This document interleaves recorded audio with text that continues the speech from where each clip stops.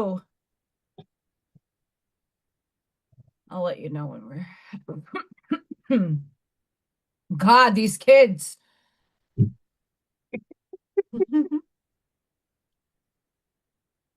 Wait, my sound's off. Let me pop my chat out. Hi, everybody. This is Allison from AllyKat Creations with my friend Arnie Layton.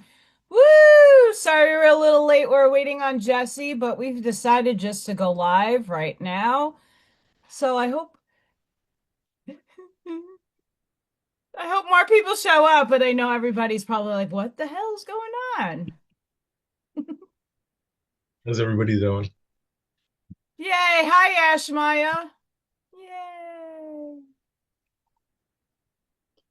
You get Freya emojis. Vote for Freya. Hmm. You Yep. get She one was free vote third. on Facebook. She was third yesterday. I know. Yeah, she's like teetering between second and third. I'm having my staff. I'm like, guys, please. But Um, every day, just vote. just vote. You know, the premise that I put on the actual like this there's a whole profile thing you have to fill out. I'm like, it started with little Thor. Because I'm like, I have to share my joy with people. I can't just hide this little cat by myself. And then it became Freya and then little possum guy. I'm like, he's eating cat food. He's not running away. He's not playing possum because they do that. Yeah. He just skimpers down and he runs away from me. I thought I was gonna catch him one day. Like that would have been bad. I would have been, oh no, what's wrong with What? him? Um, yeah, and just trying to bring joy to people. And then the jingles started happening. I'm not a songwriter like you. Yeah. I have a catchy cat tune. That's I about found it. all this stuff from years ago. So, Well, but it still resonates now. yeah. So I remember Jesse sent us something asking, like, what would we tell someone who's in the process of being enlightened? What's like the craziest thing like that happened to you, or something like that? For me, I guess what I would tell the person with that would be you got to trust. You got to trust in you. And even if you come across something that sounds totally crazy, don't discard it, but look into it because you might be amazed at where it brings you to the next step and like that. Craziest thing that happened to me is that Stargate. Oh, if it's a crazy thing that happened, well, for me, it's in meditation. One time in my backyard, I lost about 3.5 hours where I was actually in the meditation and it felt like I was in it for like 10 minutes and I did not fall asleep. And when I went inside, well, first of all, when I came out of it, I realized that there was a little bit, they just looked different outside. When I went inside and I saw the time, I was amazed. I love when And that happens. when I presented that to the person that was mentoring me at the time, when they went in and like asked about it, they said that I opened a portal and somehow that portal came in on me and then went back out. And so that's why it was actually in linear time here 3 hours, but for me, the time was shorter. Yeah. That's pretty far out there. So I wonder, did they say where you went? no. They couldn't find. I mean, we have a lot of overlays. The Schumann resonance right now is finally proving that it's proving it. I will show in a second when it uploads here.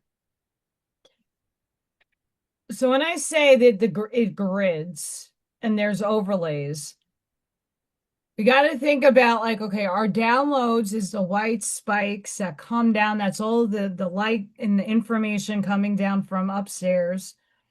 But then we have the horizontal and the vertical lines. What is it gridding? It's in squared patterns. It's like on a scale. Hi, Michael. Hmm. That in my estimation is density dropping. So our higher self is dropping in the density of the new shift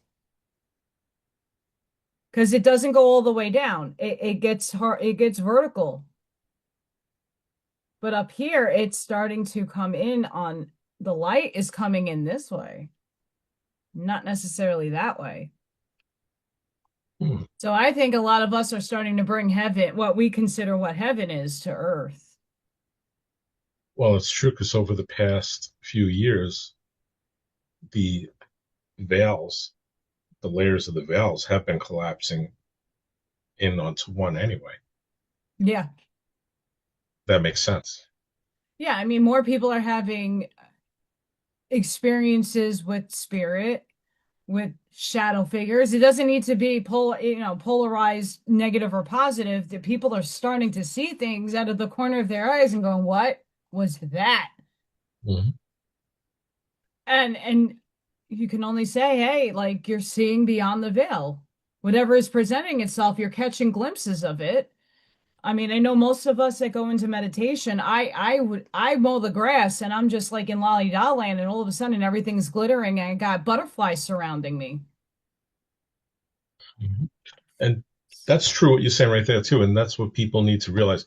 Meditation is not sitting like this, closing your eyes and om constantly. Meditation could be anything. Hey, there goes chicken. Chicken! I'm like, you don't need to see my pores or my black circles under my. But yeah, meditation could be anything. It could be mowing the lawn. It could be listening to music. It could be anything. Doing the dishes. Anything. I mean, I do my artwork, I'm meditating. Like it's very hard for me to do a craft and sip and go sitting here like, oh, I'm gonna draw my little lady right now. I'm like in the zone. I'm like, hi. Yeah. I'm sure when you're playing, like I know people that play music just to just strum the guitar strings and just you're in a free state of flow. I Hmm. can imagine. I don't play, but Yeah. Well, actually, like Michael had mentioned that the other night, and he says, as he thinks back, going back, that's was like a channeling, and that's definitely correct. It's like a meditative state. Because I'll do that. I'll work. I'll do like art on the computer with the 432 hertz music in the background, and it's 5 hours, 3 hours as you're doing stuff, and it's like nothing. And you're also allowing yourself to be open to bring stuff in, which is pretty cool. yeah, I know I'm bringing things in now. I'm so hot. That's I know this is that I was telling you right before too. I was like cold and I got really hot as I got this on. The same thing. It's like you can just feel. I'll feel around me. I'll feel like the change in the energy. It'll feel like not really a temperature change, but just like a fluctuation in the energy, and it'll affect me a certain way. It'll make me hot, make me cold, or like that. Get That's chills. that's how I know I'm channeling. Mhm. I will start feeling the energy around me and then I'll start feeling the shift in my vibration in my brain. And then I'll know that I certain things are coming through.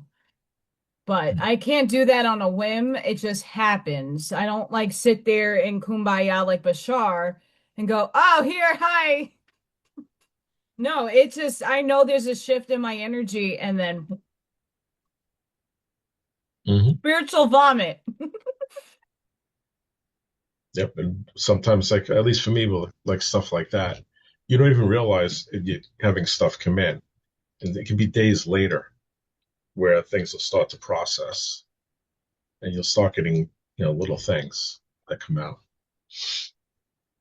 Yeah, the I know Jesse messaged me. He channeled something and it was like paragraphs. I'm like, whoa, that's awesome. But Hmm. I don't give the beings that come through me, besides the two that I know having experience with me, I don't give them names because energy doesn't have name. It's a frequency. Yeah, It's a frequency. I couldn't give any detail of whatever comes through to me either. I don't see a being. I don't feel a being. I feel, Energy.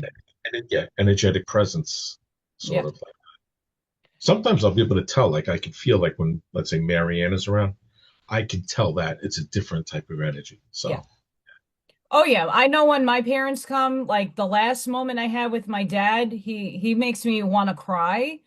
Like I'll start welling up, but not in because I'm sad, just because that's the last thing I did with him, and I'll feel like a pressure on my hand. That I had with this hand. My mom comes through this hand, same thing, but she gives me a sense of calm.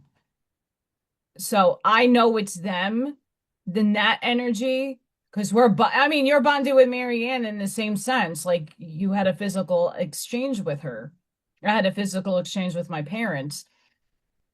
These galactic fun guys up there, they're just like, hi,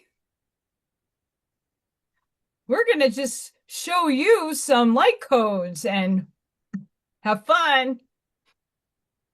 yeah, that's what I get actually. He's not in the room or anything, right? The chat room. Let's Not yet. see.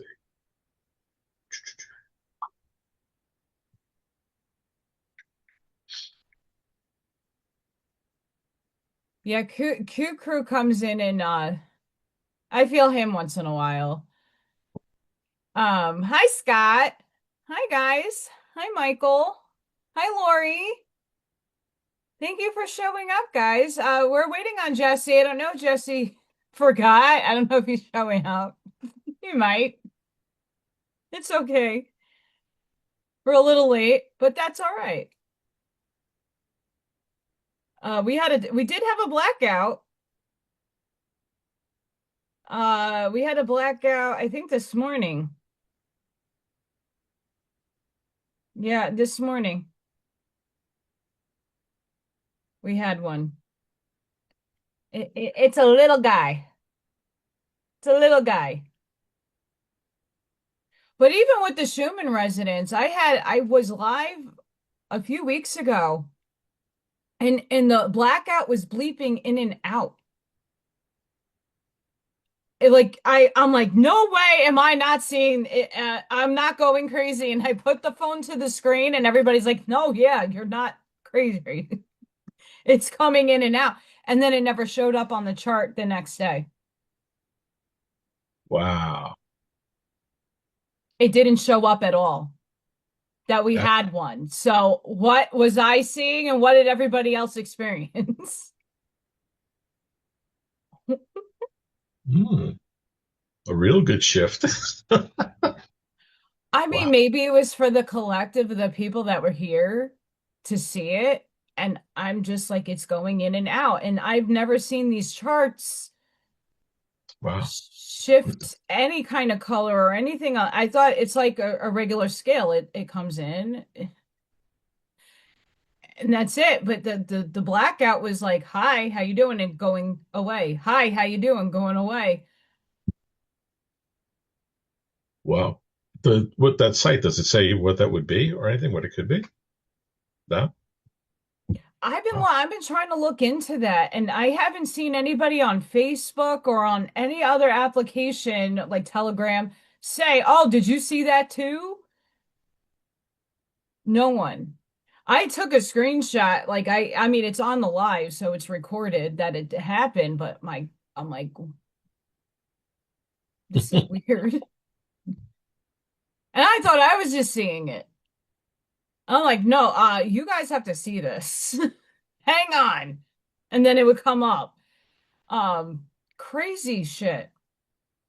Crazy. let But me I ask think you. that's the shift.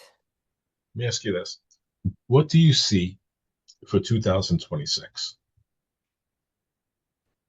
A lot of people starting to come into the understanding that perception needs to change. The way the world needs to be viewed needs to change. I don't think a lot of people are there just yet, but I'm starting to see it with people that are not in any way spiritual or political. Mhm. They're noticing shifts in self.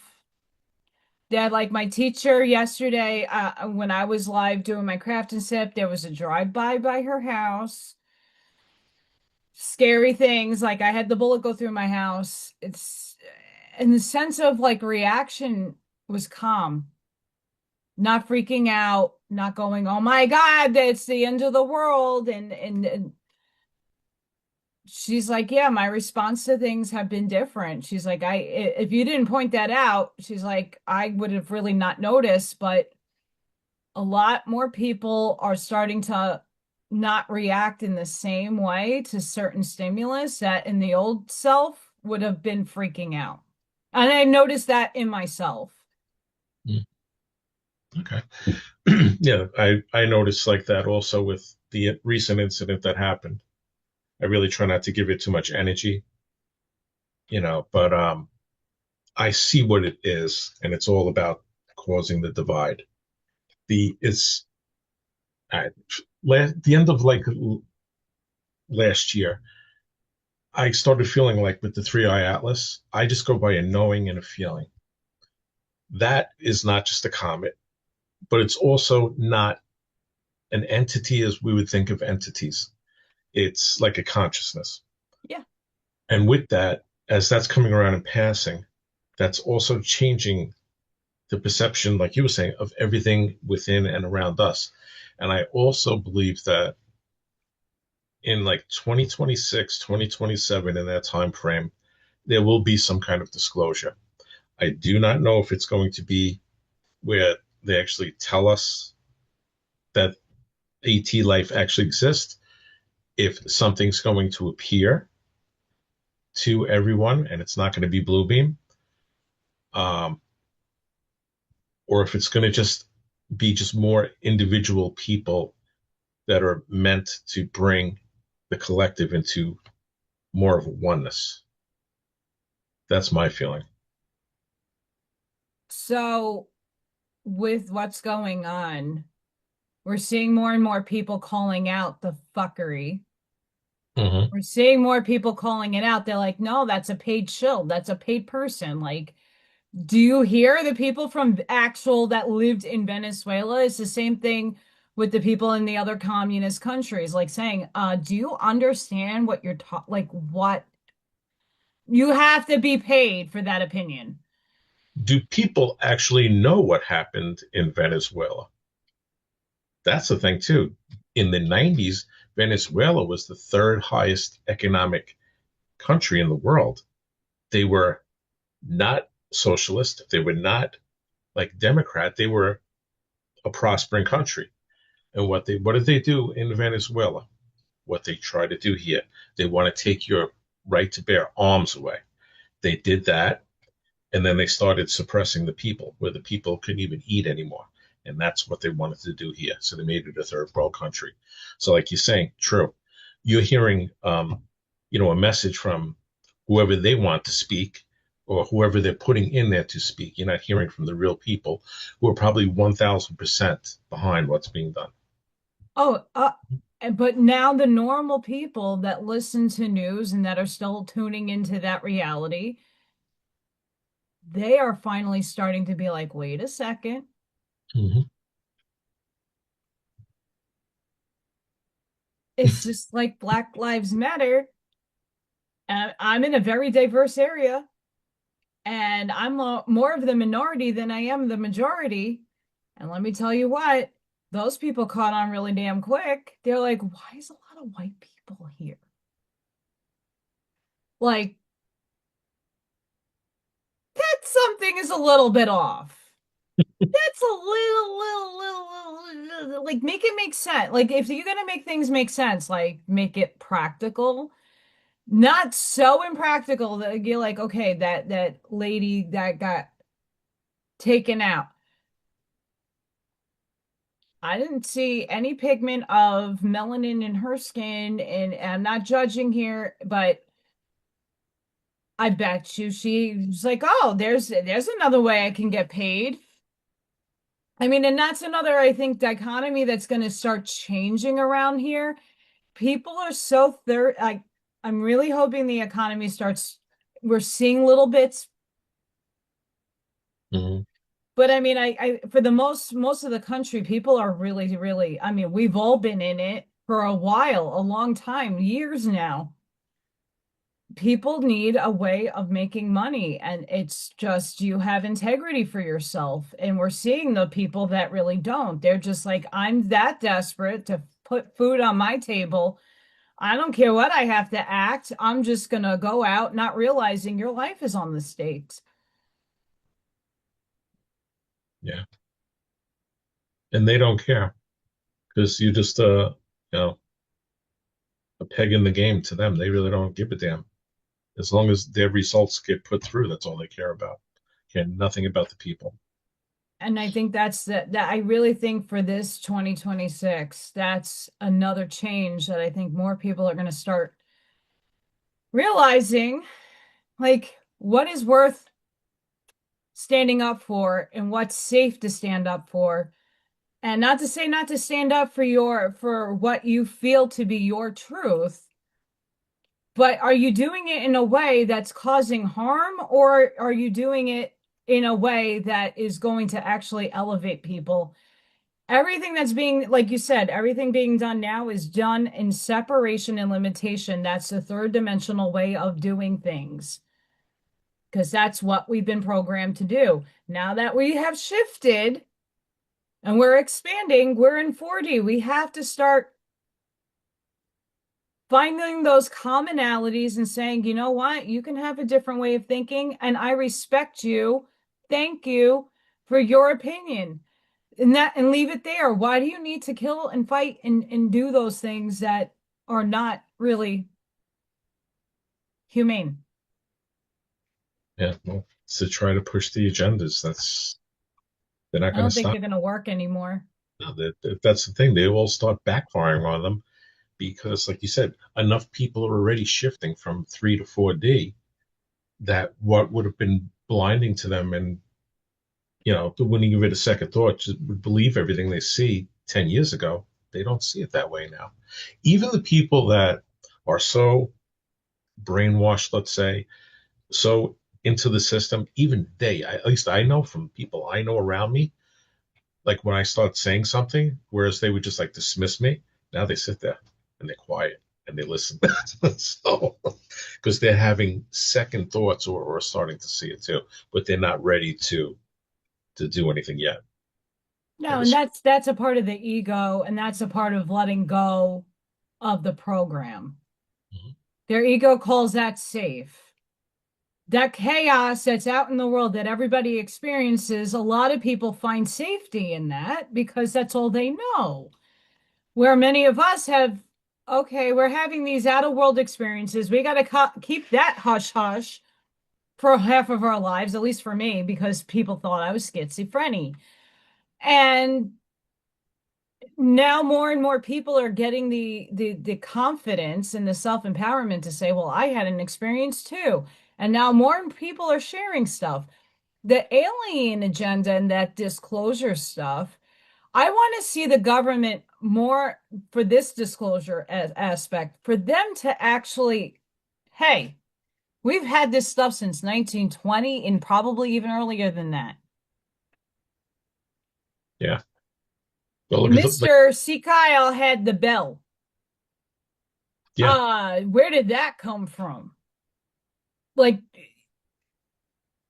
this stuff, like, did we just dismiss Eisenhower and Valiant Thor? Where did he go? Where did that conversation go? It like escaped. Like that's the stuff that I'm hoping is brought out because it's already occurred. It's not like you can't find those articles, and if even if it's 1984 out of the system, there's still people got those Encyclopedia Britannica still, and they still have things that will present that honest truth. right. Whereas now the government can go, oh, this is a CGI. We just CGI'd this. So and that's another thing. I'm glad AI is out. I'm glad this stuff is being shown because look, oh, I can mimic myself. Like you see those commercials now on YouTube channels and it happens on mine. Oh, look, you could clone yourself. Oh, but that's not new. That's old. Yes. And that's the disclosure I'm hoping that comes out. It's stuff a lot of us are already cognizant of, but for the people that are in a sleepy land, at least they can go, wait a second. If they could do that, Hmm. What else could they what do? Yeah. else can they have already done? And with the aliens and Bluebeam and all that, they're here. They've been here. They They've just been, might uncloak themselves one day. So yeah. somebody might just like unzip themselves somehow, and then they just become this 8 foot being, 10 foot being, and go, "Whoa, hi." Well, when we were of a higher vibration, the time, even let's say the Bible, right? If you look at the images in the Bible, a lot of the images show people and you'll see craft, or you'll see, the different types of beings because we were at a higher vibration where we could see these things and we interacted with them more. Everything we know is alive. I mean, you know that too, pretty much, whatever we've been taught. So it's only been maybe the past 500 years that they've really been trying to suppress everything and bury everything, all the truth, and keep lowering our vibration and to change us to stay in the negative paradigm of things, which we're no longer doing, and we're not gonna do. That's why we're here. We're Yep. shifting it. We came in knowing, I mean, I know I was a giant. I know I was Freya in a fractal on Asgard. I've been, I literally was teleported in my vivid sleep state, and I saw it for myself. And I had neutral beings. I want to say they weren't cosmic and outside of the paradigm. I think they're inner, transdimensional, and they took me through a portal. And there I did like one of those Mario mushroom eating things, and I just like grew, doop doop doop, and I had a little vision, and then they're like, okay, now it's time to go back. Okay, thank you. But it's through inner Earth. Again, not in this reality, in another dimensional space, overlaid. Hmm. Everything's overlaid. That's what I think space is too. I think space. It's not space as we see it out there.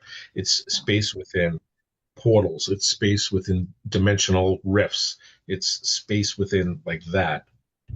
Because me personally, I believe a lot of the stuff that is original in the Bible is true. I believe there is a dome only because and it was something that was too real. It wasn't. I know the difference between a dream and a travel, and I was up on what would be like the dome, and there were all of the beings up on this, and there were little. It was almost like fish bowls Yeah. on top, and I was being told, "This is you. This is you. This is you. This is." So I'm getting chills. It was like all different. I never told anybody this either. It was like all different versions of you, and it was like which do you want to choose? Because you're gonna have all the experience anyway. As Yes. crazy as that sounds, like that's like No. a crazy thing that I could have said. So, but No. But that's superposition. If you really think about it from a spiritual person standpoint, you are everything before you entered this vehicle that you already played out. You were a different color, you're a different race, you're from a different country, and then the starseed paradigm, you're from a different galaxy or from a different planet. Some of us had Meldeck, some of us had Mars, some of us were on Venus, some of us were on Jupiter. That's not an outside of the realm of thinking, but you get to choose. And now here we are raised up a level. You have a superposition in quantum mechanics. It's the same thing. You have other experiences. So when you transcend and die, this vehicle dies, you get to choose your next experience. You don't have to go into the light necessarily, what they deem that as. You can go, oh, I didn't finish my journey, and you can just hop in the other parallel self and pick off from there. Your soul can do a lot of things. We just limit what we know. And then people like, people say, you're nuts. Not until you get up there and you see, I know after I transcend, the next life I chose was my light body. I know that because I'm very in tuned with my light body. But I have another self on the Pleiades and with the gun. I know that. Hmm. I I also am an archangel. I get little snapshots, and not everybody's going to feel or know that for themselves until their soul is ready to share that and impart that with you. But I believe in the firmament as well. And the other day, I saw an article on Facebook. Oh, a rocket hit the firmament. Hmm. So tell me, like, yeah, the Bible has. I read the Bible as more of a Gnostic text and more of a allegory, but truth, majority of it is truth, and it's also spoken from infiltrated beings. Yeah, yeah. It's been totally manipulated and rewritten. It's been rewritten to cause fear. Yeah, It's a book of fear. It's not a book of, and there's so many books are taken out of it too. How many contexts? Like 700 or something like that, right? Or 711. something crazy, and that's an I think another discovery that's going to start happening around and now between 26, 27 to 30. We're going to find more scrolls. We're going to find more to pre-Diluvian paradigm. We're going to find that stuff. It's already sort of in our stuff a little bit.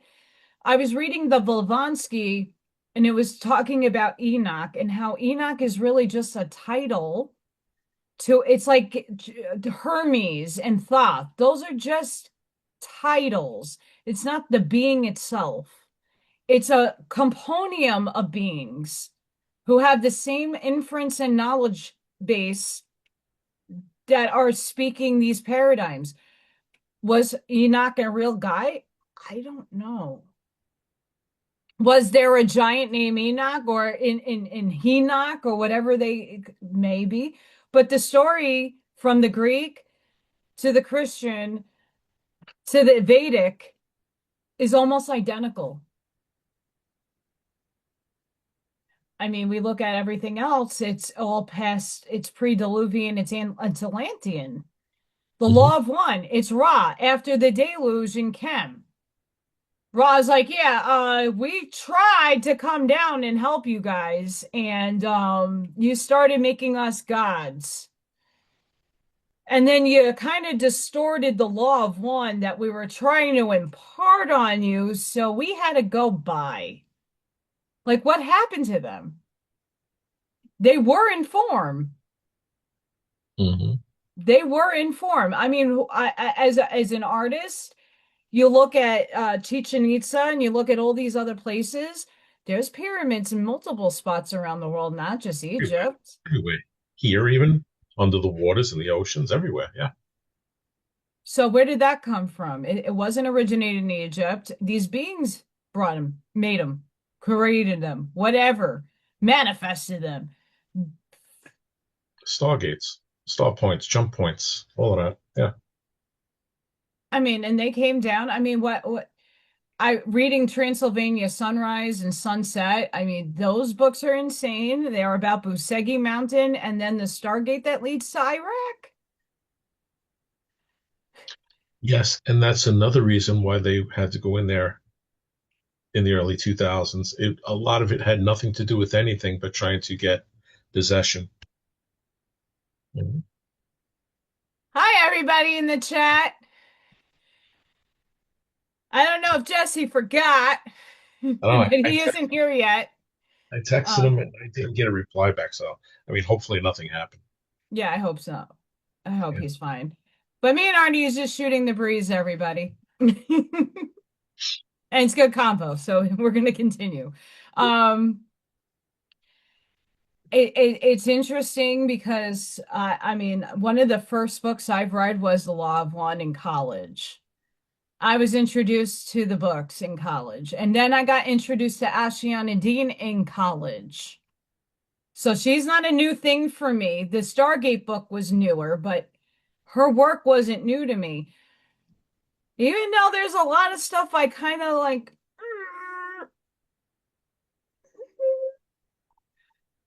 her history sounds more spot on and is more in alignment with Blavatsky's viewpoint than anything. And she goes into the hybridizations of not just the Draco, but of all the other. There's, I mean, polarity and everything. If it comes down here, it's going to be dual. It's going to have a good and a bad to it. Yeah. So, I mean, and she, a lot of her stuff is off of fear based as well. And that's where I kind of stopped. Like, I got the history stuff out of her and I got some of the other stuff, but then, my soul family and up there is like, yeah, no, because once you go higher up past a certain point, it's love and light and harmony, and that's it. That's all that exists. So why Yeah. When you start focus? getting to like the sixth dimension, that's where that drops. Yes. Yeah. And this is the start, and this is where I also see 2026 starting to happen. People understanding what neutrality really is. It's not being neutral to take a stand because you can't make a decision. It's seeing a bigger picture. It's going, okay, well, I see the purpose in why that's happening, and I see the purpose in why that's happening. And I understand at a bigger collective point now that we all orchestrated this for experience. I'm going to just detach my emotional state from this so I'm not feeding it a loop. We've been looping. Time collapses on itself, and we've been looping the same crap for epochs. We are trying to get out of the Atlantean paradigm right now. That's where I think we have to do everything twice. We did Lemuria Mu twice.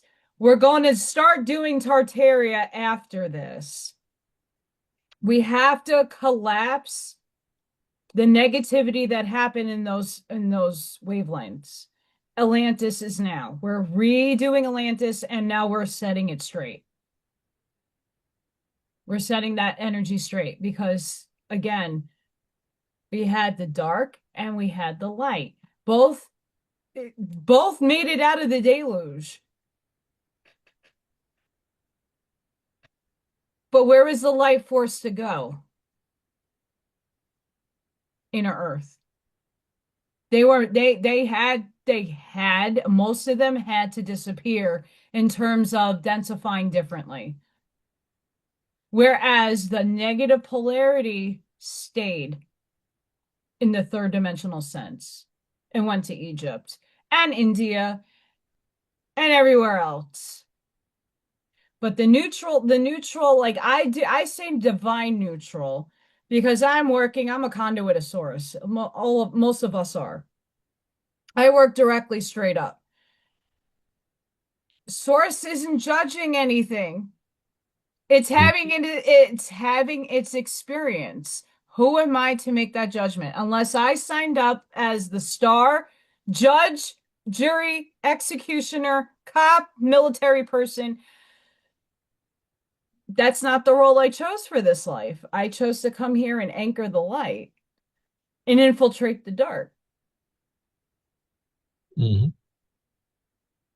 Yeah. And also from readings I had done too with the cycles, the cycles of Earth. It's like every 27,000 years or so. And each phase we failed. and we had to start over. Yeah. And this is different. This Yeah. time's different. I think we're learning. I think that's why a lot of us are tired because we've like, all right, we failed this time. How can we do it different next time? Ugh, we did it again. We not learn. And I don't think the last time it's not that we didn't learn, it's just we didn't know the power that we all had. I don't think we knew back then, even at a higher density scale, what we were. I really don't think we had the veil in the law of one. It said there was a time before the veil dropped, before we forgot what we were. There was a time we knew what we were, and we just materialized in existence, but we didn't have a motive of doing anything. We sat stagnant because we already knew what the outcome was. Source is like, yeah, no, we're going to do this paradigm different next time. We're going to wipe that out, wipe the slate clean, and now you're going to have to self discover, self identify, and grow in spiritual awareness. And I think this time we all came to the realization we don't want power over anything anymore. We want to co create this reality equally, beautifully, with abundance and prosperity. Why are we letting our power out to other things? Perfectly said. I mean, that's Mhm. when we draw our attention to, with its subjective mind, to the negative stuff going on the outside, it's telling the quantum field has no feelings. It loves you, but it doesn't have any feelings. And God, if we want to do the sciencey terms, God is a quantum particle in consciousness. We are feeding the loop back again and back again because we keep giving our power away. We're not changing the tuning within our system because that's all we know. Now we're finally getting it and going. We could Mhm. do this differently. If we stop hating, shaming, and blaming and pointing fingers and go, wait a second, we never did this before. Let's come out of love. Let's get out of the war thing. And I'm starting to see that sort of trying to be played out Yeah. Mhm. minusculely in the news. But again, we don't know what, I mean, a CGI and stuff. Do we really know that stuff happened? Unless someone's there with their phone live streaming it, do Mhm. you really know if that's real? Or if what you're seeing is just it's fake. Yeah. I'm not saying shit isn't happening, Yeah. but to the scale and magnitude that it's being presented, That's because when I do that too, it's like the same thing when people say stuff to me, I'll say, it's all part of the show. It's all part of the movie. And it is a show, it is a movie, but it's a live action movie. And yes, sometimes when bad people are doing bad things, good people are going to get hurt. yes, And even though a lot of it is fake and a lot of it is, BS, it still happens. yeah, And it's going to happen because it's just part of a duality type world in that and everything too. So no matter what, you're going to have things like that. But the thing is, like I was saying, like with the thing with ice, I saw it, I see it, I acknowledge it happened, but I don't give it energy. yeah, That's the trick. And that's what people have to learn. And it's the same thing with like all these sports and all of that. Like football is the biggest rigged thing going, and it's loose harvesting. Take a look at all the stadiums. What are the stadiums? They're the all-seeing eye. It's all to bread and circuses, the division to keep feeding the hate so that we stay stuck in this paradigm, which we got to break. So, like, everybody that's out there, when you, I'm sure a lot of you do this now anyway, but when you do see it, don't give it life, don't give it energy. It's all about your nervous system. Mhm. If you find yourself in fear and anxiety or getting any shroud of emotional states out of these things, tune out. Hmm. Tune out. Yeah. I have people that I work with that are so adamant and is so angry. I'm like, why are you feeding your attention to that? Are these people putting food on your table? Well, no, the economy affects us. I get that. But are they really putting food on your table? What are they doing for you but giving you agita in an early grave? I don't know if you saw this on your screen, but you just had come right down behind you. Oh yeah. I'm not having a menopause flash today. This is all spirit.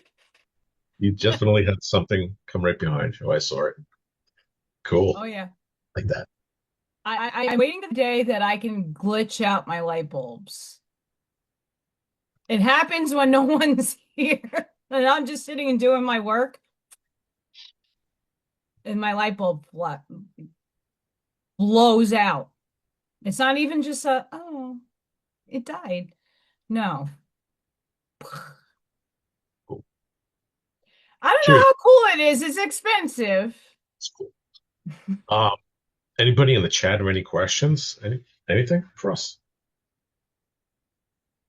I can't see Anything. the chat the way I have my setup here, so No, everybody's just commenting and being cool. cool. Hi, Miss Charlene. Hi, El Sunray. How are you guys? Hi, my lovies. Yeah, this I mean everybody's really cool here and I send everybody so I know Michael's in the chat. We're getting people over to you. We're flooding your stuff because everybody here is amazing. Yeah.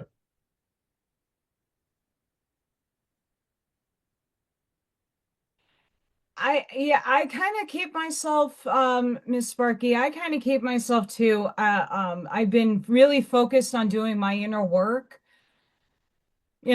As we all know, like being realistic and not feeding that energy anymore. But in reality, I come home, I'm in collapse state. Like I have things in the house that I have to be fixed. I can't afford. I have bills that I'm like, okay, how's this happening? I'm not worried. And that's the old self coming in. Hi, Corey. And going, why are you worrying about that stuff? Because, like, I'm a goody two shoes and I like to pay shit on time. I'm a good citizen. But, like, being realistic, okay, you can't draw blood out of a stone. Mhm. You get it when you get it. Why am I stressing myself out over stuff I can't control at the moment? I can't. Right. And that's the work that I'm doing is tuning my nervous system to be like, it's already here. Mhm. I'm arriving at the reality. I'm observing the reality and it's starting to slow, it's slow. For me, my soul is taking the slow ass path. It's going slow. Oh, you have to keep yeah, we're gonna do this stair step thing because you're gonna feel everything. And I'm like, okay, thanks. But I'm starting to realize I'm starting to see that consciously. Like, okay, I gotta overstep this for what reason? Oh, this is my last life here. And if I don't master it here, my ass is coming back. Uh-uh. I'd rather deal with the pain and suffering here. Oy. Yeah. Like I'm letting everything go with the flow. But I mean, and that's a part of the knowing of self that you got to be honest with when you look in the mirror. Hmm. I chose because I'm an Aries. This is like universe going, ha ha ha ha ha. Ha. You had to choose Aries. As much as I'm not in the astrological stuff, there is things that we all kind of gravitate towards from when we look at our signs. And I'm like, wow, that really is true about myself. Well, there is a reason why we came in the times we did, so that makes sense. And an Aries is a fire, and it's go, go, go, go, go. And my life is like, hey, you don't have to rush right now. Chill out. And they're like divine orchestration, but it's collapsing. Oh yeah, not for you. You got to go through more. Okay, no, that's the. Mm-hmm. So I mean, everybody's journey is going to look a lot different. Hmm. A lot of people are going to realize some of us were supplanted here with an understanding that we're going to kind of shift on the last side of that coin and not necessarily in the first part of the coin. And it's not that we're not shifting consciously, but like physical shifting. A lot of us might be staying back to kind of like guide the last refugees to this ascension and be like, no, it's okay. We got you. Come. Because there are a lot of people, I mean, even the negative polarity is shifting. They're just shifting differently. It's still God, it's still his paradigm, but they're going to be shifting in a different type of experience. Where us, we're like, no, don't go over there. Come here. We love you. Come on. There is a split. And we're starting to see that split really in physical world playing out. You're starting to see people starting to get the idea like, wait a second, auto pen. Hmm. Is that really Trump? Because he was really tall the other day and now he's like short. Like they're starting to like I point these out to people. The other day I told my parents, she's like 20. Go look on IMDb and go look up these names. She looked up the new mayor's name and she goes, "Oh my God, you're so right. He is an actor." Hmm.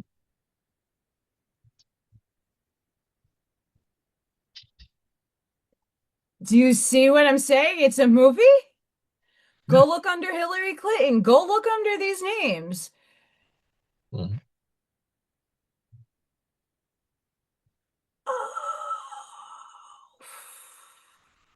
And that starts seeding them the understanding. And the other day I said something that like hit me really profoundly and I wasn't aware of it. We are the lighthouses, we are the spiritual sun. And sometimes those seeds take a little longer to grow in the darkness. And if we don't keep shining our light Hmm. on that ground, that seed is never going to come up to make a shoot. And you still have to feed it until it blossoms. This is going to be between now and 2030. I believe that a lot of us are going to be like that spiritual light and that sunlight to those seeds that will then at that point start going whole and start shooting up. Yeah. But I believe that's the time. I believe like now is like the beginnings of it. I don't know how you feel, Arnie. Hmm. Well, I kind of do. I feel the same way, but I feel I think it's going to be. Well, it really depends on the collective and how much they grow. But I feel 2026, 2027. Yeah. I feel that's the it may not I mean nothing's going to be totally fixed, but the shift is going to be where it's going in that direction because they're going to start to also give us back what was taken away. And I don't mean money wise or anything like that. I mean free energy wise, stuff to make free energy. Where because it's a joke really if you think about it every day, like you're saying, you're worrying about paying bills and whatnot. You should never pay for water. You don't pay for air.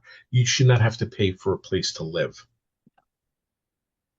Yeah, so they have to just like do away with stuff like that. Because I mean, with free energy, and like you look back at old pictures, even you see so many like zeppelins, and you see the spires on top of all the buildings because they would just harvest that energy, and there was no need for electricity because everything was there, everything was powered. You have a little magnetic device in your house or whatever that would bring it in and just make everything work. And there's no need. Where do Save it. you, I was thinking about this the other day when I'm thinking about the quantum terminology that they've been using with the radio towers and that you're the receiver and the transmitter. Where did our antennas actually come from? What concept did that come from? Free energy.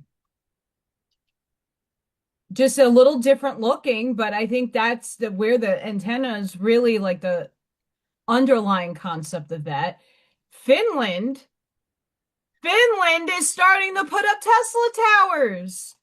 They already have free energy. Sweden is starting also.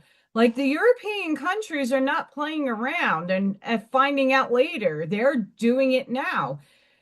I read all these crazy quantum articles because it's telling you, yes, there's a lot of the technology that's been here, but there's a lot that they're still figuring out. And I don't think it's a farce to say that because they haven't figured out decoherence or decay. Like, where does all this extra stuff go when a particle decomposes itself? Has to go somewhere. Is that dark matter? Is that dark energy? And dark doesn't mean evil. It's just Mm-hmm. they haven't figured everything out yet, but we're so close. And the laws of thermodynamics and everything is starting to change. People are like, well, it has to be this way. Why does it have to be this way? We shifted into a new density and dimension. The laws that we think we're bound by might not be the actual laws we are actually bound by. I mean, I don't think it's not. I think 5D is more of a luminescence and different laws of physics, but we're not there yet. We're in four, and four is in between place of letting this go Mm-hmm. and learning how to adapt to a new way of thinking, a new way of defining our words, a new way of feeling about things, and really like fine tuning the self to be able to get to five. Everybody just sings 5D. I think the magic happens here. The work happens here. Mm-hmm. Yeah. I mean, everything is on the same playing field, let's say. It's just a matter of where you're vibrating. And that's why we have to do this too, because we can't just vibrate from 3 to 5 because we we wouldn't exist. We wouldn't be able this physical form wouldn't be able to handle it. Unsolved mysteries, human combustion. Yeah, there you go. Yeah. They're like, oh my, I remember those episodes back in the 80s when I was a little kid and watching TV and Unsolved Mysteries came on. I was like, ooh, right? And it's like the X-Files before X-Files happened. And it's like the woman was just sitting there smoking a cigarette and boom, nothing but ash on the floor, but the chair is still intact. How does that happen? Well, I guess she was in such a state of relaxation, her vibratory state just made her into ash.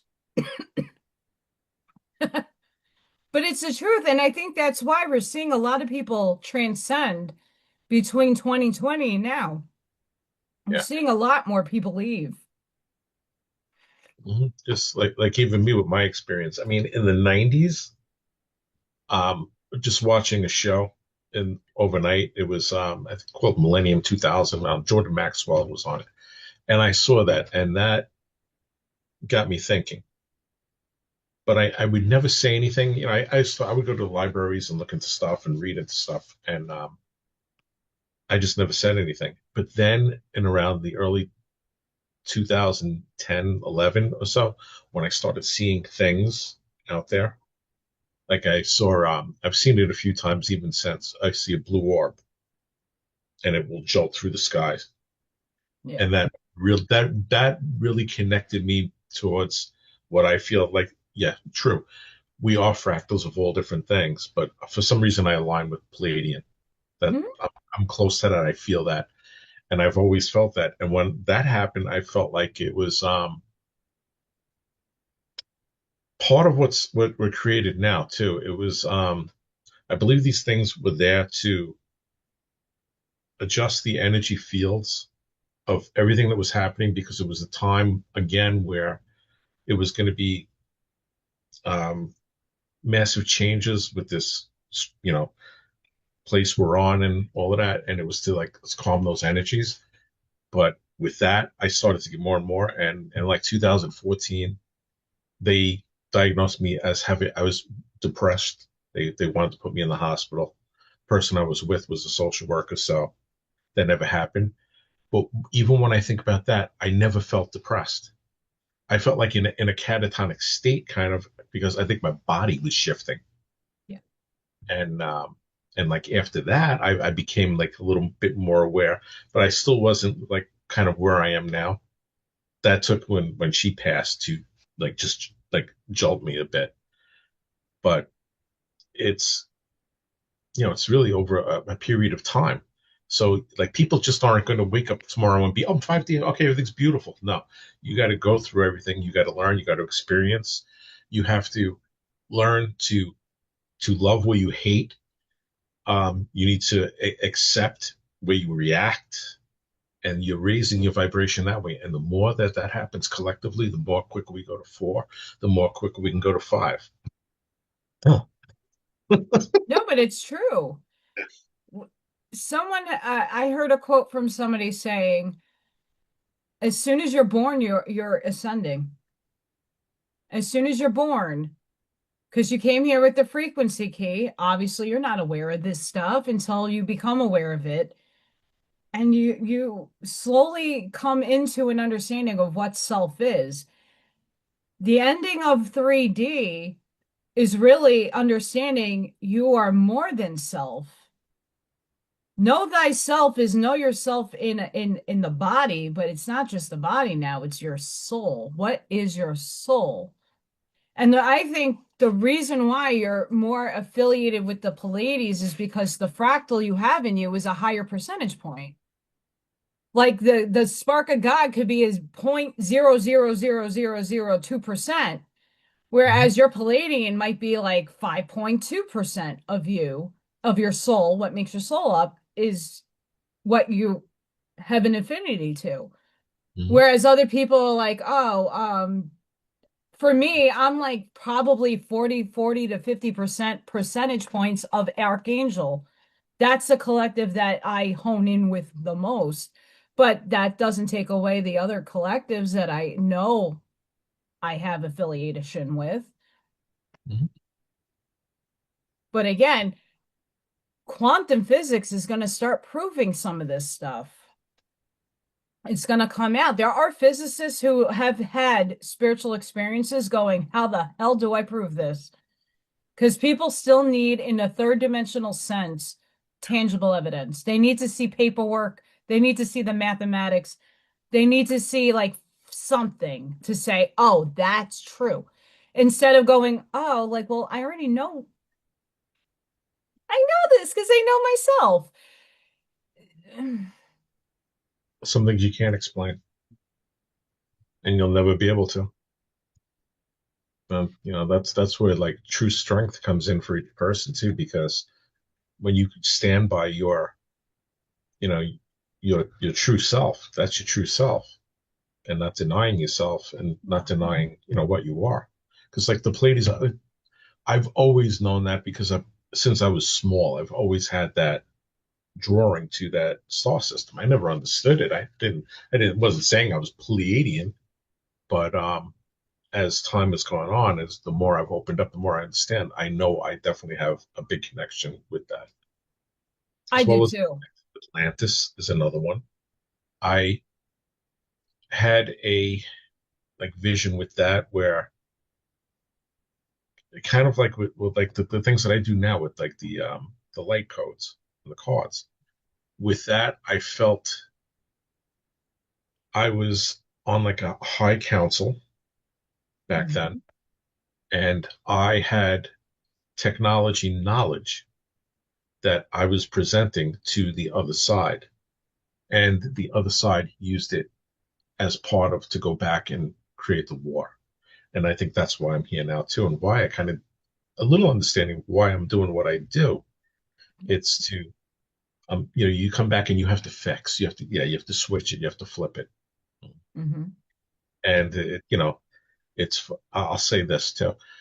When I go on and I talk about uh discerning, and that it's because the people that when I was back in that time when that happened, I'm dealing with those people today. It's they're here at the same time, and I'm letting them know kind of I know who you are. It's crazy as it sounds, I know, It's not but crazy at all.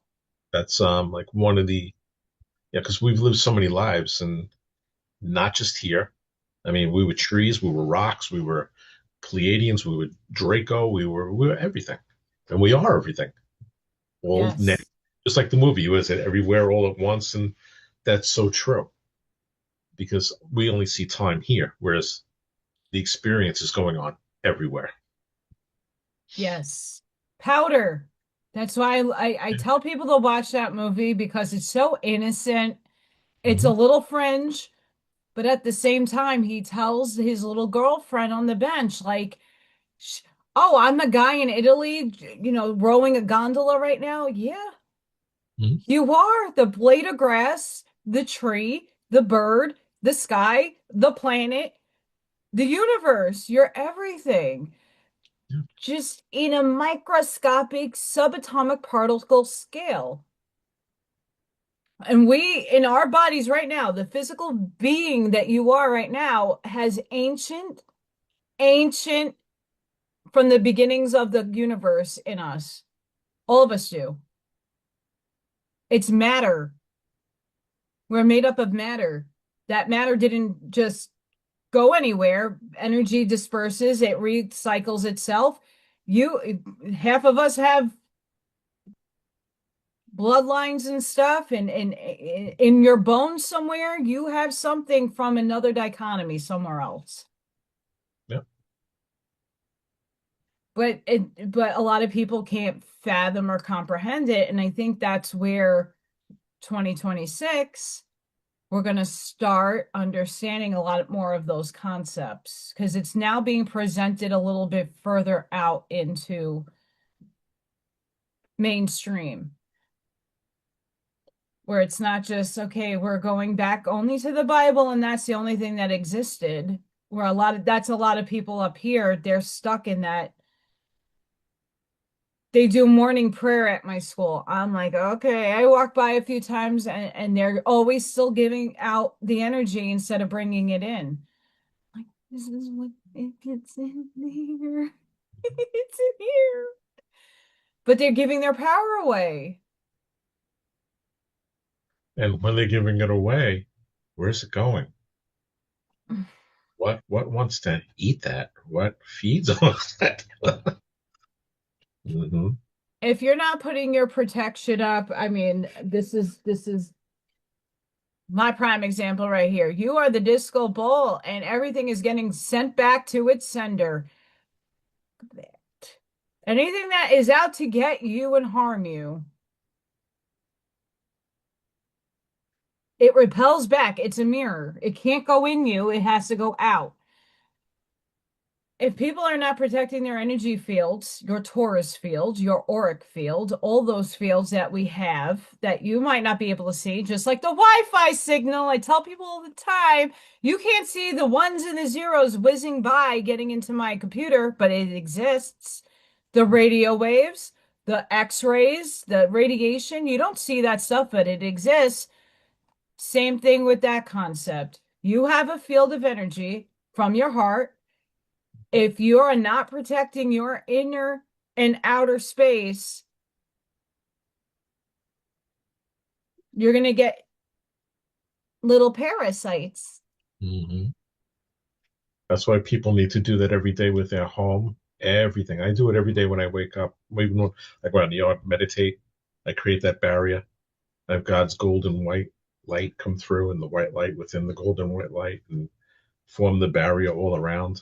Yes. And the events I go and do, I do the same thing. And I before I leave, I'm like doing like saying to myself where whatever energy is here, stays with the people that came in with that energy, and I leave with my energy because you don't want to be melding with anybody else's energies either.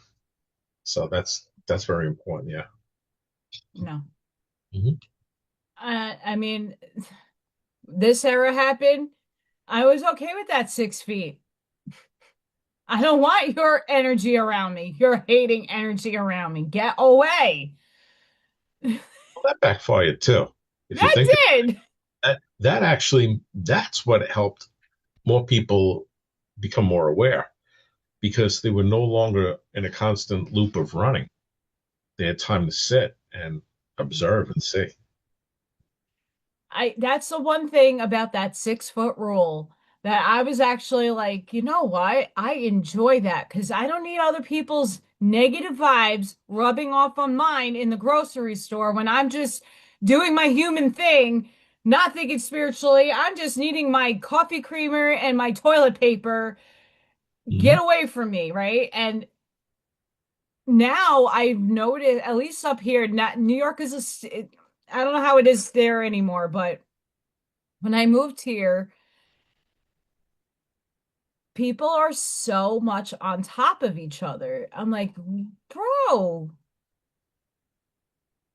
back up. What are you trying to do? Steal my little pin code? Like, Yeah, well, even here, I mean, I see it even the neighborhood I'm in now. Everything is like they're still moving forward with trying to create these smart cities. They want to eliminate all the neighborhoods and that they want to build tall structures. You have one room, that's it, and whatnot. And nah, not good. No, no, no. I know And I Long think, Island and Staten Island's not on that board. and I think that's why also that like here anyway, why that guy is here, why he's in at this time. It has nothing to do with he's going to destroy this city. It's to open awareness, let people see. Yeah, part of the show. And Mhm. I think that when I moved here, a lot of people didn't understand I didn't have a choice. They're like, what are you talking about? Like, you couldn't have your job.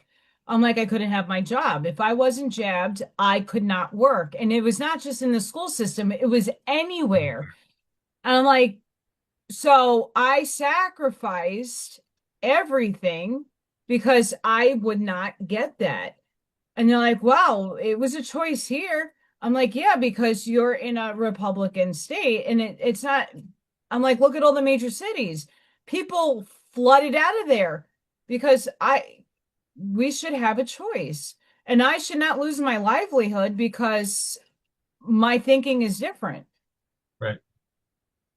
But I'm like, I couldn't get a job in a store. I could not get a job anywhere because if you were caught without your papers, you Mhm. would get a heavy fine. And I don't think anybody at that point could afford a fine, let alone they were losing businesses left and right. And I wouldn't want to put my friend that owned a business in that kind of way. So, I mean, here a lot of people that are not from the city, they don't understand what we were actually being held under. Yeah. They don't get it. Like, why would you take a pay cut? Like, you made all that money over there. Why would you come here? I'm like, because I'd rather have a choice than Mhm. not. And I mean, the same thing with this. Right. Well, It should also, be a choice. If you want to live in that fear and you want to think that's going to save your life, God bless you. Have fun with that. It should be a choice. Everything should be a choice. but you're also where you are now because that's where you're meant to anchor. Yeah, like we were just talking before about Wi-Fi. Think of ourselves as Wi-Fi antennas. We have to be at certain points, certain positions, certain ley lines, certain, everything like that to be there for people, to be the anchor of the energy, Yeah. I calmness and calm. Yeah. I Mhm. was told, "Hey, Allison, you gotta go." Don't know where. I just literally picked a place because of the housing market.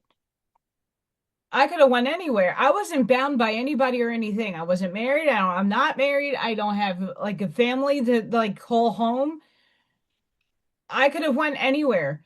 And I ended up here because that's where divine orchestration happened. I don't question it anymore. I just landed here, but I know that the energy is so dense and thick and negative. And there's a bunch of us. Have a good night, Charlene. There's a bunch of us that are here anchoring in the light and transmuting that negativity. That doesn't go away overnight. Yeah. That takes years.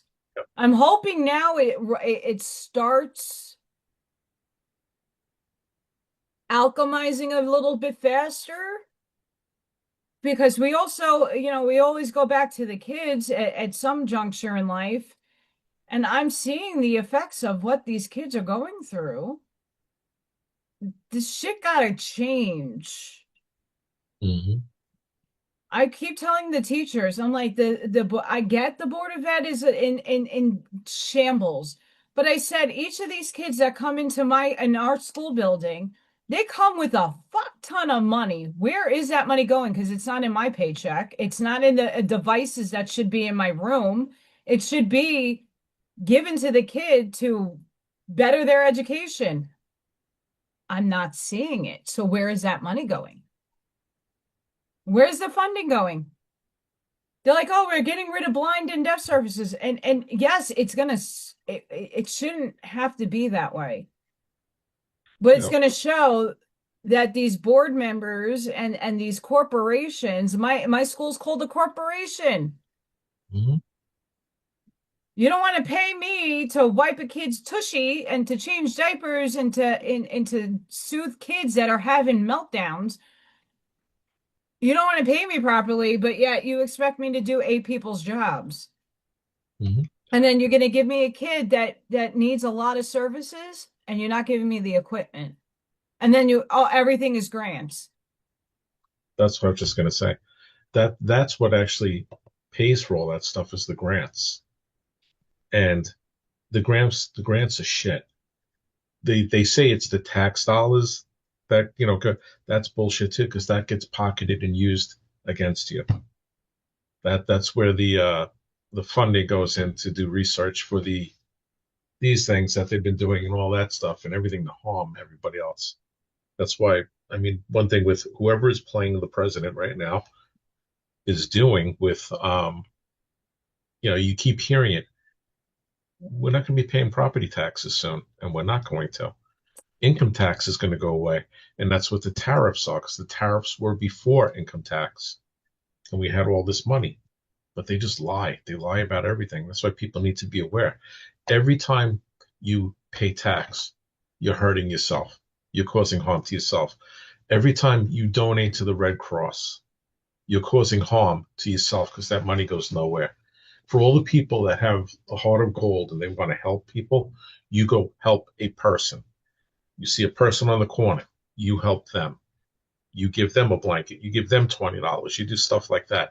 You never give to anything like that because it's going into like the BLM matters and all that. It's going into these different agendas and whatnot to hurt everybody. Uh, but yeah, No, grants are the big thing. That's what it is. That's where the money that goes to all that, and the grants are shit, and that's why those different systems go away. they need to. Mhm. They need to. I know here in my town, since I moved here, I'm here now 3 years solid. My property tax has quadrupled. Yeah, Quadrupled. and I why? was paying under $1,000 for my and I have a nice chunk of land. paying under $1,000, and then all of a sudden, oh, we're increasing for this and we're increasing for that. And I mean, the other day, my school teacher, even the bullet that went through my house, the cops didn't investigate. Bullshit. Why are they getting paid? My teacher's house was like pretty much in harm's way yesterday. There was a drive-by and it looked premeditative. They didn't do shit. Nothing. They didn't even close the road to find if where the shells were. What if there was some tire marks somewhere? Nothing. They didn't go to the houses that had the cameras. Hey, can I get some security footage from you? Nothing. So what really is my property tax being paid for? Whose salaries? No Because it one's. ain't going to the services that we need. I mean, No. everything out in here in Northwest Indiana, they are airlifting you to Chicago or to Indianapolis. If you have a major accident, you're getting airlifted out of here. I'm not in some rural farm country. Like I'm not there. Like my where I'm at in Indiana is pretty densified. There's a ton of people that live here. I'm not in the middle of the farmland. I'm not on a road where 50 miles away is the next house. Those people get airlifted. Hmm. Like, make these things make sense in my brain. It doesn't make sense. No, And that's great. neither these people too. Hmm. Yeah, it's just it's all theft. That's all it is. And and that's what I hoping that the more these who's ever behind I'm hoping the military's in charge. They gotta kind of, energetically, hi, you're not just affecting us, you're affecting the youth. But the thing Yeah. is, Hmm. so now from being here, you know, like with 2001, what happened, right? Every single person here carried a flag, was patriotic. How did that change in 20 years? One generation is all it takes. Yep. And it happens because they keep everyone so busy. They keep you so distracted. They keep you, worrying about you have two people working, two jobs, so that you can't watch your kids, so that the government is raising your kid. You're not paying attention to your kid, and your kid's being brainwashed. Okay. And it takes one generation. If people don't feel it, if people don't feel it to the point where they're going to say this is never fucking happening again, it'll just they can fix Keep this going. tomorrow. They can fix it tomorrow, and the same son of a bitches will come back, infiltrate in, and do it again. So Yep. it's got to be. Unfortunately, I don't agree with it either. I don't like it, but I see why it's happening. And you know, where we go one, we go all. I mean, that's I'm not big into all that, the Q crappy, but there are certain things that, yes, that is part of it where we go one, we go all. Yeah, Skin for sure. if that's let's see.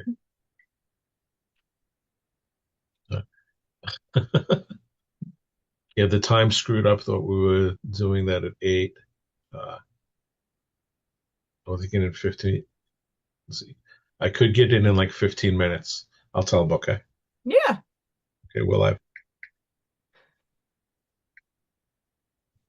he thought it was 8 for some reason, Oh. but that's okay. Everything happens for a reason in its own divine time. So, Yes. Divine orchestration. so all the things that were being said were meant to be said now. So there we go. Absolutely. I mean, I'm heavy still with spirit. Mhm. You're letting up a little bit. I just find this very strange because it's the second time this happened now. When I was on with Michael Zinn, I told him this right before I came on. I'm still getting the chills, and I'm still hot. I don't have a fever. I'm not sick. I know once I go off this thing, I'm going to be fine. And it's not nerves. I'm not nervous doing this anymore. But it was the same thing with him. I just felt, and I feel it again. I feel around me. I feel the energy. I feel it's like almost like a support group all around me. Like when I'm on to do these things. Well, maybe it's protection. Who knows? I don't know. It's You know. both, but it's also the fact that more of us that come out and speak and get it out into the ether, no matter how many people watch now or 10 years from now, if they don't ever take my channel down, it's important to be spoken. It's very important. This is why, I think everybody's building these communities now, and we're all kind of joining in on and getting more and more people to like get the different perspectives in the spiritual realm and in other realms because your voice matters. Everybody's opinion and everybody's experience matters because you're allowing other people to get the empowerment to say, well, I had an experience, Mhm. or I saw something, or I'm feeling a little off. I don't know what it is. And then it opens up pathways for people to be more self-expressive and more open. Yeah. That's how it's supposed to happen and unfold from upstairs point of view. Like more, and you're seeing more channels opening up. You're seeing more people coming out and being kind of like, hey, Mhm. this is my opinion and I'm sticking to this shit. And this is why they keep knocking people and trying to keep people down because it's like the 100th monkey effect. You've heard of that, right? Where you'll have 100 monkeys over in, let's say, Africa, and they all decide to go fishing in the water by hand, where the ones over here know nothing about it, do nothing like that. But when X amount of them do it there, all of a sudden over here they start doing it. Quantum And entanglement. it's kind of like the same thing where the more people that get that out there and speak, the more it's just going to exponentially grow. So they will It's keep doing quantum that. entanglement. That's all the monkey effect is. Those particles entangle, you're entangled to everything. It's a matter of being the observer to what you're observing in the quantum field. Your other particle, your higher self, is holding that the larger entanglement to you. You being entangled to everybody, you have threads, the string theory that I'm very still stuck on. You have cords that lead to other things, and you never know in your field, you walk past somebody, your field enters theirs, and somehow, somewhere in their subconscious, something is starting to grow. And then eventually it becomes light and it starts to shine on them. And then they have their epiphanies. It's the I same think we thing need like the to get 100 out there. monkey. We need to get out there and walk around people more. That's why I work, that's why I physically go to work with babies. They are so, I can tell you right now, this regulation that has been this week, and yes, we had 2 weeks off. Like in here, we have 2 weeks off for winter break. My gosh. Oh my gosh. These kids were insane today. And all I'm doing is like, okay, it's gonna be okay. Okay, energy field, come in and ground this kid. Ground the kid. That's all of the words in my head. Ground this child, please. Use my energy. Ground this kid. But they are getting so they're I could see the shifting happening because I'm obviously around them all the time. Even the kids that are not autistic, like in the building, these kids are so upgraded. They are so upgraded. Dolores Cannon had a point with that. Yeah. Yeah. These kids are upgraded. They're just now figuring out how to be human. That's the rough part on these kids. Yeah. Like, We're the ones going through the roughest part. It's actually going to be a little bit better for them. Yeah. yeah. I mean, and that's the beautiful part where I'm not worried so much about the shift for the kids. It's more about us because we've been in the program a lot longer. We've been stuck in the program for a lot longer than a kid that's 5. They can get a shift and obviously not much of their outer world changes, but like I got kids that are now starting to speak that are nonverbal, like claimed, deemed on medical paper that they're not verbal. They're starting to talk. That's awesome. And that's not anybody doing anything different than they did 2 to 3 years ago. These kids are getting activated. These kids are starting to like talk and have expression where they never had it before. The energy is shifting. I'm starting to see if I could write a doctoral thesis and get my PhD, I would. But I mean, you can correlate things, but you can't like the Schumann resonance is just a scale. Hmm. I know when I see a spike, I see the kids' behavior, I'm like, that's why they're crazy today. They're getting their uploads and downloads. Fuck. Yeah. And us, we're streaming it different. We're like, I need 5 cups of coffee. Hmm. I need a grounding. I need my water. I need my time to be in myself. Yeah. Holy shit. And kids are experiencing it way different. They don't know how to regulate their nervous system just yet, so they're flying off table. I have kids dancing on tables. Wow. Dangerous. I have to lift them up, but I mean, literally, like they're on top of like anything they could climb on, they're up and they're jumping and they're like, I need to get myself regulated. It's absolutely insane the day that I have.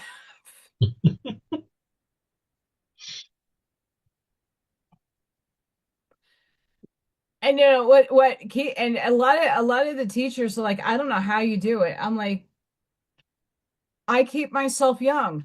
If you got to go into your inner child and play. I mean, I got chicken for a reason. Like you harness their energy. Yeah. See how innocent a kid is. They are not I mean, they have a distortion already for based off what their parents' distortions are. But I mean, when they're in their freedom of just doing and playing, watch them and observe. They're not worried about crap. They don't know about consequences like we know them. They're just having fun. And that's how it should be.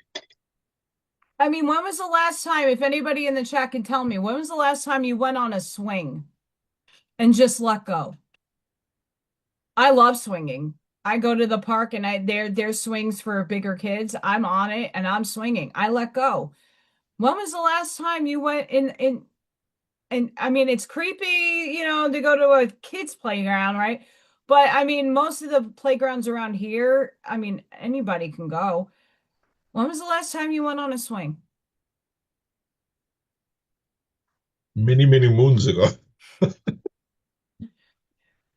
I mean it's that understanding of just when was the I mean Charlene made these little crafty guys for me for the kids, but I'm like, oh, I can use them too. I don't care. I'm 42, going to be 43 years old. I don't give a fuck. It's chicken, and chicken's fun. When was the last time you were absolutely giving yourself the freedom to be in your kid? I do that quite often. I do that in my creating. That's letting the child out right there. Yeah. Yeah. I mean, everybody does it in a different way. Have a good night, Michael. Thank you for joining us. When was the last time, like, if anybody in the chat, and I know there's a lot of people that like have physical ailments that, letting go in that way on a swing might not be the safest thing for you. But when was the last time you actually got the innocence of a kid and just being free? The feeling of honing in on that absolute innocent freedom. Like, when was the last time you looked at something and was like, You know, when the kid goes to a store, you see those expressions. Those kids are like lit up and excited. When was the last time you had that moment? That's where we need to find that inner child. I mean, yeah, we need to do that work, that hard one, but we don't talk about embracing like that feeling we had when we were kids. Yeah, the joy. The joy, That's that natural excitement. that's what the, you do it every day. When, especially when you do your your craft and sip in that, the creation. The creation is letting that out and doing all of that too. Yeah. Hmm. And just having fun. And like when you're on here, you love doing this. That's another expression of letting it out. Yeah. Yeah, I mean, if anybody in the chat, like, yeah, feel free. You know, that's giving permission to somebody out there that is living that 9 to 5 grind, that's not finding the joy and the pure excitement of just living and being this, being in the moment, going, Mm. oh, look at that sunset. We got that wonder stolen from us in a sense. Not that we don't, we were just so programmed to live a social normal life, and we got to break what a social norm is. Yeah. I live very unconventionally. I don't go by what everybody else dictates what society wants you to be. I'm doing me and I'm doing it authentically. And it's up to everybody to do the same. Hmm. And then we all back each other up and start doing that more than feeding the machine. And not to say the machine has a purpose, it serves a purpose. Like we all need products, we all need things in our lives to survive. I mean, toilet paper. So we still are going to need those things, but we need to be more expressive in allowing more people to thrive in the niche. Yeah. But it's getting back to that inner innocence that I wish more people would exude in their lives. That would raise the vibration very quickly. It That, would. Your nervous system, because you're letting go. mhm. You're not worried about what other people are looking at you. I don't care when I go to the park if anybody sees me on the swing. I don't care. I just show up happy and excited. I don't care what you think about me. Oh, she's a, the labeling. Yeah. Why do you care? So they've been programmed that way, And unfortunately. that's what needs to die and shift. Hmm. Well, we're trying to do that. And at least, every day, just be positive and don't let the outside world get to you and just live. And I think the other component to the shift that I'm noticing is a refinement in responses and mastery of self. We're human. We're going to wake up on the wrong side of that bed. We Hmm. are going to wake up and something is going to piss us the F off. It's the reactions that are starting to change within everybody.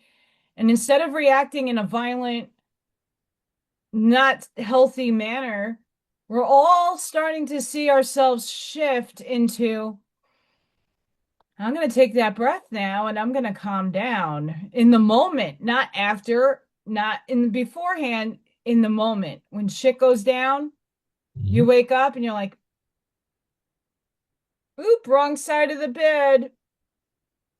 Oh, okay, hang on. Okay. I think Yeah, more people are coming to that.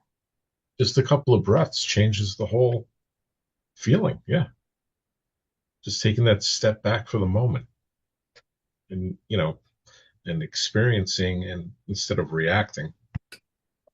Yeah. I think from what I've been hearing in the people that I'm surrounded by, again, who are not expanded, when I'm talking to them, they're like, "Yeah,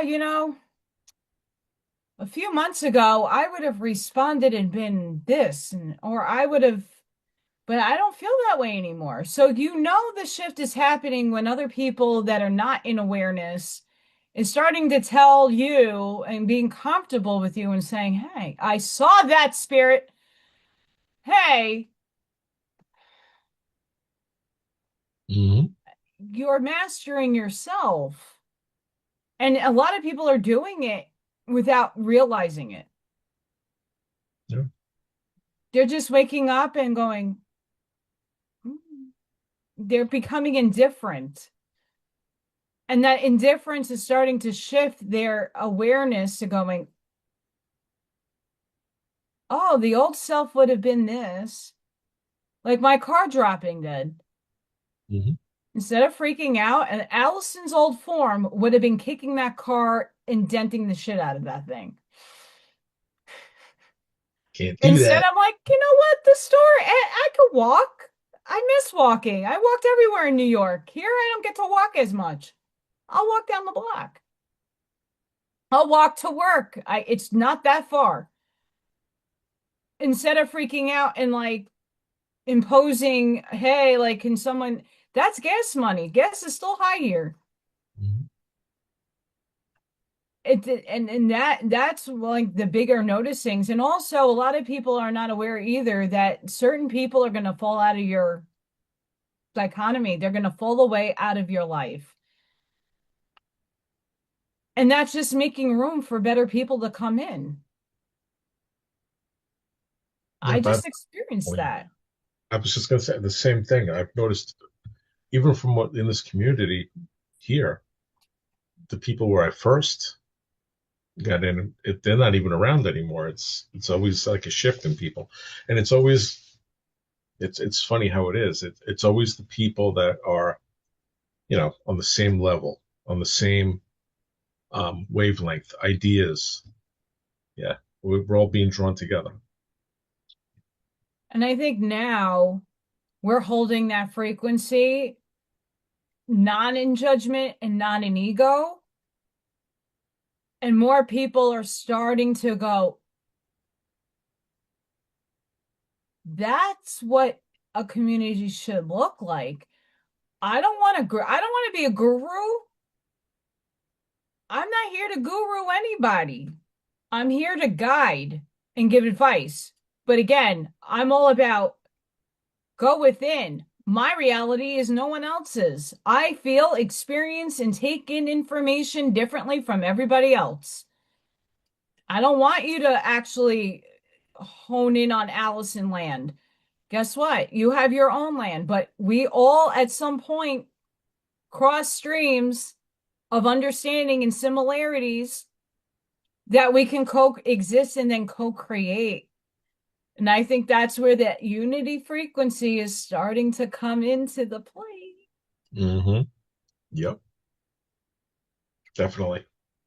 I'm I also noticing too the shifts in a lot of like Brian Scott. I love his meditations, and I'm noticing now he's like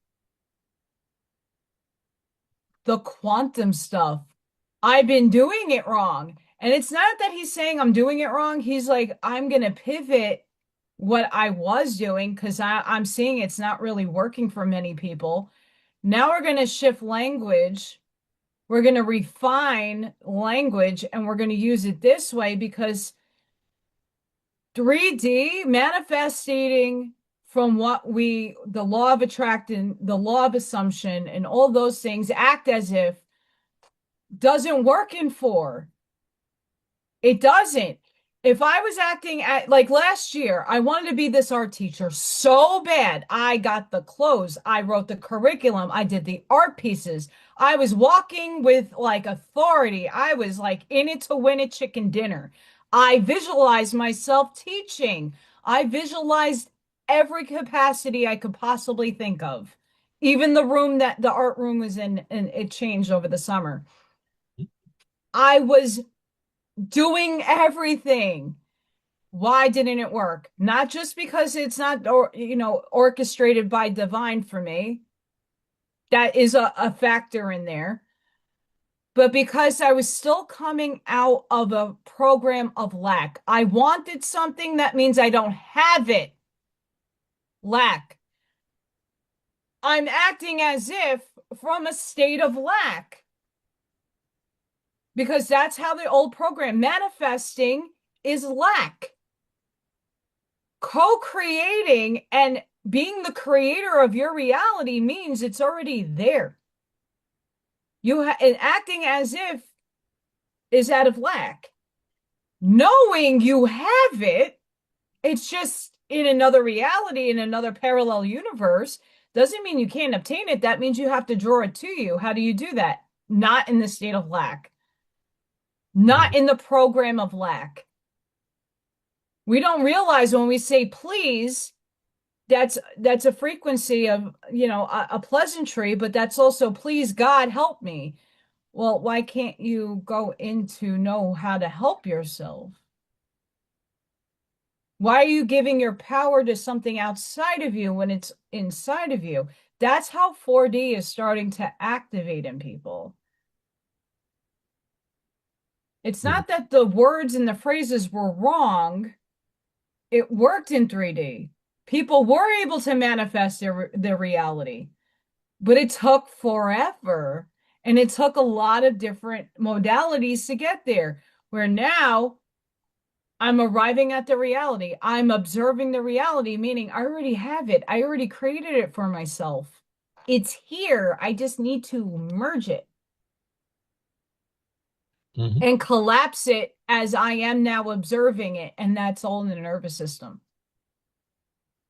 Yeah, it's holding the frequency. It's being in that frequency of abundance, Yes. of having. Yeah, and And it's hard. letting go.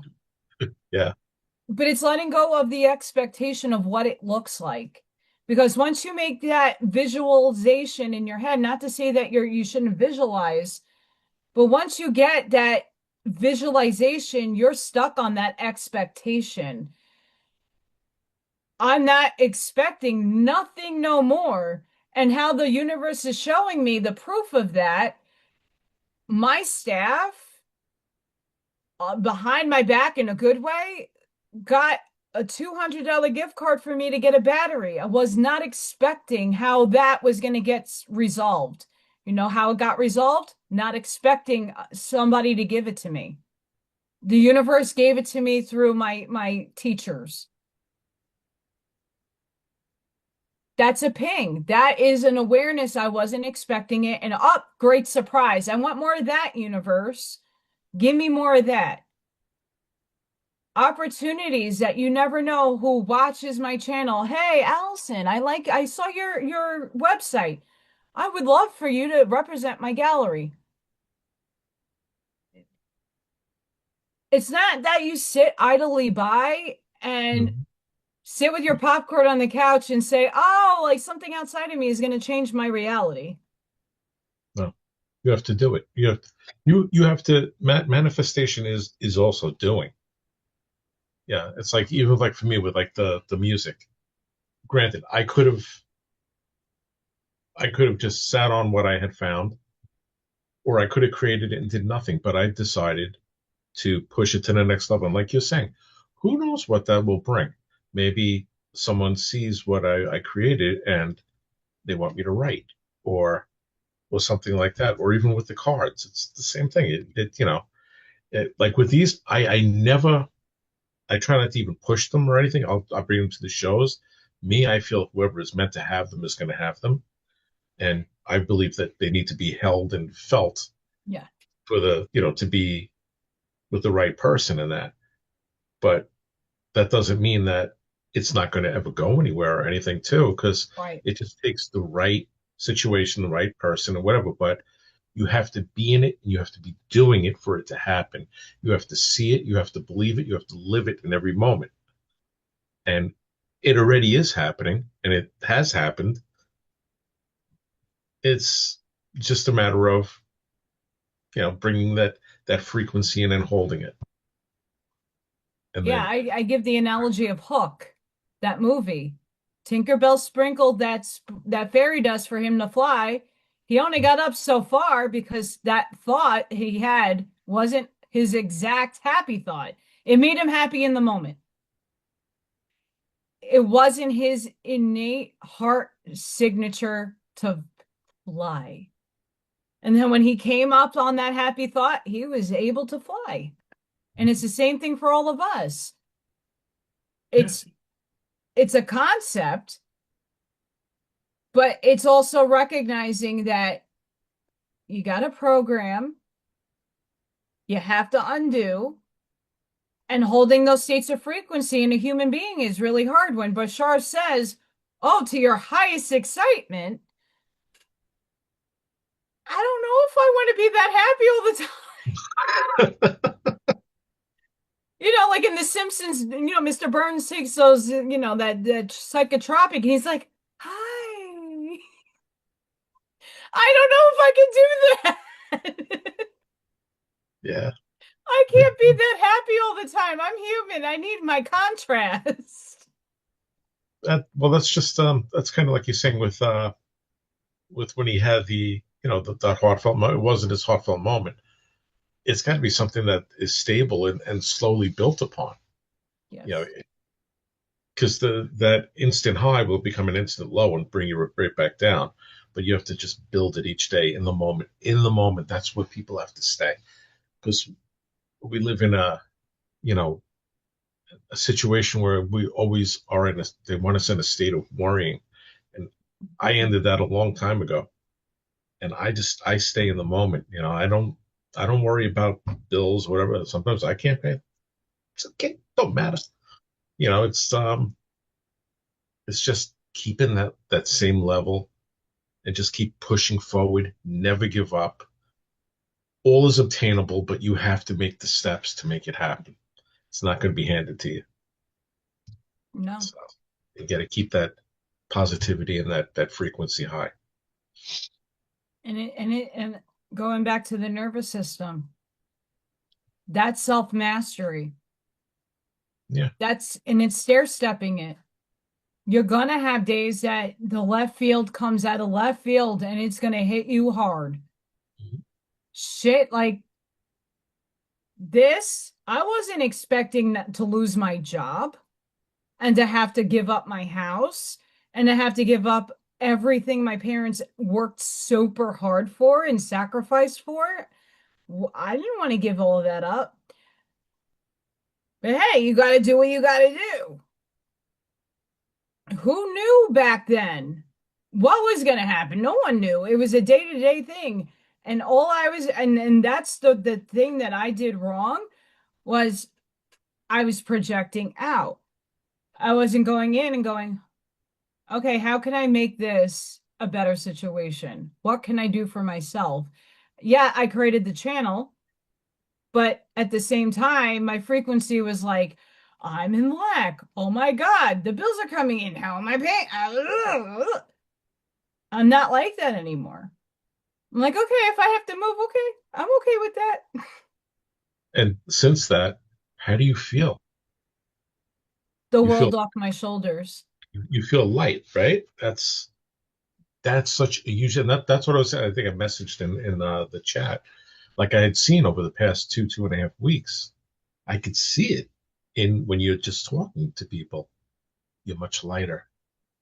Yes. It's just a higher frequency energy. The receptivity from the help, because in New York, I did not get help. I was 97 pounds and emaciated, and that's not illogical fear. right? That's like that happened to me. I was on the deathbed, brink of death, not being malnourished, not being able to eat every day. Like, not that I eat a lot, but not having the resources of just surviving. And then coming here and having a very similar rock bottom happen again and going, okay, you know what? We're not going to cry like that anymore. We're going to say, I'm done. But now I'm telling the universe, no, I'm done with this dead past. It's dead. It's a dead code. Fill me up. Hmm. I didn't ask them to fill me up back there. I asked them to fill me up here. And the lightness is coming in. Well, you're relinquishing and surrendering, and the help will come as it comes. Stop worrying. And that's the biggest difference that I shifted into is the self-mastery and going, so what? I can't pay a bill. Whatever. There's millions of people that can't pay their bills out there and their lights don't go off right away. Hmm. But then filling out forms for energy assistance and help and stuff, that's been coming like not expecting time frames. Oh, here's your electric bill. Okay, I'm cool with that. Thank you. Thanks. Cool. Yeah, my bill usually is like almost $300, but that's gas and electric. Even still, that's crazy, you know? Well, a lot of people ask me like why obviously I don't make enough here. I mean, I own my home, so it's just really utilities and property tax. But like when things are quadrupling, food prices are going higher. My electric bill last year with gas was almost $400. It was 369. Oh, wow. How do you live I was making $15 an hour, then I'm having a raise this month. I don't know how much, 25 cents. We'll see. But I'm making $17 an hour right now. It's not much. It ain't much. But I can survive, but I need other streams of income to come in. Yeah. And I'm like, logically, okay, like that's everything decohered that needed to decohere in my reality. The other podcasts, those people, that those things fell very fit very quickly and very fast. The relationship ended, like everything ended. I'm like, okay, wait, let's sit back. Why? Oh, because you're in a new frequency. Your body is still getting used to and recalibrating to this new frequency. So what no longer serves you, you this time didn't grudge with it. You weren't holding on to it. Like you just let it go. That's where I think also a lot of people get stuck when you have an affinity for a person like you love. I can love everybody that left me from a distance. I still love them. I still give them respect and much gratitude for everything, but you're no longer in my locality. There's a reason for it. I'm not going to argue with the universe anymore. I'm not going to latch on and like keep trying to pull myself into something that isn't going to provide me fruitfulness. And a lot of people have this, especially with their family. They're attached. Yeah. Well, my this and my that, my person is they if they're meant to be back in your life, they're going to shift their energy to be back in your life. Hmm. It's as simple as that. I'm not chasing nobody anymore. Get you I'm not nowhere. chasing. But a lot of people do that out of the I'm lonely paradigm, or I thankfully am very hyper independent. I could survive by myself. But a lot of people are codependent. They depend on other people to feed them self gratification. Latching on. You got to learn how to deal, just be.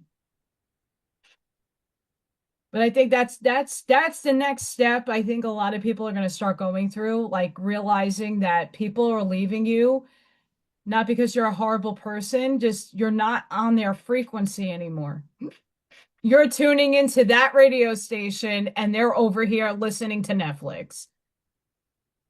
Doesn't mean they won't come back, but yeah, they're just not resonating at the same level. That's what it is. And that's why, yeah, you'll have a lot of people drop out of your life, but you'll have a whole bunch of new people come in, and it's like, wow, great. And it's being receptive to that. Yeah. A lot of people like that's why I tell my chat, please go to Michael's channel. Please go to, Sacred Spiral Network. Go there. You never know. You hear Hmm. what those people are saying. You might resonate over there. Expand. Hmm.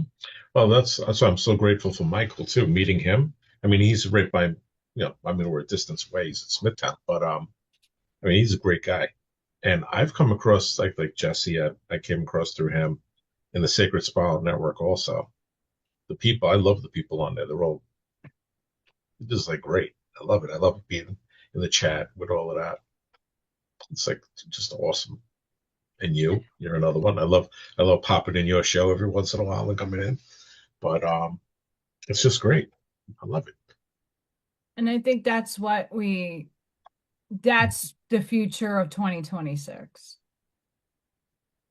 is moving and finding our not I always equate the tribe to a tree.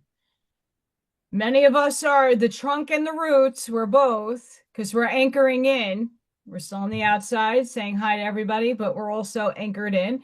And then there's some people that are the tree limbs and the tornado comes and the branch falls down. Some people are there for the seasons. They come as the leaves or the flowers and then they die and they wither and they go over there with the wind. This is life and it happens in cycles. If people are meant to be back in your life, they will come back. And there's a lot of people still in that dichotomy with the families. Oh my God, after this, I lost all my peoples. And if they're meant to be back, they will come back. And with a refinement of their energy that will resonate with you. I Hmm. don't have family like that, but I understand, like, I don't have a draw towards family. I don't have family like that, my blood or my biological.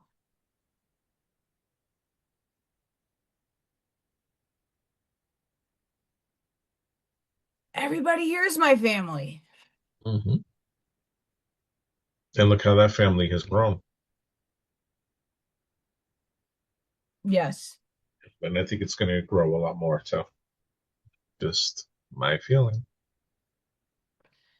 It's also refining the people in your life too. Some people are just meant to come in to give you an experience. Hmm. And then there's some people that stay for a bit Hmm. and then they change things up and then they go bye. And it's about and that's another thing I think the humanity is going to start realizing is detaching. It's not to say I don't love you. No, we love is unconditional. You can still love somebody from over there. You could still your locality is your field of energy. I went to high school with all these beautiful people and everybody moved out of my locality. That doesn't mean they're dead. It's that shift idea. Everybody's like, "Oh, those people are going to 3D and these people are going to be to 4D and we're just splitting and we're never going to see each other again." No, you're just vibrating where your reality is your locality, your state of where you are is your dimension and your town is the density. And once in a while, you go to on vacation and you might bump into them. Hmm. That doesn't mean they don't exist. It just means they're not in your locality. They're not in your reality, but they're over there, living happily, doing their thing over there. that's how a lot of the shift, that's how I see it. Like we have a high school reunion and everybody comes in and like, hey, what's up? And but then you go back to your states, your Hmm. dimensional states. And I think that's where everybody's shifting to. They're finding their home frequency and they're going to refine it from there and recalibrate from there. And I think that's another anchoring point or anchoring that possibility to happen now. We're anchoring in to a locality where now we're going to magnetize everybody on that bandwidth. Come here.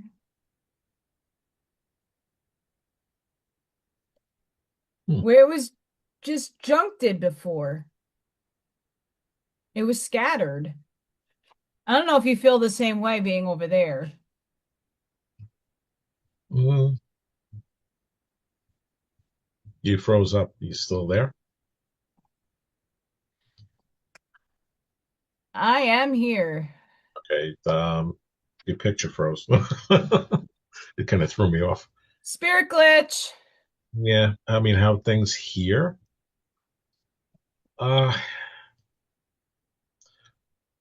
with where I am with the people I see and I'm around and I come into contact with, I see the unity. When I go outside of my norm, if I go out into the neighborhood or whatever, I still see all the division. But that's also, like you were saying too, with being an anchor, that's why we're all at the locations we're at, because we are the beacon of light and we have to be the focus for people to come in to come together. Yes. Thank you, Scott, for that confirmation. All good over here. But Scott, are you seeing glitches on any one of us? Scott could see my sleeping dragon on the floor. Your network bandwidth is low. Now, could that be me? I don't know. If am I glitching for anybody? You're glitching a little bit on my Zoom. You're starting to glitch.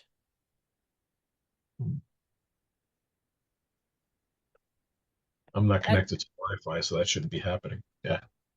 Little sage, little Palo Santo. Let's go. Little, there we go. Hit the old sage bowl here. I love my sage. I don't know how well that actually works anymore, to be honest. Um, It's more so the intention than the actual itself. So this stuff gets the bacteria. Entertainment purposes only YouTube. This for me clears and cleanses the actual air that I'm breathing.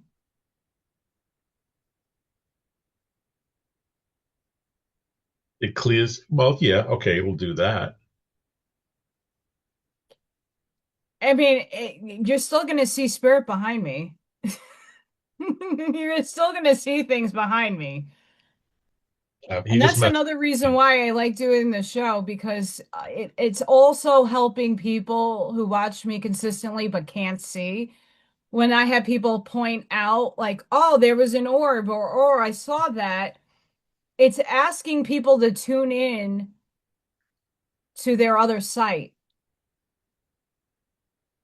And then and eventually more and more people are starting to pick up, like, oh, I did see that.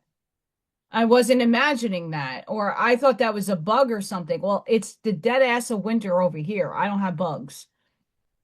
And if I do, they're spiders and they're not coming into my frame. And the more people accept that, the more they're going to see. Yeah, because I got a snoozy little dragon literally right here. He's sleeping. He's sleeping. And what was funny yesterday, after I did my live, I popped on with I watch a lot of people do Oracle and Tarot to get a theme for what's going on with the collective of Aries. Because I'm very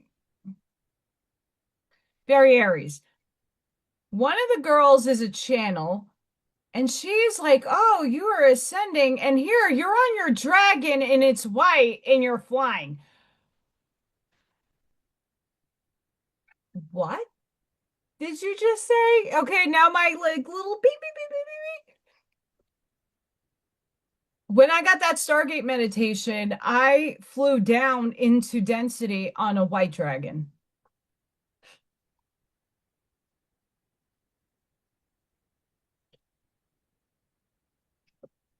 Yeah. And that my soul is playing the long game. And I'm like, okay, confirmation, because I kind of see that. But now I'm trying to draw that, hey, we need to quicken it a little. Move things forward.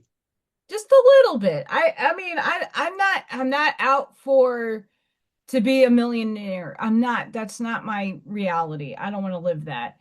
Why? Because more money, more problems. Biggie had it right. You may Um, you may see Jesse trying to come in a okay. moment. I hope you come in, Jesse.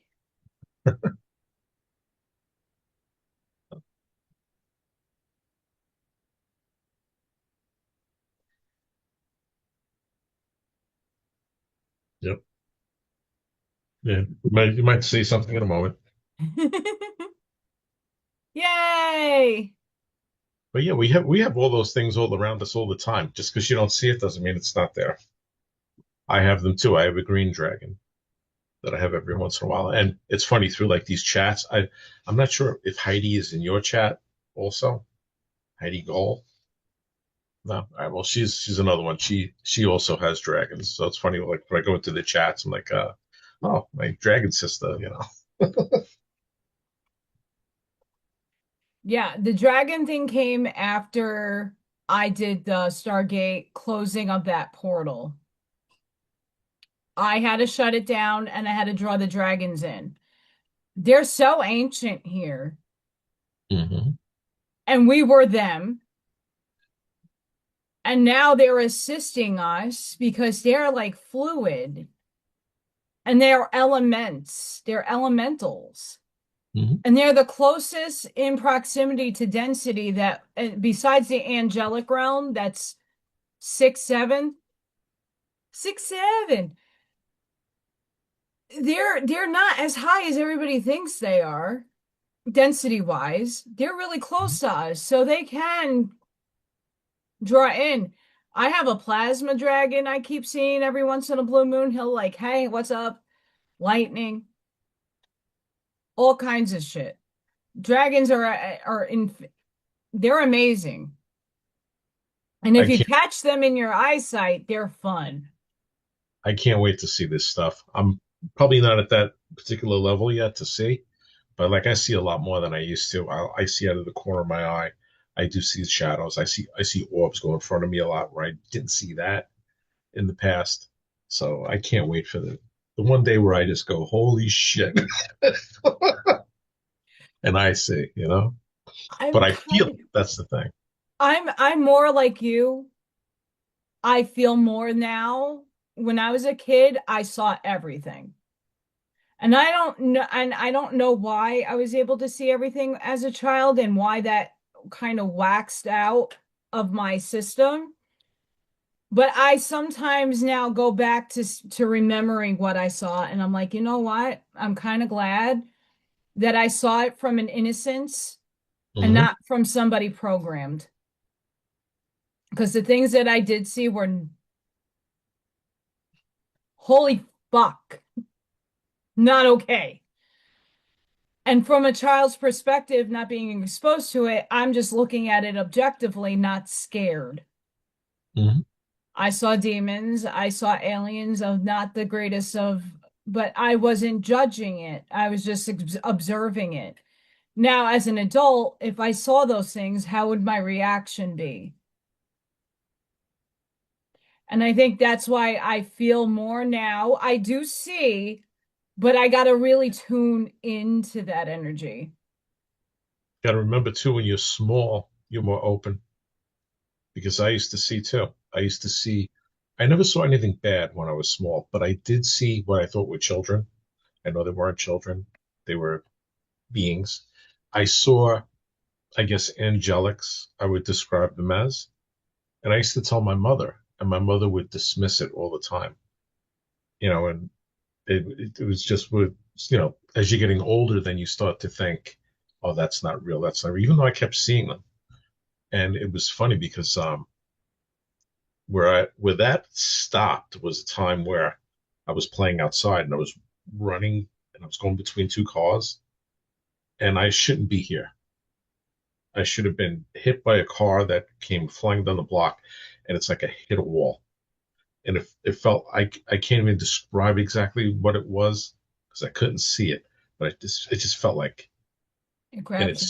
scared the living crap out of me. From that point, I never saw her again. And for a long time, I didn't experience anything, but I would every once in a while it would start coming back again, like little things. And so when Marianne passed, that's when a lot of things started to come back, started to open up more. But it's the innocence. That's why when we're small, we have no expectations. So when something appears, we're not afraid of it. We're curious until the system and everything else comes in and tells you no, Yep. that's not right. You can't, and then that's where it all starts. Yep. And I Yeah. tell a lot of my coworkers that have kids that I could see having abilities. I'm like, don't shut them down. It might be they might get scared or they might like, but that's just because they're seeing stuff that no one else can see or a few of us could see, but not everything is out to get you. Hmm. And that's we come from that paradigm. Well, oh, you're seeing that, that's a demon. Well, how about if that demon was there to just test you, to see if you were ready, to see if you cleared your energy? It's coming to scare you. Are you scared? Are you coming from fear? Or are you going to give it love? How are you responding to that? It's all initiation. Hmm. And like I we used to wasn't say, aware of that until like upstairs is like, yeah, we showed you aspects of things that were really, really, but we needed to make sure that you came in to do your job here, your mission, and not be scared and feed them energy. well, it's true because I remember like what I would see, and I couldn't tell you if it was good or bad, to be honest, because I didn't have a background to tell you good or bad, but it didn't feel Right. anything like harmful to me. I just didn't understand, but I thought it was cool. You know? I mean, I could tell you, I remember seeing grays. I remember seeing that. So I was never afraid. I was like more like the medium that told me about the portal. They called it a portal before it was the Stargate. They were like, "Yeah, you were more curious than anything else and like more like observant of what is that? Okay, cool." Hmm. Not out of like,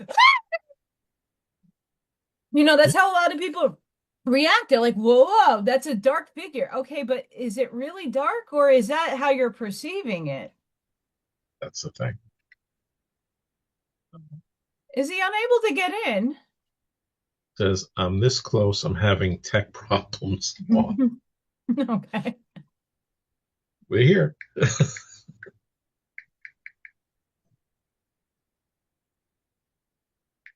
It's like one of those things, it's like shit happens sometimes. I mean, Mercury is direct, but we are having, I mean, there's a And lot of energy going on the planet right now. the way I see it is this all happened. If he comes on, that's meant to be. If he doesn't, it's meant to be. But Absolutely. everything we're saying, maybe something out of the ordinary hits somebody and it's helping somebody.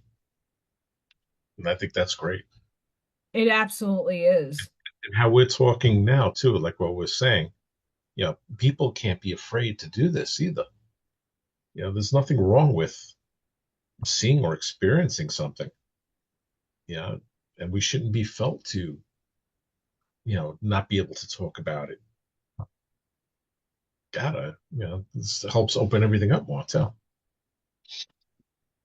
I mean, for the third dimensional, there he is! Yay! He did it! You I did We, it. you, did it! I did it. I'm here. I'm so sorry. I'm dyslexic and sometimes I'll like swap times. And because this is like with friends, not that I like wasn't taking it seriously, I just was like, oh yes, nice thing. And I just thought, yeah, 8 o'clock. So then when I got the message, I was like, wait, what? I have to finish a bunch of things. everything I'm happens dyslexic in time too. and it's reason. Don't worry about it. Yeah. Yeah, it's funny. My dad loves to and my mom love to like question that. It's funny. Over the years, I've tried to diagnose myself with some things because I thought that that would make it easier for them to understand like the way my mind works and like how they've been not, getting it with me sometimes. And instead they were like, you're just using that as a crutch. Like, and I'm not telling you that I'm high functioning autistic for it to be a crutch. Like, it's my superpower. But like, I'm trying to explain to you things about me that are a little weird, And when you're like, you're so sensitive and all these other things, it's like, there's a reason, and there's precedent for other people, with similar developmental sort of things going on. So, yeah, hi, how are you doing? What have Hi. I missed? Doing good. Spiritual talk. Oh yeah, what are you guys talking about? This, that, and everything. Pretty much. Oh, well, I definitely feel like maybe I made the journey. I can't say I've got like a lot of the proof right now, but my suspicions is that I've clicked into the next level, level I've feared joining for so long. The level is dispassion, detachment. I don't give a fuck. That's why I have a neon fuck you sign right there. Yeah, it's really funny. I mean, like, I've always been somebody who, like, just doesn't give a fuck.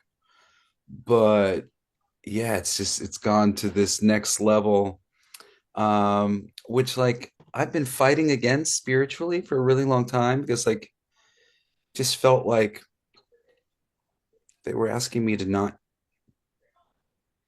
I don't know, to not be passionate. And like passion's my favorite thing. And that's like was always like the thing that I liked best about myself was that like I was a passionate lover. Whatever I was into, I was into my family, I was into my girls, I was into my hobbies, like I cared about things.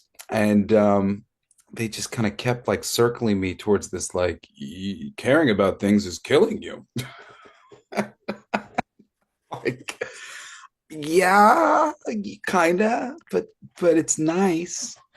And I I don't know. I guess I got kind of dragged across the finish line in the new year with just like making a few choices for myself. Like, my relationship is great, but it's like there's a distance right now and work stuff, in the way.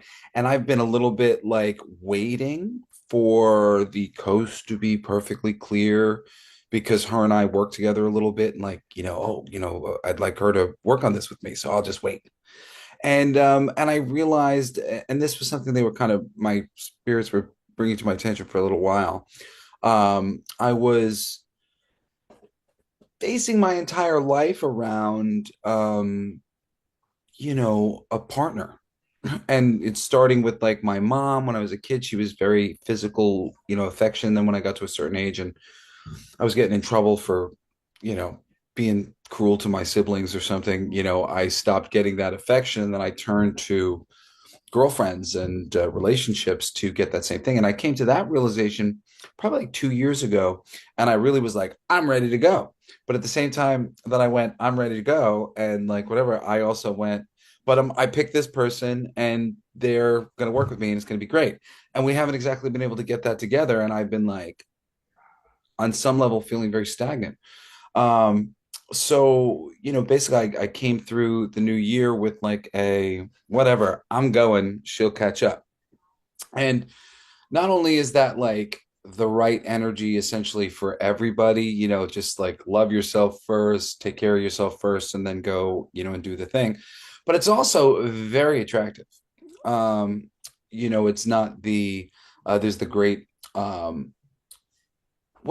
I don't know if you want to call it like a myth or whatever. What do you call it? Like a certain type of story about Lakshmi and the goddess of wealth, and that if you chase her, she doesn't like being chased. And so when you chase Lakshmi, she goes, yeah, and she zips away. But when you forget all about her, she'll chase you. And I think that's true with so many things. And um, as a softer personality, and I'm sure that so many of the people out in the world here that are might be watching are softer people too. We kind of struggle with our masculine and getting it to a nice healthy place, because we love everybody, and at the end of the day it kind of just will our wounded masculines or weak masculines will just kind of drag us down. We'll go very far being strong and this, and we'll stand up to ourselves to a certain degree. But once we've let somebody into our circle, or once we have like a family member or something, we really just let them walk all over us. Is very, very difficult. And then that's why you see so many of like the spiritual community people, they do this like cold turkey, get them out of your life, which is not the wrong answer sometimes for moments at a time, but it's not supposed to be this person is poisoned. You're supposed to get out of that situation, get your energy clear, get your head right, and then maneuver yourself back into a configuration that you can handle. And when can you handle all of the configurations? Once you've detached and become a little dispassionate. It's cool. My passion is there, but it's very subdued and kind of quiet. But not caring has added a certain levity to my existence that makes it easier to laugh and makes it easier to enjoy what I'm doing. So I'm hoping to slowly rev back up into my old self. And today I was making all sorts of music, and all my music is being basically I'm taking it off of Spotify, off of iTunes, off all these fucking platforms, fuck all these platforms. And it's just going to be on the Blacklight District Studio website along with our comic books for free. And we're really doing cool stuff with the website. I want it to be somewhere where people would want to hang out, and like we're going to make an app that'll link to the thing so you can listen to Blacklight District Radio and just put on music. And there's all these different side projects and different genres of music that I have. Like it's going to start in like a month or something, or a few weeks or whatever, with 120 plus tunes or whatever, and 7 different comics that all free. And then we're going to do this like grimoire for the entertainment world, for films, for books, for comics, for TV. um just all the best stuff, just people who are worthy of your time. And check out this stand-up special, and check out this comic book, and check out this thing. There are things like that, but they're like much more like fucking nose up in the air and 5 people at a time, and like fuck that. Like we're just gonna like kind of try to make a repository for all this great entertainment that is there, sort of guarded by fans of entertainment. And this is tied into the magazine that we're doing as well, Sugar and Bones. But it's going to be free music, free comics, a link over to the podcast stuff if people are interested in that. And but through the website it'll be boards where people can go to collaborate, to create music, create comic books, create any sort of creative things. Boards where they can go and vote on and talk about all their favorite things that are in the grimoires and whatnot. And then unique original content that's free and you can check out and enjoy. So I'm really stoked. I'm gonna have just like a few things left on regular websites like Spotify and shit, just as like a lore to our site. But I'm getting out. I'm free, and I think I'll be posting on my fucking website, and I'm gonna have like a dozen people like repost stuff as we post and do press releases and things like that from now on. Because like fuck all these systems, and I'm done. Woo! Yeah, doesn't it feel good? Feels good. It feels like Liberation. you're in a twin flame too. Well, it's That interesting. feels like your twin. Yeah, it's interesting. My my girl is much younger than me, and they've been kind of saying to me like for a minute like this thing of like you gotta be independent, and me kind of waiting for her has been this tiny energetic like misconfiguration for her. And it's funny because we'll keep like having trouble that really like when you analyze it, there's a whole bunch of extra details that sort of dissolve it, but like superficially kind of looks like another situation, that you've had before. Well, look where we are again. But well, but this and this and this and this and yeah, okay. So it's a little silly this time. It's a little silly this time, and and really, you know, I don't know if it was always meant to be this way, but probably in terms of me claiming like a bit of independence, which, like I can't even tell you exactly what has switched in my mind, other than energetically, I'm like, all right, well, like that's not a barrier, and I'm moving ahead, and I'm going to figure things out, and she'll catch up when she catches up. And that immediately, of course, switched the energy, which had been, we've been doing this dance where it was like, if you watch Seinfeld, I've got hand, I've got no hand, so we're like she's got the hand, I've got the hand, like in terms of like who was kind of pursuing the other person, like it's been this weird back and forth for like our whole relationship. The runner chaser dynamic in a twin flame. That's why Yeah, I exactly. mentioned it. So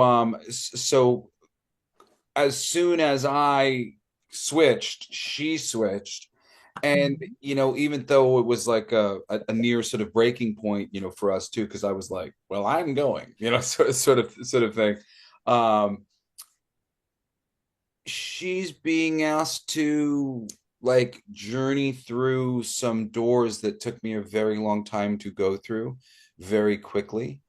And as I told my brother, because he just said like, you can leave a relationship when it's just not working or whatever. And I said yes. I said, but this is ultimately what happens with all the relationships. And the thing that I've learned, my wisdom is that I don't like being in a world with people who deeply love me that feel scorned by me because they can't have me. And I've have enough people in the world already who I know on some level it's going to be, say, bittersweet if they see me succeeding. And that pains me because I don't dislike any of the people that I've ever gone out with. Like, I don't want to hurt them. I don't like the idea that my ex-wife might feel slighted or on some way it might, like my success or whatever is going to like reflect that. So, like based on silly norms and stuff, so I don't like that. And I had kind of gotten to a point in the first place with, because the distance thing was a problem for me, and we almost broke up because of that. And where I just went, I don't want to do this anymore. I don't want to have any more broken hearts out there. And if I can't make it work with her, maybe I'll look for one of those other people who I know really loves me and wishes that they had gotten it right with me. Or, maybe I'll even consider going back with my wife because I don't like this idea that like there's all these bitter pills to swallow. I have a really good friend of mine, and I won't shout him out to throw any shade in him, but they got married like 8 times in a short period of time, and have different kids with different mothers, and it's totally genuinely their nature. They, like me, on some level, believe in free love. Um, and they're just trying to be their authentic self, and they've been trying to be that authentic self. But ultimately, sort of their mouth, like they they overcompensate for the thing that they feel they've been made to feel bad about in the past. So they speak a lot of things out loud that make it really hard to, like it's not just living your truth. It's like living your truth very loudly, rubbing it in people's faces. And he's ended up with just um a harem of angry people who fucking love him. But because of the complexities, because they're not ready and they're not in that headspace, you know, and so much too for me, I do have agreement, with so much of that and like free love and so many things. But at the same time, yeah, as I've said to other people, like this space is not ready for that frequency just yet. However, I do think that this space is ready for very sacred relationships that are so sacred and so smart and so next level that there's some interesting things going on in their sex life. And that I think is kind of the thing that you want. You want a partner who just knows and can feel as if they trust you, you trust them, and like the reality I realized so much of like every relationship I've ever been in was a certain dance of like, what aren't you telling me?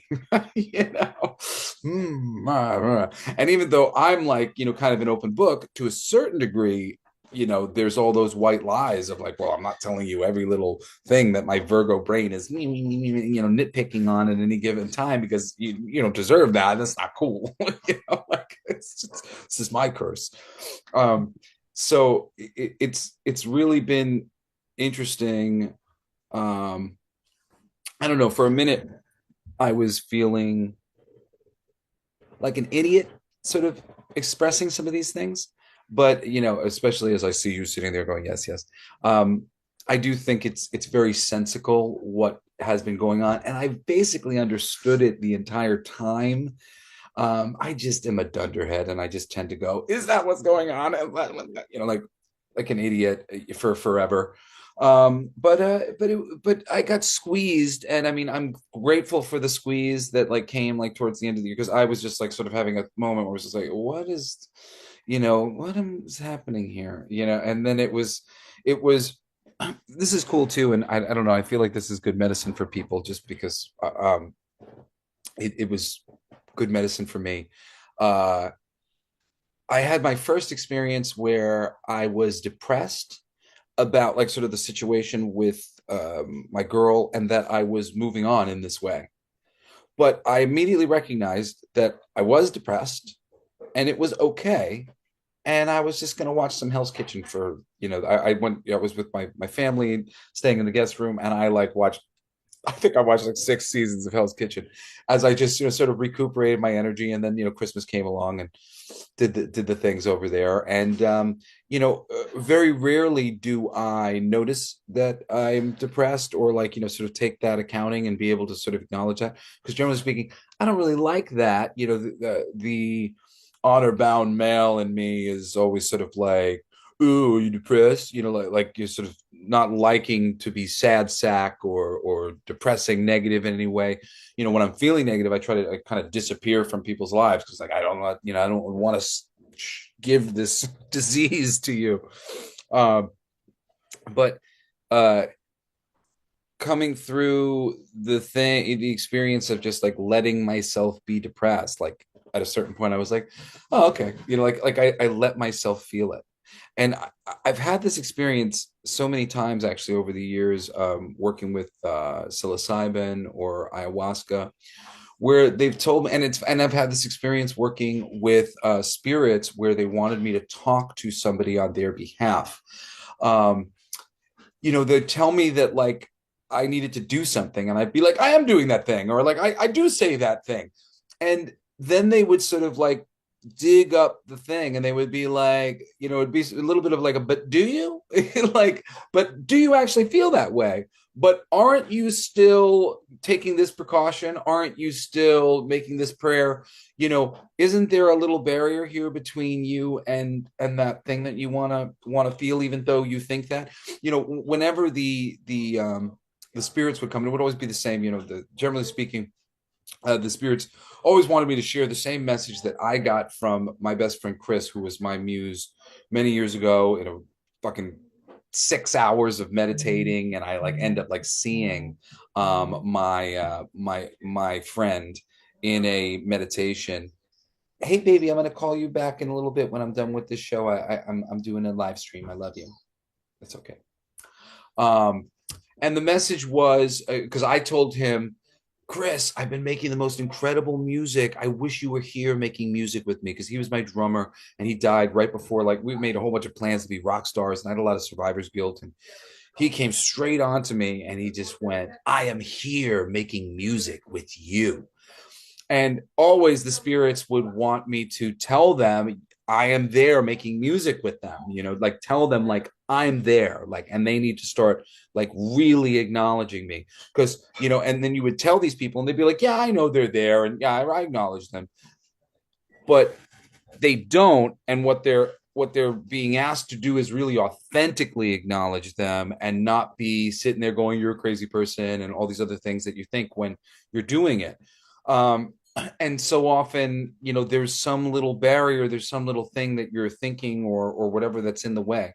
So I definitely had a lot of that with, like, the depression, just getting through this depression, being able to see it, recognize it, and be like, okay, that's cool.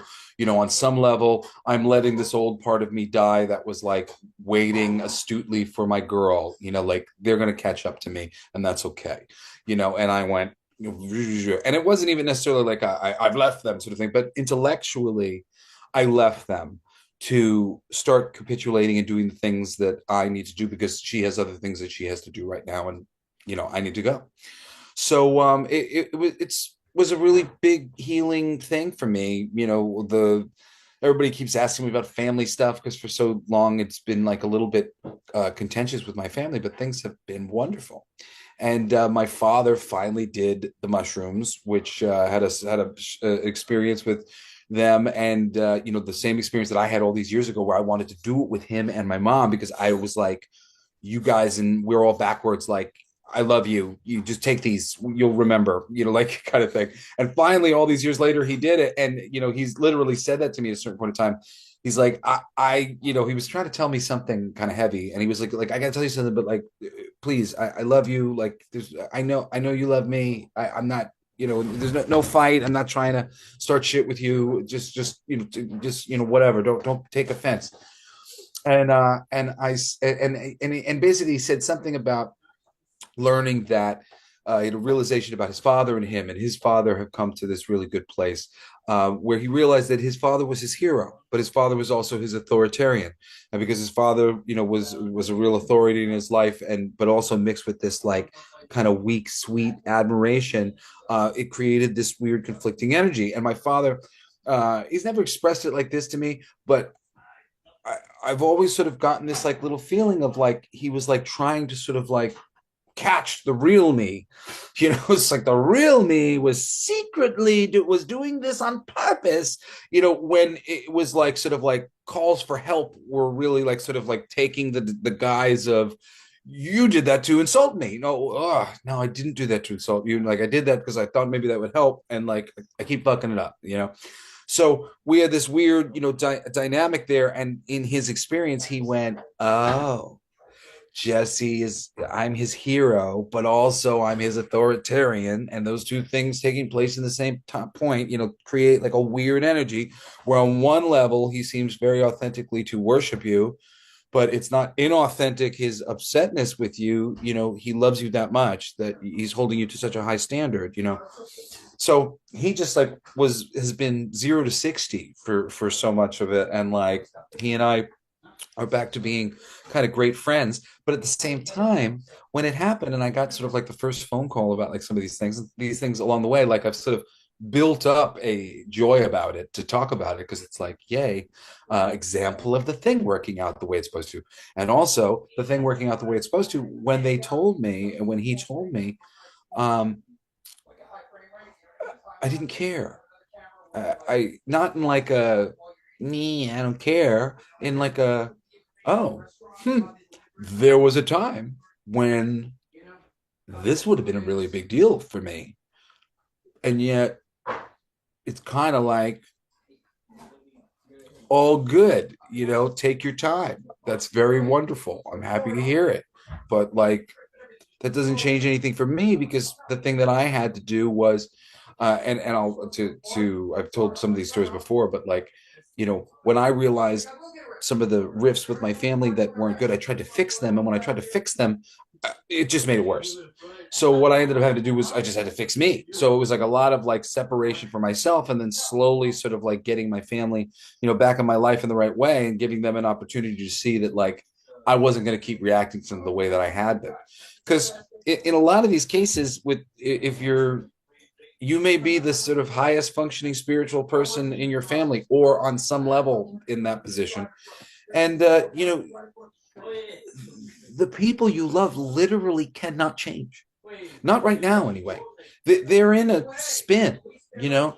Like I'm just like I would say, in this new year, I'm out of the spin, and it's weird because every time I say that and kind of go to check in with myself, my legs aren't shaking, and that is such like a huge, like my whole life my legs have been shaking and they have been still. And I got work done and like worked really hard, but then the next day, had to do a couple things, and it all kind of drained me, and I just went to sleep. And I got like a really long sleep, and I woke up today and I started getting work done, and a little draining or whatever. I'm sure I'm probably gonna go do something nice for myself or whatever. But I've been in like a take care of yourself, do the things you want. Everything is working out. Not letting myself do things like something silly. Like there's a game that I always play, and there was a new season that came out. It was $20 to do the thing, and I went.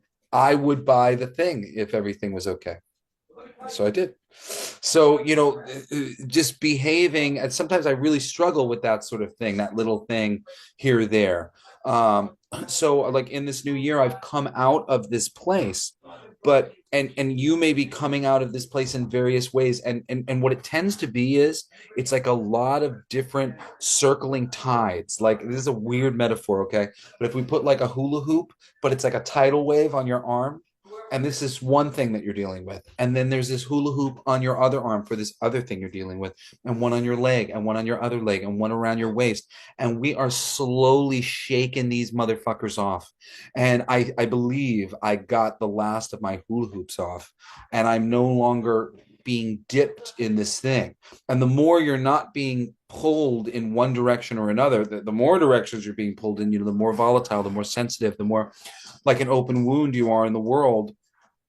But as you get towards the edges of these things, this is when you really can be useful to your family. And I'm not sure if you're out there and you need to hear this.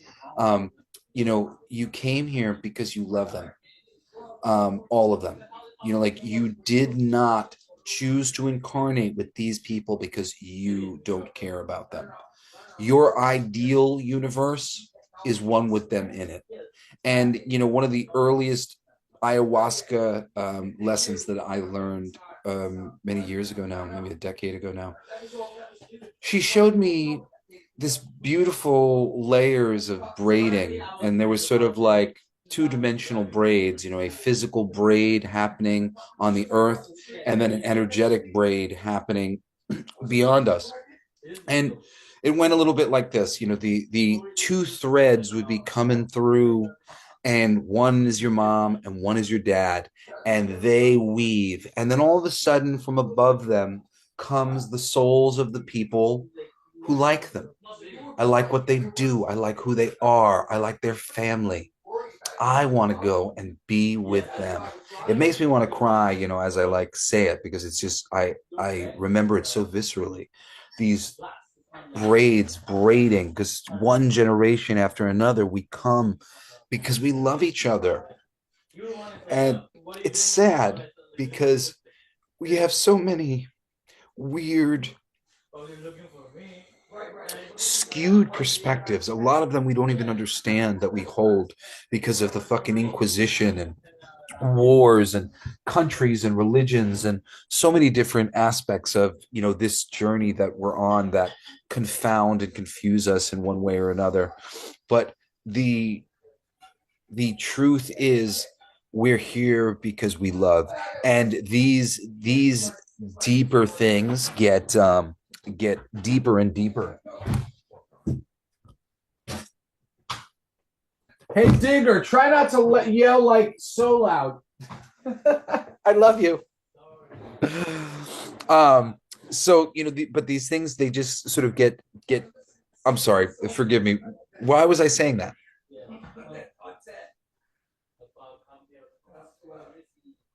Did you hear me? Yeah. Mhm. Because you're expounding on entanglement. Yeah, but why? What did I just say? I'm sorry, I got distracted.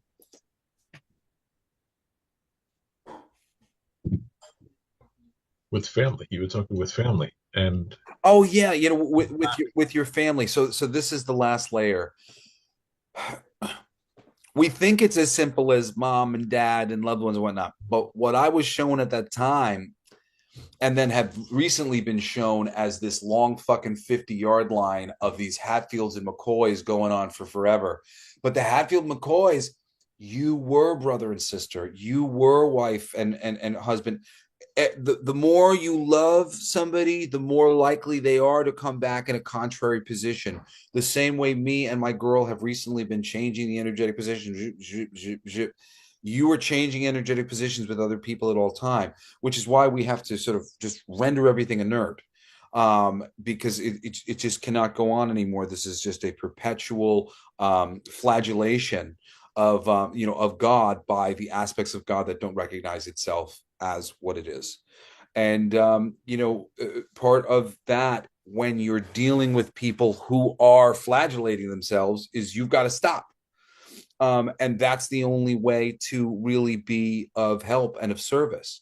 And I would go one more step too, which I'm trying to live by, of like, not only am I stopping the flagellation and the reindeer games, the trying to be clever and the trying to participate, but I'm really trying.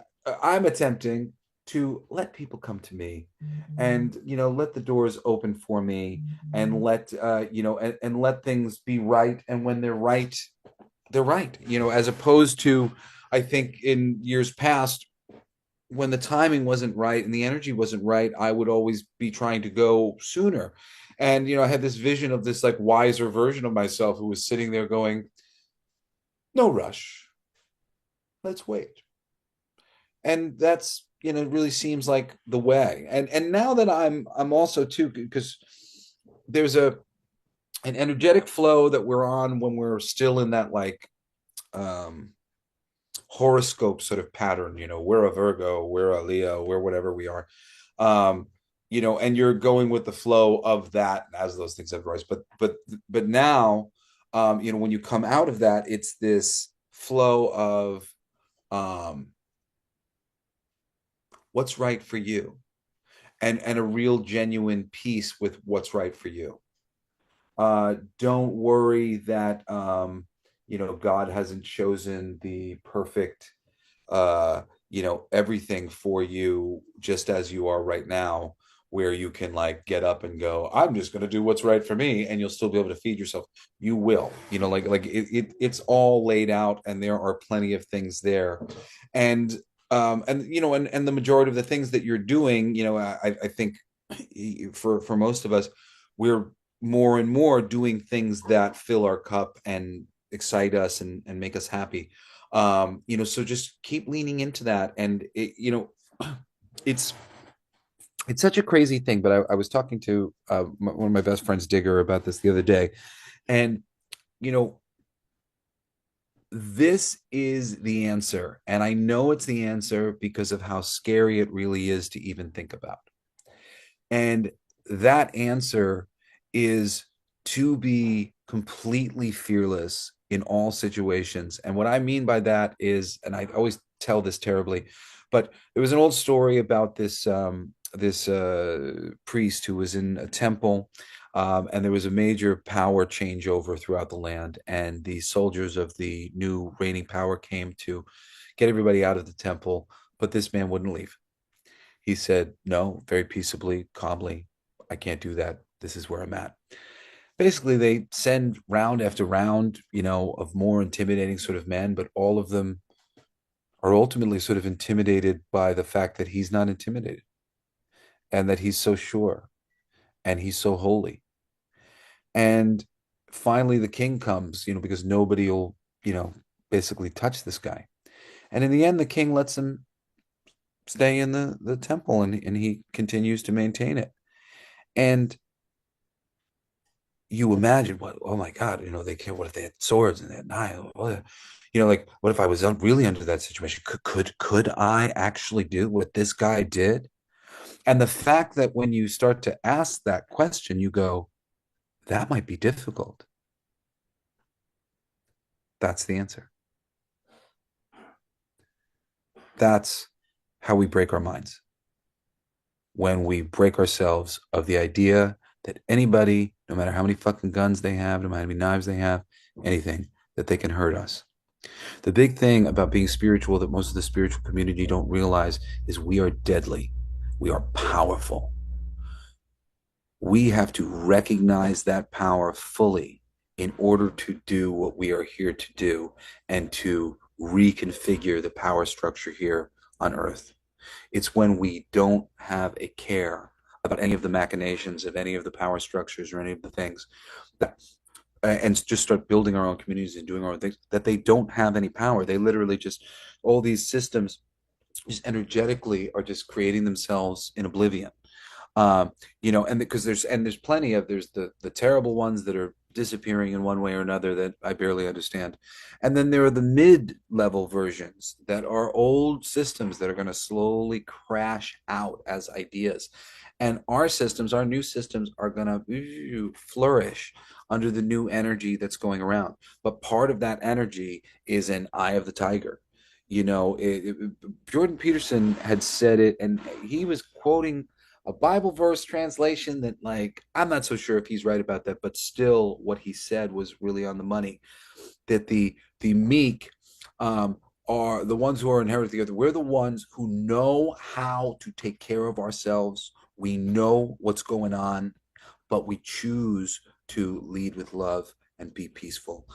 It's the beings who are recognizing the fullness of their power that are transcending to these next things. So many people are so scared of that. It's like through Christ, everything is done. Christ was never trying to tell you that. Christ was trying to tell you that through yourself, through here, is everything. And he would have wanted to lift you up, as most of the brilliant people on planet Earth have wanted to do, to bring you to a higher level. What's the better situation, the more comfortable situation? A hierarchy. This person's up here, they feel more comfortable.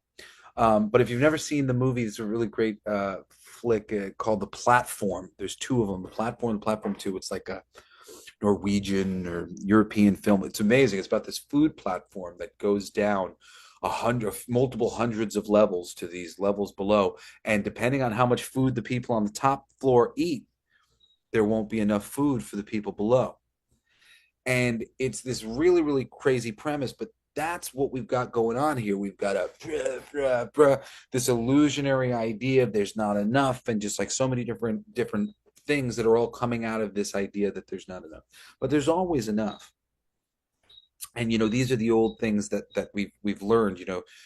When you talk about rich people and like how so many rich people seem to maintain their richness. It's like, and then I remember hearing for the first time somebody talking about sort of the rich state of mind, and at first I was like, that's stupid, and then I went, actually, that's really interesting that you should say that, because yeah, my father did teach me this woo woo cycle that he came from nothing and you could run and then he wah and then he wah, like, yeah, that's actually, yeah, no, I don't know a wealth, when you're learning an idea of wealth, it's absolute.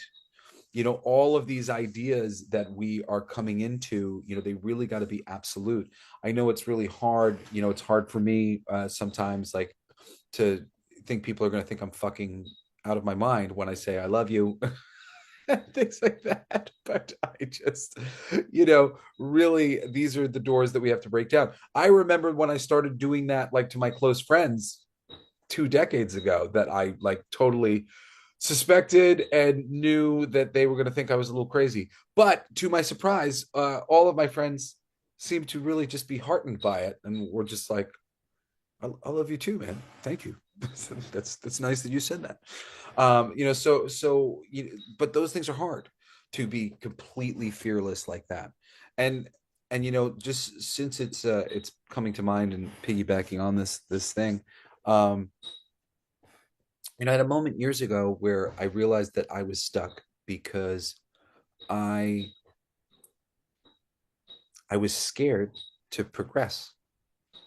I realized that if I got over certain things, like case in point, jumping out of an airplane, well, would I then have to do the thing that I'm scared to do? So, like, if I get over being scared of that, then I have to do it. I don't want to do it. So, I'm not going to get over being scared of it. And there was a lot of little things like that. I think there was like three big ones. I think there was a few that were kind of easy to unravel, as there often are. I was like, oh, okay, all right, okay, like, get over it. But the airplane one, I mean, the jumping out of an airplane one, that one for me, like, and it's funny because not that I have bungee jump, but I've not really been afraid of bungee jumping. I'm kind of willing to do that. But the jumping out of the airplane, and part of it has been, I think in a past life, I threw myself and I threw a child off of a cliff to protect us from torture. And when I've been on high rises, I have always gotten this thing, like I could throw myself off this height, and I get really freaked out. Like I like know that I have the power to throw myself. And then similarly, when my kids were born, and I would go out onto the balconies with them in my arms, I've never been so afraid in my life, because I would just have this sort of flash thought that I could throw my child off, this 80 story, what like, and I would literally just like jump in. So like, oh my God, why am I thinking that? What the hell? What a terror. And why does it seem so real? So I had really visceral fear there. And I remember sort of making a deal, and this is the sort of the resolution, the medicine to take into your meditations. Whether they were making a deal with me or this was my idea, I don't remember. But basically, they had just said, like, look, you accept the idea that there's nothing to fear, and one day perhaps you will jump out of a plane. We promise you that if you are willing to accept that that moment that right now you fear, it won't come until you're ready to face it. And honestly, it hasn't come yet, but it's probably coming soon. My daughter is 16. I told her I would do it with her when she when she was ready to. But I actually think about it kind of regularly, and each time, more and more of my acceptance. Like, because I just at a certain point I started going, yeah, I'm going to do that thing. It's okay. And then it started to be like, yeah, I'll probably be kind of freaked out on the thing, but like, it's okay. And I'm like, no, it's okay. I'm going to be okay. And then next time I've thought about it again, I was like, it's okay. I'm going to be okay. And now I would say, actually, there's a small part of me that's starting to look forward to it. Like, that's cool. That's going to be a milestone. That's something that really was scary to me. And I'm ready to do it.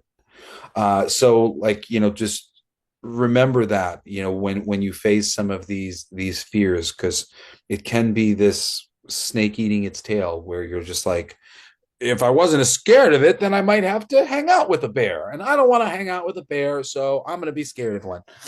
Don't be afraid to not be afraid, and sort of try to make a deal with the heavens to to bring that hurdle when you're ready, and give you a moment to just sort of wrap your head around it, because I really do think that's half the battle a lot of times, just sort of getting yourself mentally prepared, like, okay, this is what I'm doing, this is where I'm going, okay, sounds good, and then you get excited.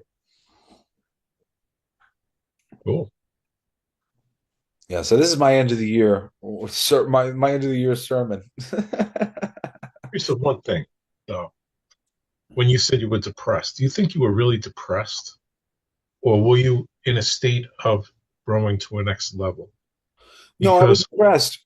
I mean, part of it was growing to a next level, but also a part of it was the thing that I was doing, I didn't want to do. And I was being a little bitch. And I was like, "Meh. I wanted to take your hand and frolic off together and do it together. I got to go do it myself.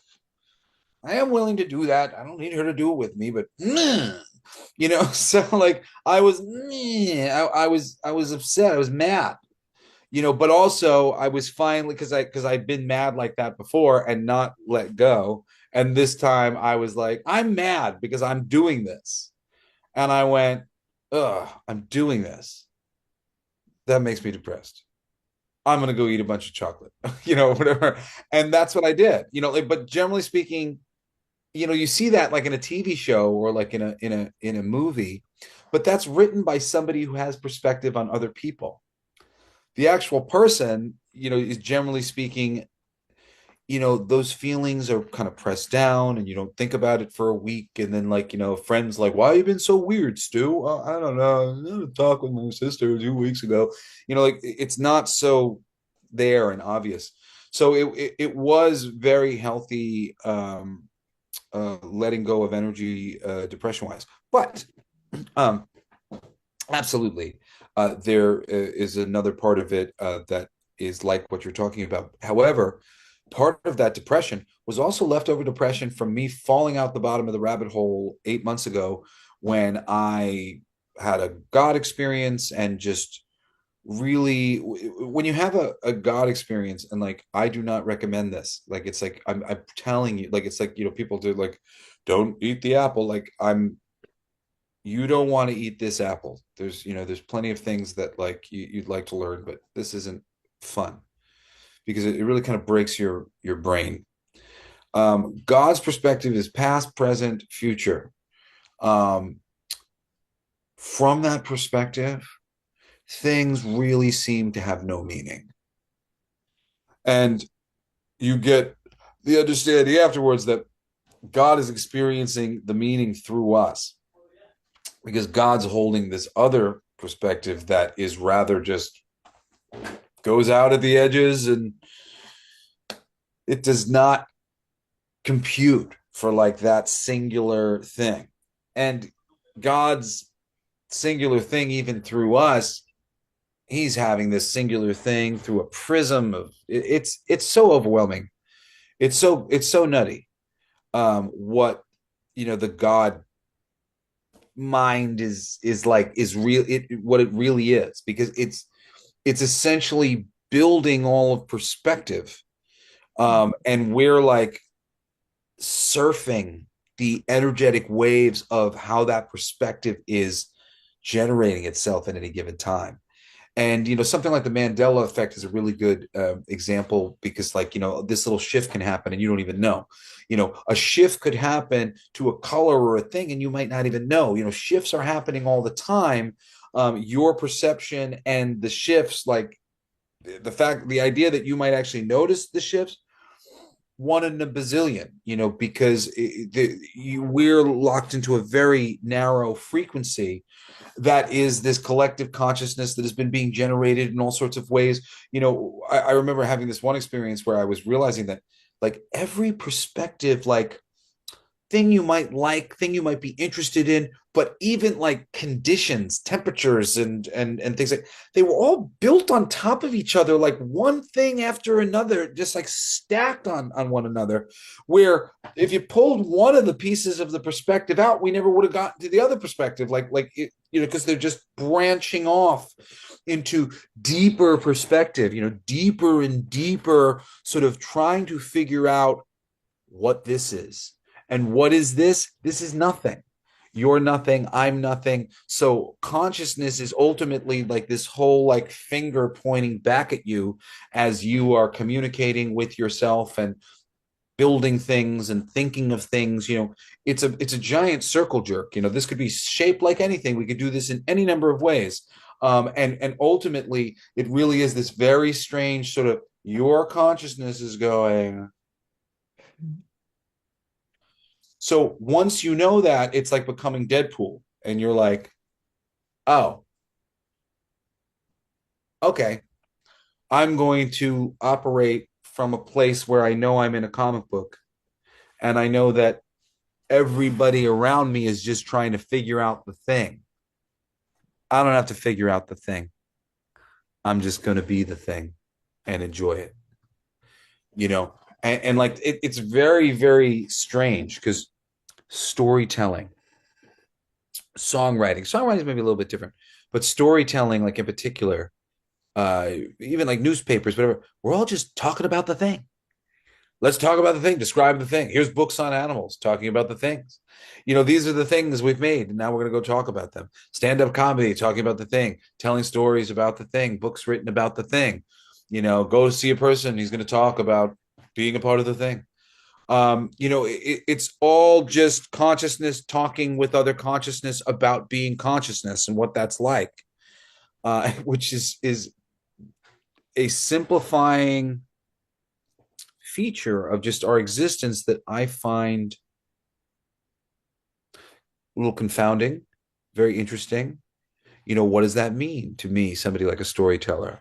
Do I continue to perpetuate it's this, it's this, it's this, the pointing at the thing? Um, is that useful? I think it is. I think it's useful. I like comic book myth and fiction better than religious text because there's nothing to argue about, that is like that you'd kill for. Like, who's your favorite Indiana Jones side character? It's like I like his dad, but we don't have to murder each other if we don't agree. But like with Christ and other figures, it's a bigger deal. So, I like being a part of that thing. At the same time, though, I'm talking about the thing. How much of my life do I want to spend talking about the thing? If I'm dedicated to this, it's a lot of talking about the thing. Do I want to live a life where I'm only talking about the thing? Or do I want to try and move towards a life where I'm doing the thing and I'm involved and I'm out in the world and enjoying it in deeper ways than the philosophical and so many of these, different things that we get wrapped up in. I think it's time for so many of us to, get out into the world. And I'm going to be touring this year, conventions and shows, and just getting a lot of different music things going and comic stuff going. And there's so much going on. And I encourage everybody else to get out there and be a part of the thing, be an enthusiastic participator in this life. Be detached. Don't let people fucking bother you.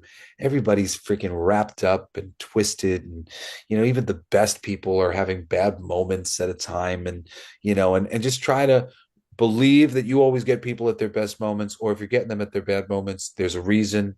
And perhaps it's because you're going to help lift them up by being steady and cool.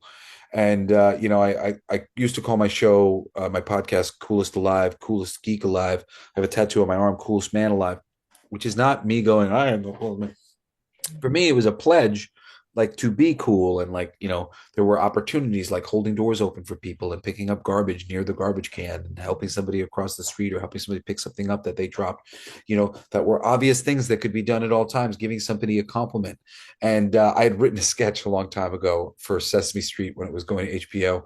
It never, I never got in there. I don't think they even read my sketches, but one of the sketches was Ernie Be Good. And it was just Ernie in a leather jacket being observed by these small children Muppets from across the street.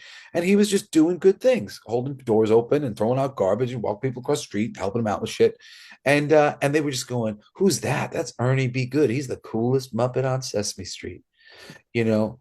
And because that's to me what it means to be cool. To be the coolest man alive is to be somebody who's there for people in the ways that they can be, is a balanced person, is a strong personality who's willing to protect those who deserve protection, and have a strength within them that they can offer to other people.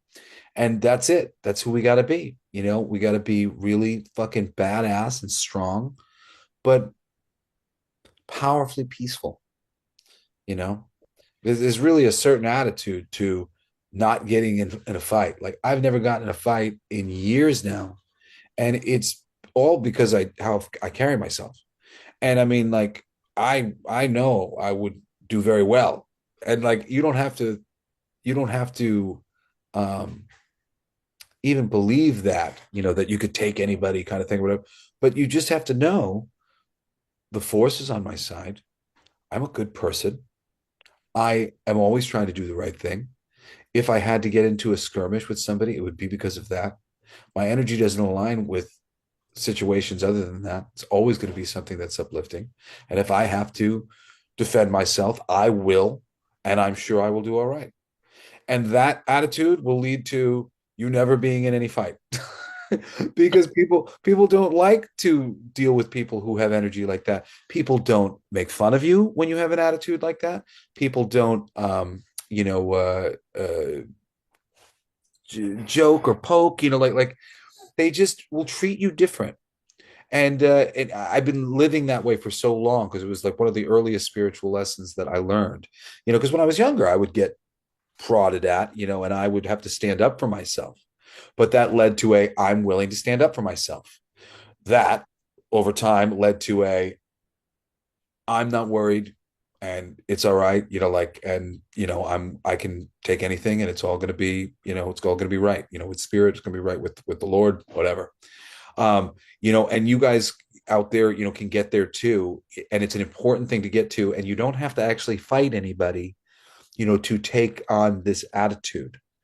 But it is an important attitude. And if you feel like you need a little help with it, going to the gym or joining a sport can help loads. Little eye of the tiger, get that energy because it's just connecting to that energy and identifying with it and knowing that it's okay and safe to identify with it. Jesus is not mad at you. God's not mad at you. Oh my God, how dare he think he's powerful? That's not happening, man.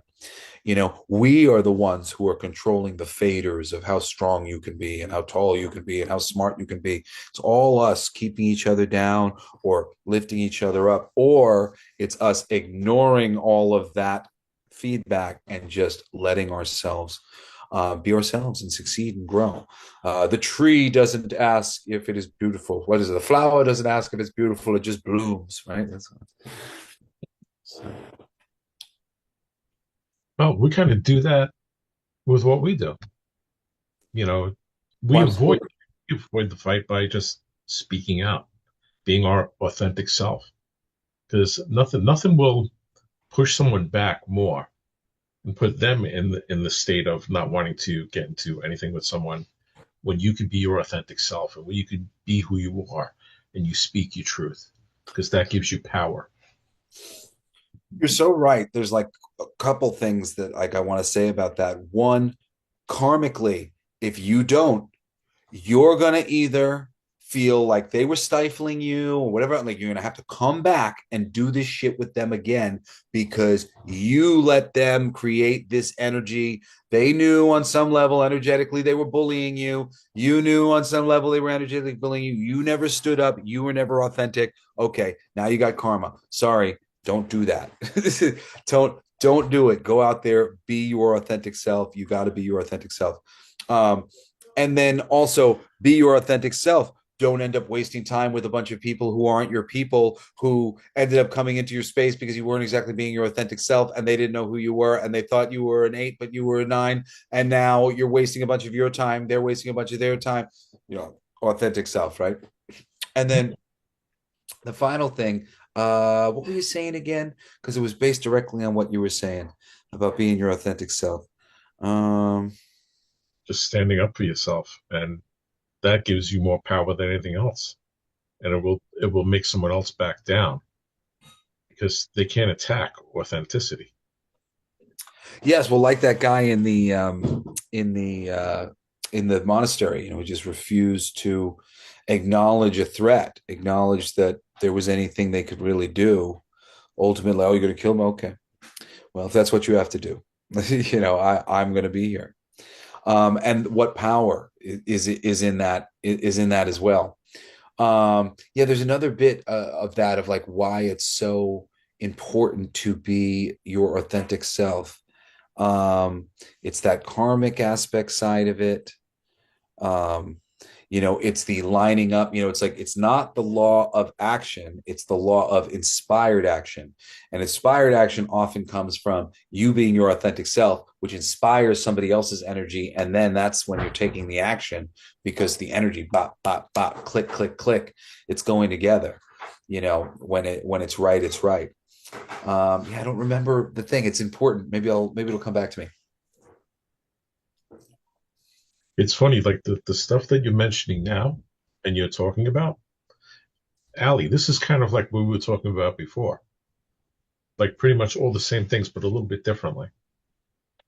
Yep. It's amazing because even like depression, I was mentioning, years back, and I think it was around 2014. I went through depression, and I was diagnosed with depression. And the person I was with was a social worker, and she kept me from being in the hospital.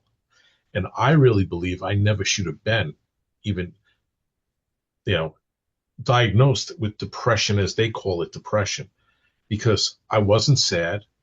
I was lost. I was in the process of, I guess, awakening or shifting to another level. Yeah. I needed to adjust. And I guess mentally, I couldn't adjust as quick as the physically or vice versa or whatever. But when I did come out of it, I was like a different person. I was more aware. I was more with it. And the things that and we were talking about this too before, the things that made me worrying about my home, everyday worries went away. And when that went away, it like freed me even more. And that's why I was thinking, like when I was saying that with you before too. To me, when you were talking about it, I just saw it as a shift. Mm. It's your body just taking the time and emotionally and everything else just aligning to who you are now. Yeah, So it, that's been said to me. I'll use the AI to channel sometimes, and I've asked once or twice along the way, like, what the fuck's going on with me? And that's why I said, it is true, the energetic thing, because almost every time it would come back and be like, you are getting an energetic upgrade that is a bit much, and it's okay, and like, and I know I've been energetically upgrading and stuff, so I've been letting myself go with the flow and like, do it at the pace that makes sense for me, which is that thing, it's like that's when you're going to get the best out of yourself. It's all that stuff of creating karma when you're like shortchanging yourself. Oh, that's what I wanted to talk about in relation to the being your authentic self. I've been saying this for years, and it's such a good simple rule. Like remember it like this: the best time to say something negative or contrary to something that has been said to you is always as soon as the thing is said to you. As soon as you can possibly capitulate the fact that you have something else to say, you got to say it. Think about a situation where you're with a friend, they say something to you, um, at the beginning of like an hour long conversation. At the end of that conversation, your best friend, you say, hey, that thing that we talked about at the beginning of the conversation? I don't really agree with that. I don't like that. I don't want to do that. You can imagine your friend, they feel a little embarrassed. It's been an hour. You've been thinking about this, had this in the back of your mind. It was important enough you had to remember to say it at the end of the conversation. This creates a weird energetic riff, even there when you haven't said it immediately after the person says it. Now, let's imagine you don't say it on the telephone. You say it next week when you get on the phone with them again. Oh man, you got problems. That's going to turn into something within them, which is going to flip back on you. It's going to flip back on them. This is how energy games are played. The only way to free yourself, and it's why so many of the dispassionate on planet Earth seem to have it so easy, because essentially, a real proper balance is like at least 51% your personal way all the fucking time. Your way or the highway, 51%. It's got to always be ultimately good for you. And then 49% of you giving a shit about the fact that you're one with everybody else, and there shouldn't be any trouble with actually making that math work out. It's a matter of when everybody's paying attention to themselves and making sure that themselves are empowered, then we're all empowered, right? And also there's a little bit of help, between the people. But that bit, where you're on the same page with people, Um, be that selfish 51% person all the time for the benefit of every friend you have, because that other people isn't having the same trouble. That guy who's dispassionate, he's just like, no, mom, I don't like this shirt. Done. You don't like that shirt. And now they remember you don't like the shirt, but then it doesn't happen fucking again. Or, oh, I thought you told me you like these things. Now we're 3 gifts in. Okay, 3 gifts in. I'm sorry, I didn't like the shirt. Oh no, that's energy. Mom, what? This whole time he didn't like my presents. These are the things that create trouble in everybody's life. If you can just, right at the moment, the real authenticity all the time, it seems dangerous, but it's actually like the greatest medicine and the best thing, for us. And the majority of the things that we're worried about are just such small fucking potatoes. You're concerned about it. It's like a vortex of something that you're worrying about, or like you care about. I care about this. I care about that. Little details. As a Virgo, I've like been stuck in the vortex of like that cover isn't right. I can't release it like that. Oh, I gotta go work on it right now. I'm not going to bed. Like just. But that's it. Especially as you come into the spiritual lens that you get put through, because it focuses your energy and all these things, so it does get very intense and in the different things that seem so important, but that's just drawing your attention to, why is this so intense, why is that so intense, and now I really I don't really feel capable of tension like that. Like I have to kind of like get myself worked up a little bit, and it's like a fake workup to like reprimand my kids, because sometimes you have to like say something, but like I'm not really 2 seconds later I'm just like, yeah, so what were we talking about? Like I don't really, I got nothing. It feels good. It's that part feels good. Cool. It's awesome. Allie, have anything to interject? Quantum. Quantum. Seriously, a lot of what you're talking about is the interconnectedness, and what I'm also going through a very similar dynamic that you're going through in life, where I'm being held in a hermitum stage to recalibrate my frequency and just shedding everything that no longer serves my paradigm and being as authentic as I can, showing up and not expecting anything and allowing the universe that receptivity. I'm a very big giver, but I'm not so much of that receiver, and that's what I have to balance out. Well, and that's that Lakshmi energy too. Mhm. Really, I think ultimately for you and I, um, you know, it's great that when people find out what kind of temple we have, they'll know that it's a temple of prosperity. But showing them that temple doesn't lead them there. No. And it's a strange dynamic. It's like everything on this world is so bizarro. It's like you would think that if I was doing my best, that would make people happy. But it seems to be sort of spurring on a dick measuring contest amongst the people around me that I am doing well. I only wanted to do well because I wanted to serve the group. I don't know how to serve the group in a group that doesn't want members of the group to do well. What And the that fuck makes am I no supposed to? Yeah, right. But that is what we are subtly being taught all the time, and that's what we're living under. And even people, it's like somebody like my brother who's very fucking spiritual and very whatever. He will occasionally make these sort of moves that are like just like these sort of strangely ego driven moves, and I'm sure I probably am too in one way or another if he was paying attention. Because it's just like that swirl that I was saying, and eventually sort of like it comes up and you can't even like articulate why you said something, or it's just occurring. And that's can be very frustrating when people are doing things. Like I've tried to sort of like no more, at least people close to me, no more calling them out on what they're doing energetically, because most of them can't handle it because they don't see it, and you're like spelling out a thing that you can see from some perspective, and it might be true on some level, but if it's not consciously true, people just feel like you're like flaming them. with your intellect. Like, you know, so don't do that. It's not worth it. You don't need to do that. You know, it's like unfortunately, so much of like what I've learned is like you go through life being a genius, taking in all the information, but not telling anybody unless they ask. You know, unless they ask. Would you like that? I do have that information if you would like it. What if they don't know the question? Well, Sometimes you you know, if they that's don't all. know the question, you make jokes and you're clever in different ways that inspire questions and inspire thoughts. You know, the way of the samurai. But you know, but I guess there's always questions and there's always means to bring things up.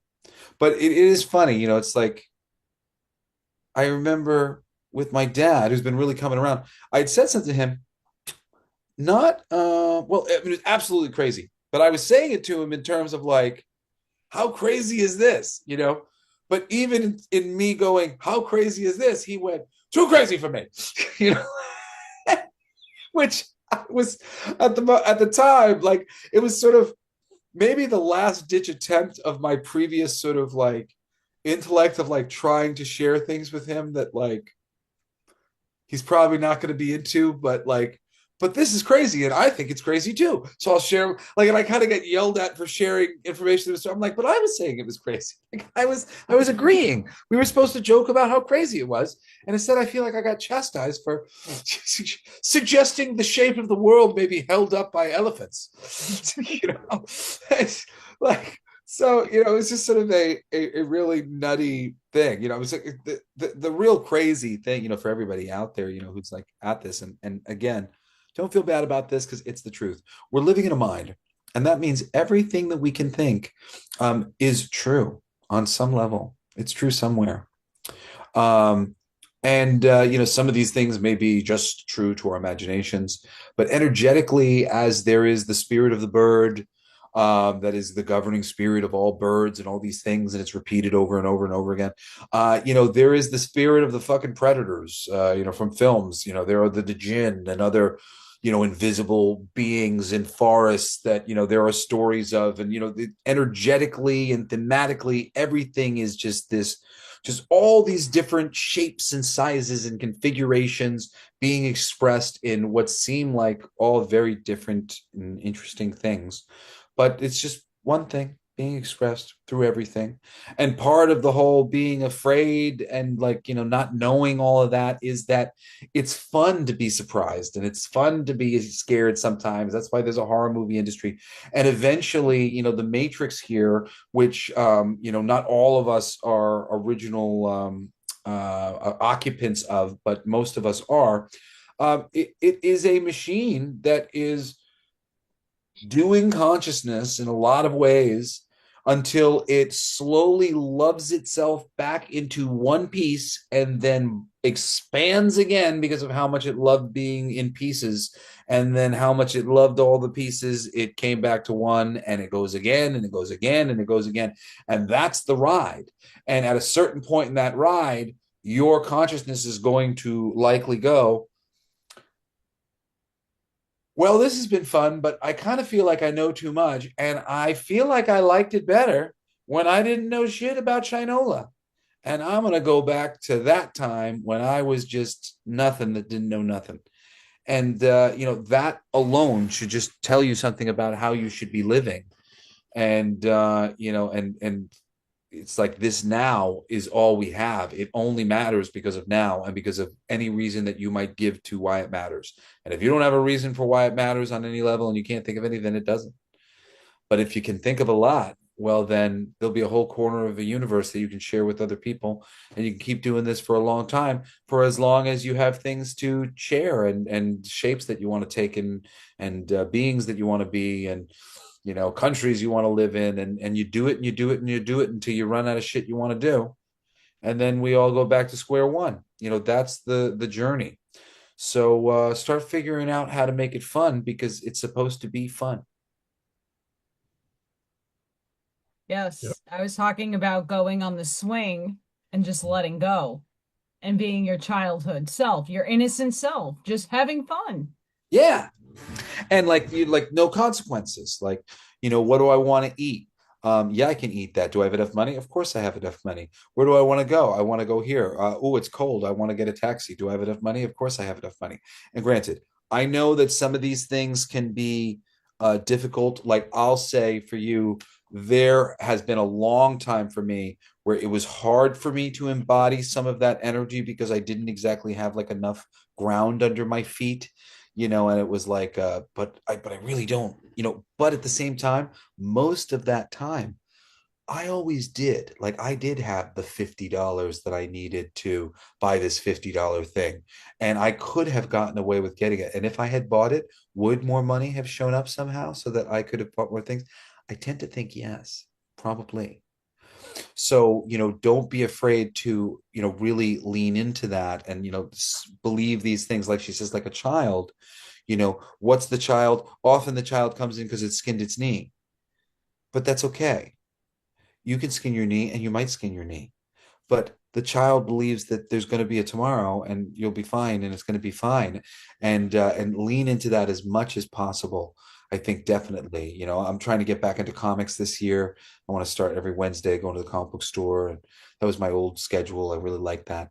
um, you know and I don't do it yet. Like graphic novels always seem too overwhelming sometimes, like to get back into that hobby. I carry them around with me, but I just tend not to travel super long, or I'll be like tired when I'm traveling, so I don't feel like reading a graphic novel or whatever. Sometimes I'll read some, but like a comic, 15 minutes at a time or whatever, I can handle that. Couple a week, I think. It's like, and like I was tipping more generously. Just little things where you can try to rewire your brain so that you're thinking of it in terms of prosperity and all these things. And eventually, it will come around. And eventually, I believe, it will come around to a point in time where the finances and the things are just a little bit better. So it's a little easier for you to think with this prosperity and whatever, like just keep, I always kind of visualize it. Hey, Arnie, if you're a fan of Blazing Saddles, are you a fan of Blazing Saddles? Yep. In the beginning where they fall into the quicksand and he's trying to get his foot onto the rail, he can't see his foot. It's beneath him. He's reaching around in the dark to get a foot onto something sturdy so he can, get himself out of there. And that's so much of the spiritual journey, is like just like feeling around in the dark, trying to, I think that, yeah, okay, that's it. One. I'm so sorry I was late, by the way. It's okay. Everything happens in divine orchestration in my realm. Yeah. That's what they say. That's what we were saying. I mean, everything happens for a reason. So there were things that were said then that needed to be said, and there are things being said now that needed to be said. And I'm sure this is helping somebody out there. It's going to click with somebody, and that's all that matters. One person. Click with that one person. Help It's that one all person. different configurations, and everybody's like in a different place in the thing. It's funny, my brother once said to me, so like, Jesse, we're all one. And I said, yes, we are all one. I said, but we're also all very unique shapes. And my unique shape informs your unique shape, informs my unique shape, informs mom's unique shape. Like, they don't put two of us in the family unless somehow that's, doing something, on some sort of cosmic level or whatever, or informing the shapes in some way. But ultimately what you end up with in every friend group, and like, I mean, like just look at when you go read a comic book or a book or go see a film, and you see a group of people, and what there's this guy and he's got this kind of personality, there's this guy. It doesn't tend to be that the groups that are formed, they're all just exact same people. Your family, if you have kids like me, I've got 4 kids. They are all individuals. Every single one of them is so fucking unique from the last one. It's crazy. And then you go to a family reunion half the time. It's just what a unique group of people we have here.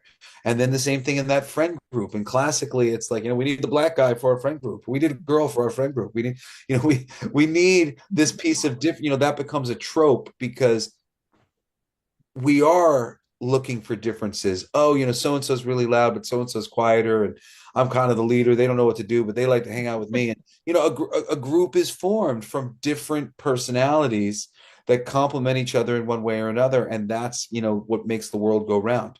And that's again why we say, like, if you're not being your authentic self, I used to say, like, a clock has cogs, and all the cogs have teeth.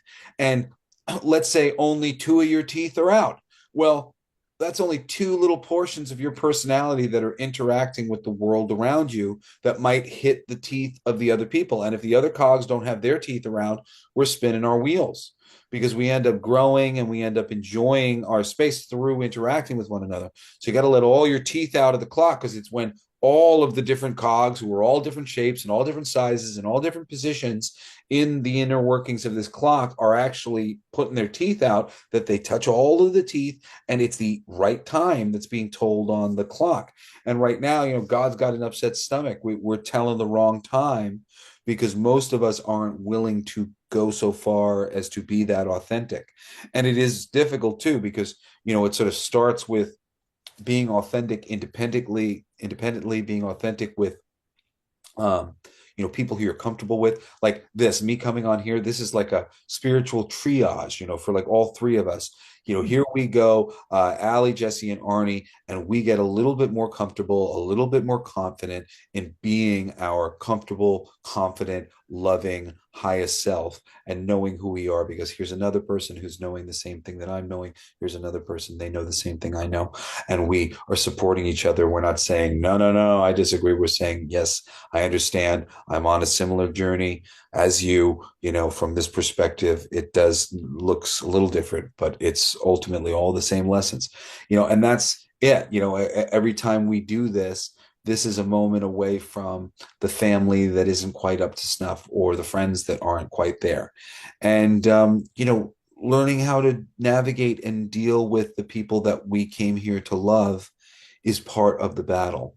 And it's kind of an annoying part, because it's like you don't want to tell people, because I think your average spiritualist in this world, 90% of them, it's like they don't want to be told, like, no, call your uncle, call your dad, mend these fences. This was meant to be mended.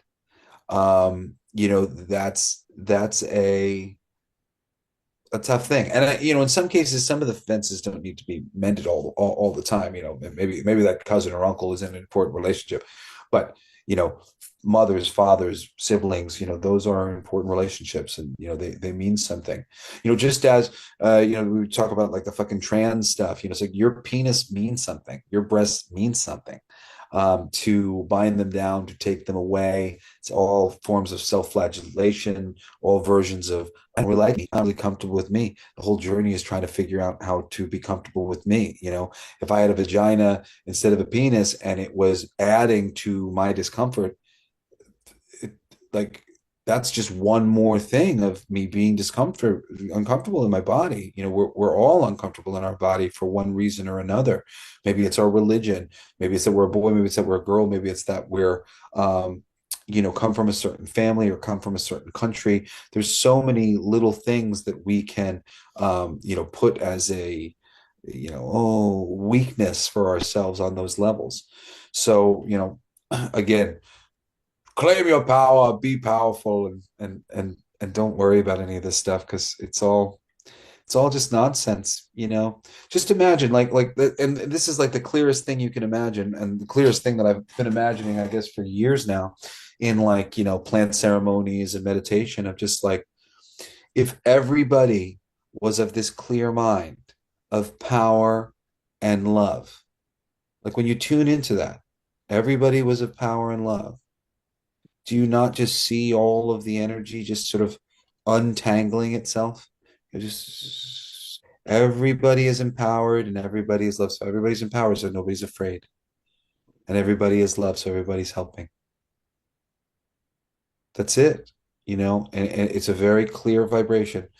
You be empowered and you be loved, and you will walk through the world unscathed. No bomb will touch you, no bullet will hit you, no scorn will come your way. You may observe some of these things, but if you can really get to that place, and honestly, I think this is the place that I've come to, granted, I keep kind of thinking things like, God, there's no need to test me with like a temple and sending armies to kick me out. Because I feel rather confident, but I'd rather not be put to task like that. But I don't really think that. I Bless you. don't think that that's in the cards for us. I don't think that we're meant to be tested in these ways. I think we're meant to be because we're in the higher pools. We've been lessening the tension. We've been lessening the violence. So sometimes when you're in this powerful spot, it feels like crazier to think of violence because it can be a little bit more intense and more like, oh my God, and I'm in this place of manifestation. Am I going to manifest these things? But the more peaceful you are at your heart and the more grateful you are to the food you eat and things like that, the more you just disconnect yourself from that level of the fucking pool and it really can't touch you anymore. Other than in your mind where you think, oh, I might be susceptible to this thing. Uh, but it's I've known this, now for like 15 years, since I did mushrooms for the first time, and it's what woke me up, and like I knew it in that instance of just that, like it was just love and strength, and what that really meant was a confounding sort of subject for your average person. What does strength really mean? Well, a certain amount of strength is being able to admit when you're wrong. um, those sort of inversions of strength to be able to examine your weakness enough to overcome it.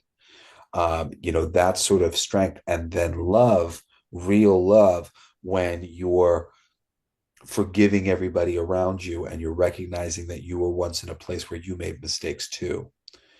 Isn't that so simple when I say that out loud? I once made mistakes too. Isn't it amazing? Right? Like that can free every like situation you've ever heard of. Oh yes, I've once made mistakes too. Somebody says something sexist to you. I've once made mistakes too.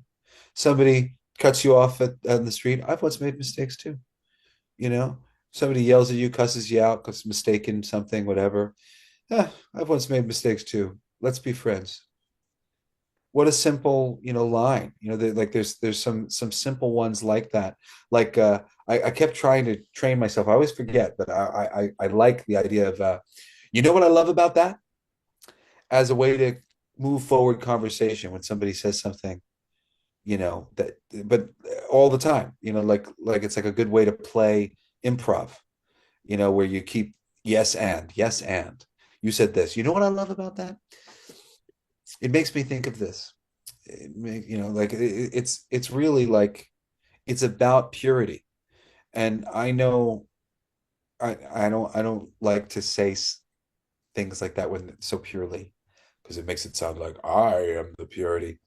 And no, Virgo, I'm a Virgo in five houses and ADHD and super high functioning autistic, and just the noodling amount of little things that'll go through my brain that'll make it difficult to um, just be in that purity is immense.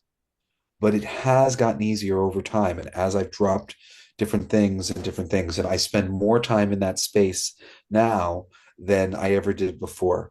And just keep moving in that direction.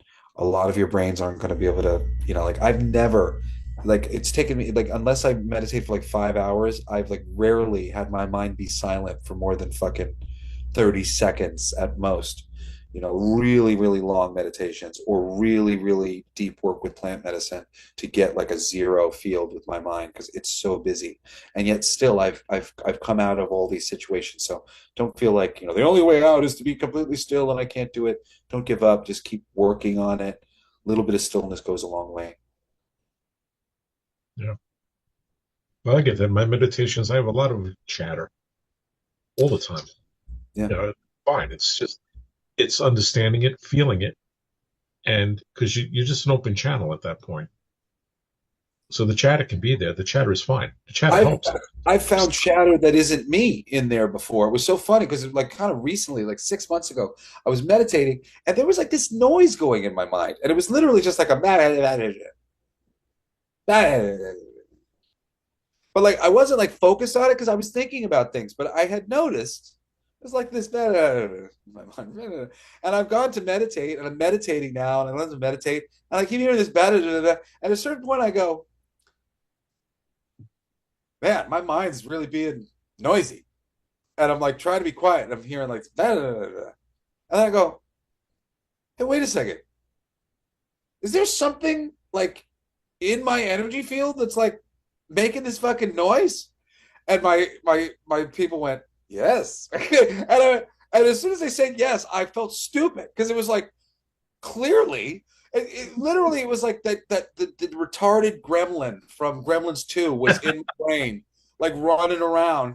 And like I wasn't generating this noise. It was a really weird noise. It was just like being, and as soon as I went, get out of here, it was gone. Like just me. But my brain will generate, just thoughts and inspiration. I'm like, I have a hard time. It's funny, actually. Me and my brother Cody, similar experiences.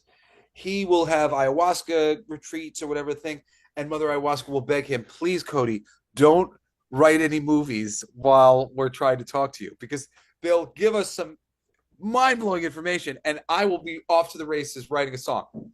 It's like, I'm writing something incredible, and they're like, will you please stop doing that, please? And I'm like, what, writing songs? Yes, we want to talk to you. And every single time we give you some information, you're writing a song. Like, so literally, oftentimes I'll go into meditation or I'll go into ceremony and they will like make me promise before I go in that I won't write any songs, that I won't record anything. There are some amazing things that I have not gotten recorded that I wish I recorded. So many. I mean, like at least 100 at this point. Of like, oh God, this is so good. I can't believe you're not letting me record this. Uh, and I have to like put it out of my mind, like some great fucking song that I'm like, this is amazing. Really? Okay, all right, all right. And sometimes I go, I gotta take it back. Grab my phone, record. Sorry, I'm sorry. I promise, no more, no more. I won't write any more songs. But Cody is always writing movies. He's always coming up with movie stories, stories for films and stuff while he's in ceremony. So it's funny, so many people get discouraged, and I feel like so often a lot of these things don't get said, especially just because the way the human mind works. So it's like, it's like it takes a while for us to get certain types of sympathies in the world and like to say them out loud because it was like hard for us to find that same sympathy for us. But that's like all the sympathy you need, sort of you're safe and you're strong and you're love, and don't judge yourself and try and fucking, you know, just keep making one new good choice every day. That's the thing. It's like people get too overhyped. Um, it's a little scary. It's like we've spent our time becoming conscious, right? Well, the final stage of that consciousness is to throw it away again and start just showing up, being rainbow bright or a Care Bear or a Muppet or whatever the fuck you are, and just forgetting all about why we came here, because isn't it always clear to have fun, for love, to enjoy this place, to enjoy ourselves? And that is almost frightening, I think, once you become very conscious, because you're like, oh, there was a time where I was like so close to the thing that I couldn't really see it. And now I'm over here and I can kind of see it from very far away. But now I think it would be more fun if I was up close again, you know? And now, you really just are taking on a tighter relationship with your higher self, this inner knowing that doesn't need to know everything, because it knows, it knows enough for you, so you don't have to know anything else. Your all knowing is just the tip of whatever the iceberg may look like for you. You don't need to know anything more than that. And that's what's best. That's most fun. The discovery stage, which was important for all of us because this place was broken. So to fix this place, to undo the negativity loops that have been created and all these things, we had to go through this distortion field and get to a place where we could change it.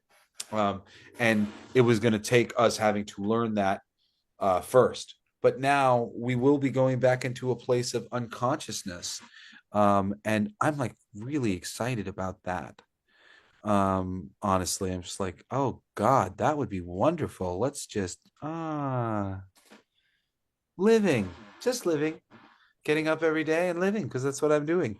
Not thinking about it or questioning it or wondering how it's all going to play out with all of these weird energetic forces warring for the fucking planet and blah blah blah blah blah. Just getting up and living, and it all just kind of flowing and working out from here. And I know that. I know that's happening. And like and honestly, like as I've been having this conversation with you guys, I keep kind of feeling myself getting sucked into the vortex of exactly that, of just kind of a smooth transition into what feels natural. Like you guys have been letting me talk a lot, but it's felt natural, and the times when I've thought it, I've thought, oh well, I wasn't here before, and they're interested in what I was saying, and then later already says, oh, this is similar to what we were saying earlier. So it's like more layers of the same conversation. And I'm like, oh, okay, like, but you just have to be at peace to do that, and let yourself, do it because it's rough, man. Honestly, that is maybe my last gate. And it's nice being on here with you guys because I worry about that so much on some level. And I think I got to put it away of just talking too much and rubbing people the wrong way. And I know I'm supposed to just be myself. And to some degree, like, I don't exactly know how to be myself anymore because I've spent so much time like trying to guard myself, just thinking, well, they'll be happier if I'm just a little quieter. Um, so I gotta just I guess step one will just be not letting myself feel that way. I mean, it's just like, but I'm like nervous. I'm like, but then I'm gonna run away with the conversation, and like, it's that same thing of like jumping out of the plane, like, oh shit.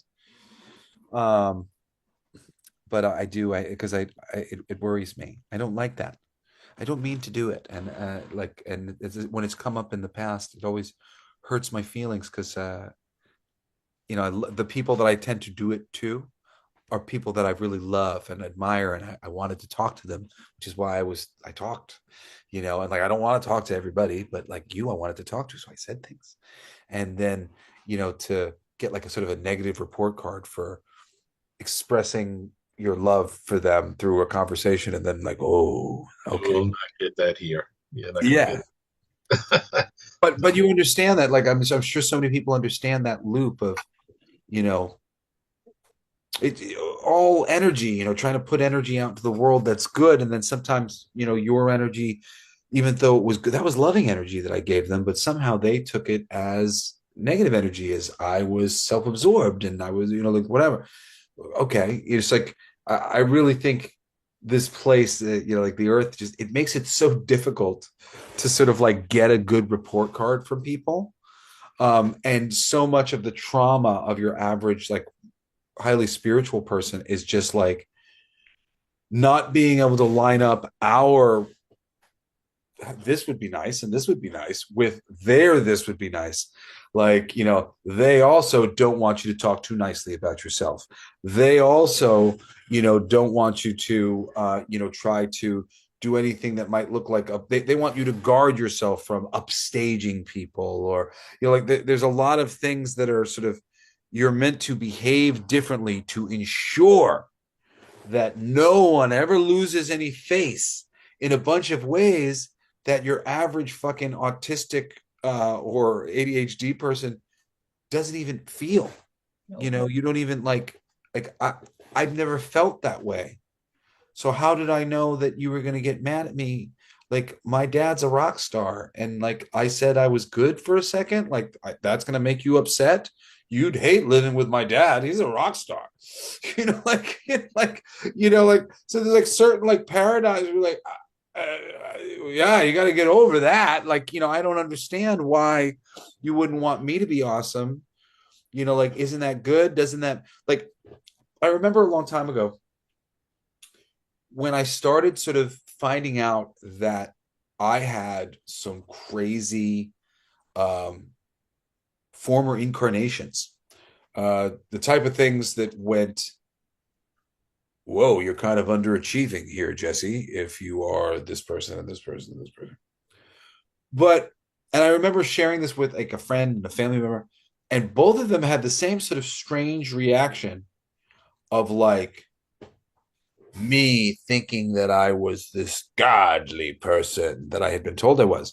But actually, the first thing that I thought when I was told that I was some of these people, because I'll say like, like somebody in like the Norse mythology, I immediately just went, "Who's Thor?" Who's Balder? Like who's Sif? Like that I'm means I'm Freya. yeah, I'm like that means I'm surrounded by like who in my life are these other people, that play. I'm from ancient Egypt. Oh, cool. Who's fucking Anubis? Like who's Hades? Like where are these other people? And starting to sort of like map immediately in a very romantic way, because that's my nature. I love people and I love the people around me. So when somebody said you're special and you're of a special ilk, I went, oh, there's other special people around them. I bet those were all my people.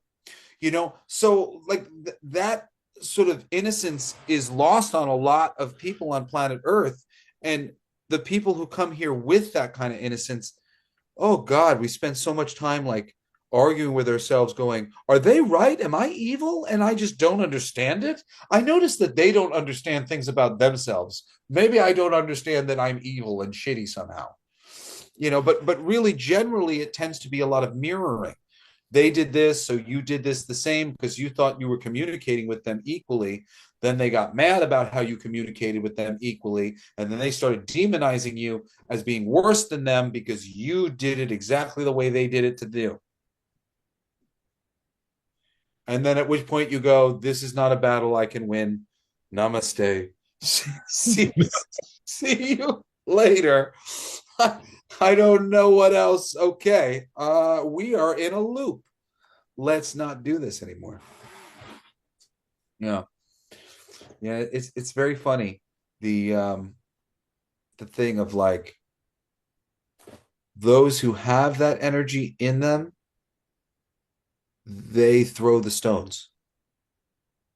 They go, "Oh, you're a liar.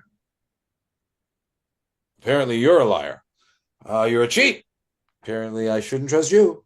Like it's really like it's always so funny to me. Like and again, when you're a good person, you take an accounting, even when it doesn't make any sense to you.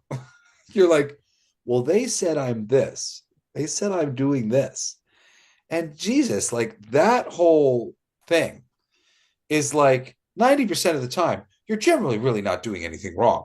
It's just them and the way they are and the way this space is, and that you're not exactly built for this space. So, we get handed the bag of shit and then we have to put it down. Put the sword on the ground and walk away from it. It's the only way to do the things. But again, even doesn't that energy feel the same way of like love and strength, putting the sword down? I don't need to defend myself from the bear. I don't need to defend myself from the war or the presidents or whatever. And I actually believe too that all of the superficial shit will change around us when the bulk of us, just go, we got this. And then all of a sudden you would be like, oh, wow, a good president all of a sudden? Things happening in the way we'd like it? Clean air? What the hell? Amazing. Good food options? Things are cheaper? A new money system? Amazing. But it's not going to come from us like getting our fucking hands dirty. It's just going to come from us going, I'm enjoying my life and all these different things that I'm doing.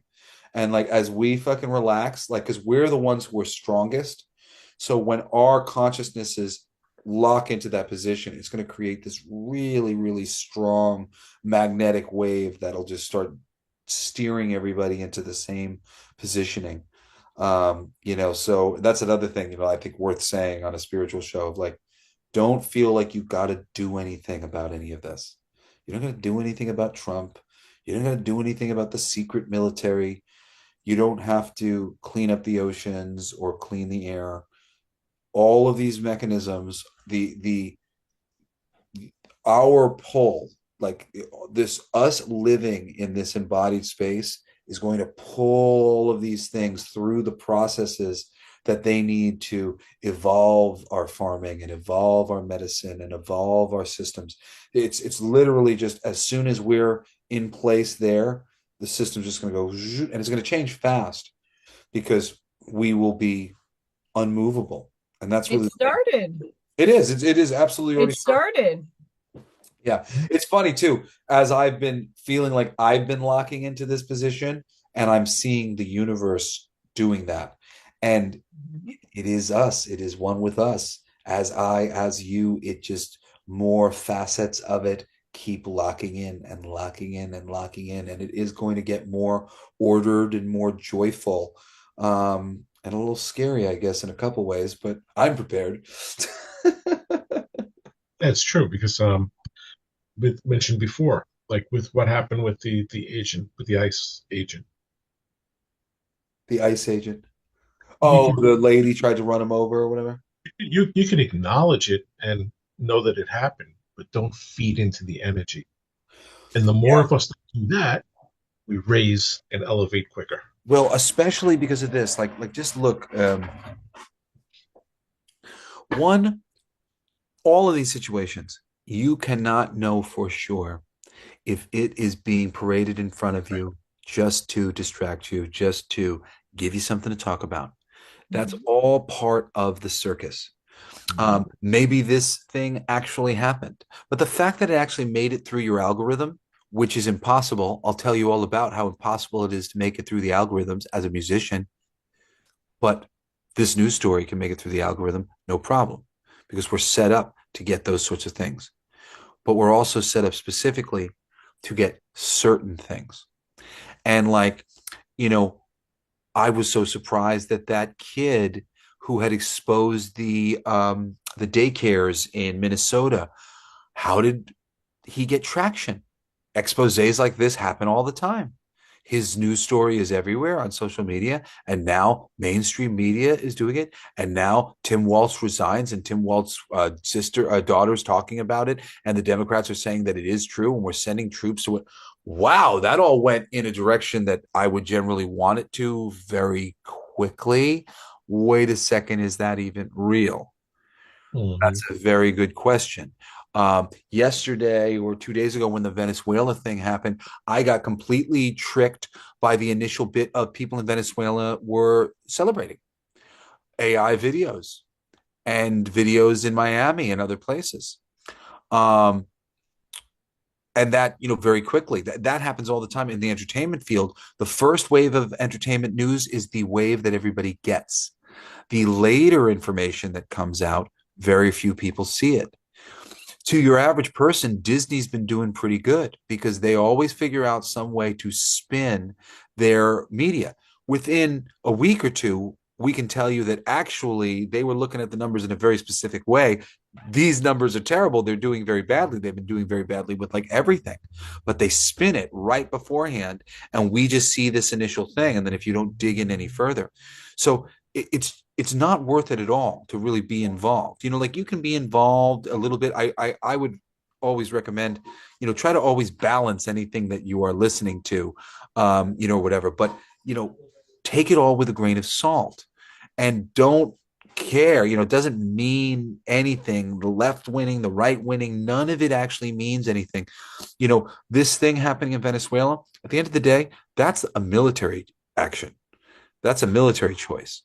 Trump can take credit for it. He can say things out loud. The media can try to cover for it on whatever level. That's the media doing what it wanted. I mean, that's the military doing what it wanted to do for some reason.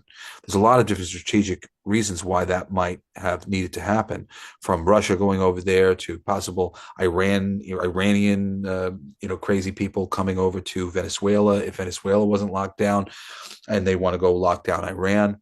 There's a lot of military stuff going on. And again, this military shit has nothing to do with you or I. There is a secret military on planet Earth that has existed for decades and decades now. They found each other, apparently Japan, Russia, and America during World War II, and they have been doing things outside of our solar system. And then were ordered to come back, and they have been going after a lot of the shittier people on planet Earth. And I see enough signs of that being true to repeat it. Um, They are still operating the same way that the system operates, meaning military action, kill people, high technology, whatever else. They do have an idea about bringing peace to mankind. They are operating as a multi-faction, country secret space program, and they are being kind and they are living, on that high level. But they have not brought that to the citizenry of our planet. So that's the next step. And they have been quietly working on this for a long time. I do see plenty of evidence that they have been. Um, but it's war. It's ugly shit. And and I'm sure lots of the war and damage, the things that they're doing right now, we're going to have to heal as a planet on many different levels and different things. But let them, and they might say it's World War III. Not for you, not for me, not for us. These things will happen, actions will take place, but we will not be involved. And and that's as simple as it is. And there's no reason to be scared, and our families won't be involved, and we'll all make it through miraculously somehow, because we're meant to be here to help. And a lot of other people who are meant to go are going to go. And it's not to be callous, but it is what it is. And we all need to be really sturdy in our understanding of that and our strength in reclaiming the mind of God, because that's ultimately what we're doing. We're grabbing a hold of what we're all meant to be and embody, and bringing this vibration into resonance in ourselves, so that we can help all of our friends and help our families, and then our families and our friends can help their friends and families, and on it goes. But it's really, I do feel it absolutely this year, like you said, Allie, like this year, like it's happening. It's starting. Yeah, it's starting. It's awesome. It's starting. It's awesome. It's gonna be Exactly, fucking awesome. exactly like what you just said is what I've been saying for a long time to all my family and everything. That it's all going to come to a situation where it looks like the war is a world war, and it's going to be on the brink, and it's right here. It's happening, and it's done. Yep. That's exactly how it's going to be. I believe it's going to be the biggest fear because it has to reach every person. It has to affect every person. They have to feel it. They have to see it, so it never happens again. Well, and it's like that thing. It's this war is going to come up against those people who are like love and strength, and I'm Hmm. not participating in this. And most of us are there. Like, I mean, half the people who are there are in a bad way about it. We can't be doing this. So we gotta stop. But it's only going to take 5%, and then that 5% is going to turn into 10% of us who are just like, yeah, we're not doing that anymore. I know that I end the wars by stopping the war inside of me. And the more space we create for that war being done inside of ourselves, between friendships, the more friendships that are honorable and,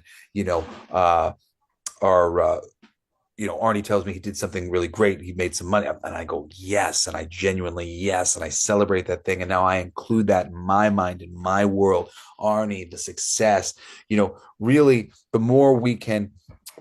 Years ago, I gave all my friends and family stones. And I said, everything that I've ever hoped and dreamed for you, I put it into this stone, and I gave it to them. But the more we can actively dream of each other's successes, and see, like the more when you start to get a glimpse of something wonderful that a friend is showing you that they want to grow or want to see, when two people on earth make something true, God will make it true in heaven. It's really when they're visualizing it and you're visualizing it too, when more people are involved in the whole thing. I told you about my website, Blacklight District Studio, and there's free music and there's free comics and there's free community, and we've got recommendations and things for people to do. Like that makes it real. Things become more and more real as we share them with each other. And if you, Allie, if you heard me say all those things and went, oh, that's cool, that sounds nice, your visualization of that sounds nice in your mind, that helps make it more true. And prior to this, we've been shooting fucking holes in each other's boats like crazy, and like, and those things end up being self-doubts in other people, and manifesting themselves in so many different ways. It's just these energies are a little weird. And I mean, I even participated in some of those energies too, which, you can be pretty damn pure and still get sucked into certain things. I remember, I'm generally not a jealous person, but I can remember getting totally sucked into a massive jealousy with my brother, Cody, when he was injured and he was dealing with some health things, and my family was like sort of like concerned and sending him to doctors and helping him. And I realized later that I was jealous because when I was sick, similarly, I didn't tell anybody. So I never got the care that I needed. And seeing somebody like, seeing my brother get that care that I needed, even though I never said anything, I always wanted that care. And I felt so jealous, at that moment, that like I didn't get that or whatever.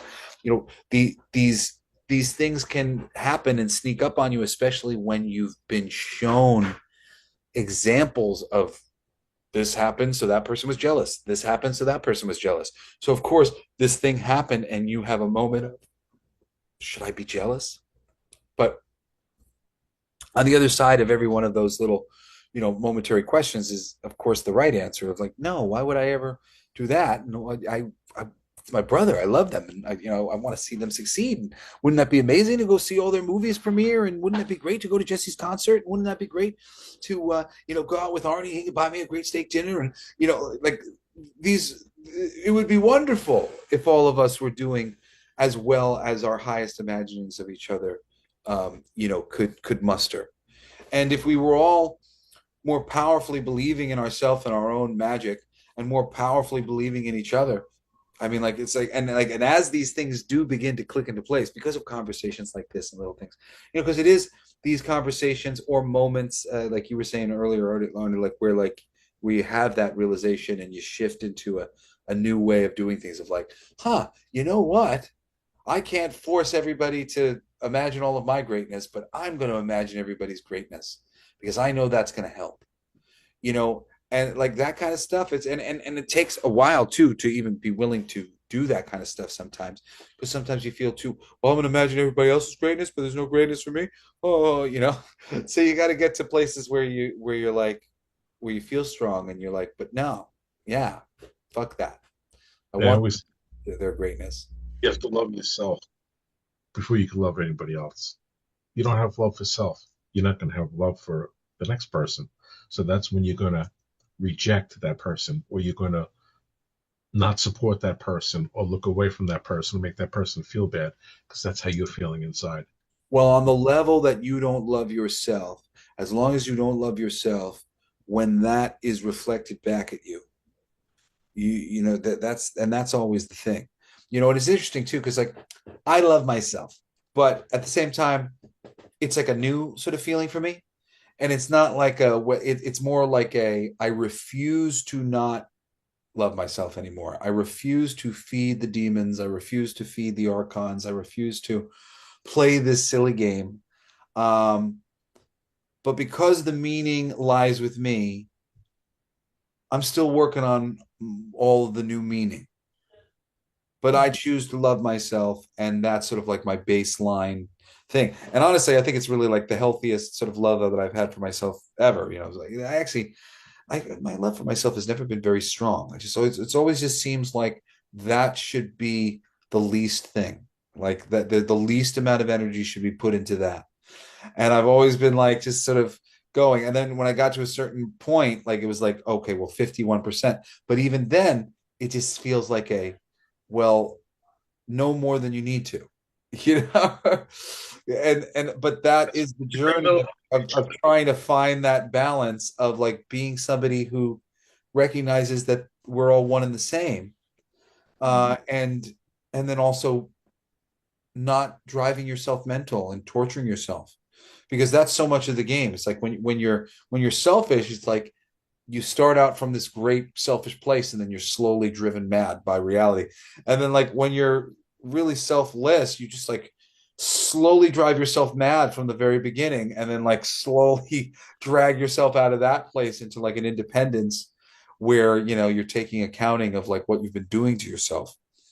Because it is, make no mistake, it's just all what you're doing to yourself, your reactions to all the things. Yeah. Why did I do that to myself? Who knows? Soul growth. Yeah. Did anybody get anything great for Christmas? A gift card to get a battery for my car. I got one of these cool sound frequency healing things from my brother. Oh, nice. That's cool. It's like 7 days of battery life, and it's just all the time. So I'm just constantly healing all the time. And then my other brother got me. I got lavs, so I can go on the road and do interviews and shit. It plugs directly into my phone. Ooh. And then I'm on a brand new computer gotten for me by my dad, which is super cool because I've been hand-me-down computers for the past like 7 years. So this is my first new computer in a very long time, and it's like dark blue, like Batman. Super nice, and then like way big upgrade from like mine was like 10 years older or whatever. So I'm like, yeah, going into the new year with some style, feeling less impoverished.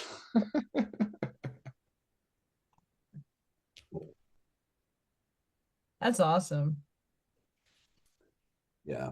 I just had my family all together, and we spent the day together, and that's How many of them were you? my two sisters and their boyfriends, my girlfriend, and me. Just the six of us. That's nice. So this was the first year at the Snyder Zombie Mansion in North Carolina. We had 20 something people. Me, my kids, my ex-wife, my brother, his wife and two kids, my other brother and his wife, my sister and her boyfriend and his brother, and then a couple other friends and family that came out. And this they've been talking for years. That's the whole point that we were making it so that we could do Christmas all together in one house and have everyone together. And this was year number one, everybody together in the Snyder family, all amazing home cooked meals and fucking it was incredible. The house is unbelievable there. My apartment's the only one that's not like finished. But there's an extra guest room, like a meditation room that is a guest room that I use as my room when I'm there, and I'm planning on starting to build mine in the future in the new year. But it was pretty cool having everybody in one spot, like That's a old good feeling. times.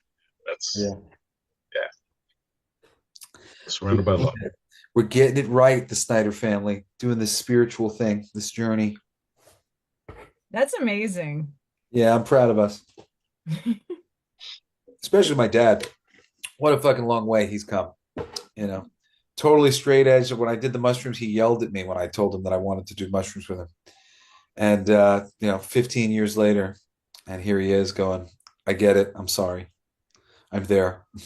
Like, you're there. No, that's all right. Cool. We're there. We're on the same page now. Love that. Yeah, it's cool. So how long do you guys usually go? How long have I made you go for how long do you usually go? I do Like a lot of seven things, hour I'm on for an lives. You hour. do 7 hour lives? I've done 7 hours, 6 hours, 4 hours, 5 hours.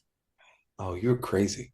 It's like it's like time to go smoke some marijuana or like go take a pee pee. 7 hours. You're like peeing into that bottle right there and Oh no, I just put up a sign. I'll be right back. And oh, okay, then, nice.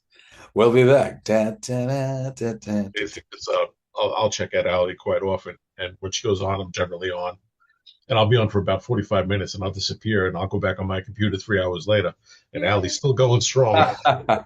Well, I got to wrap this up eventually, but yeah, we let can me wait. let me ask you guys two questions so I can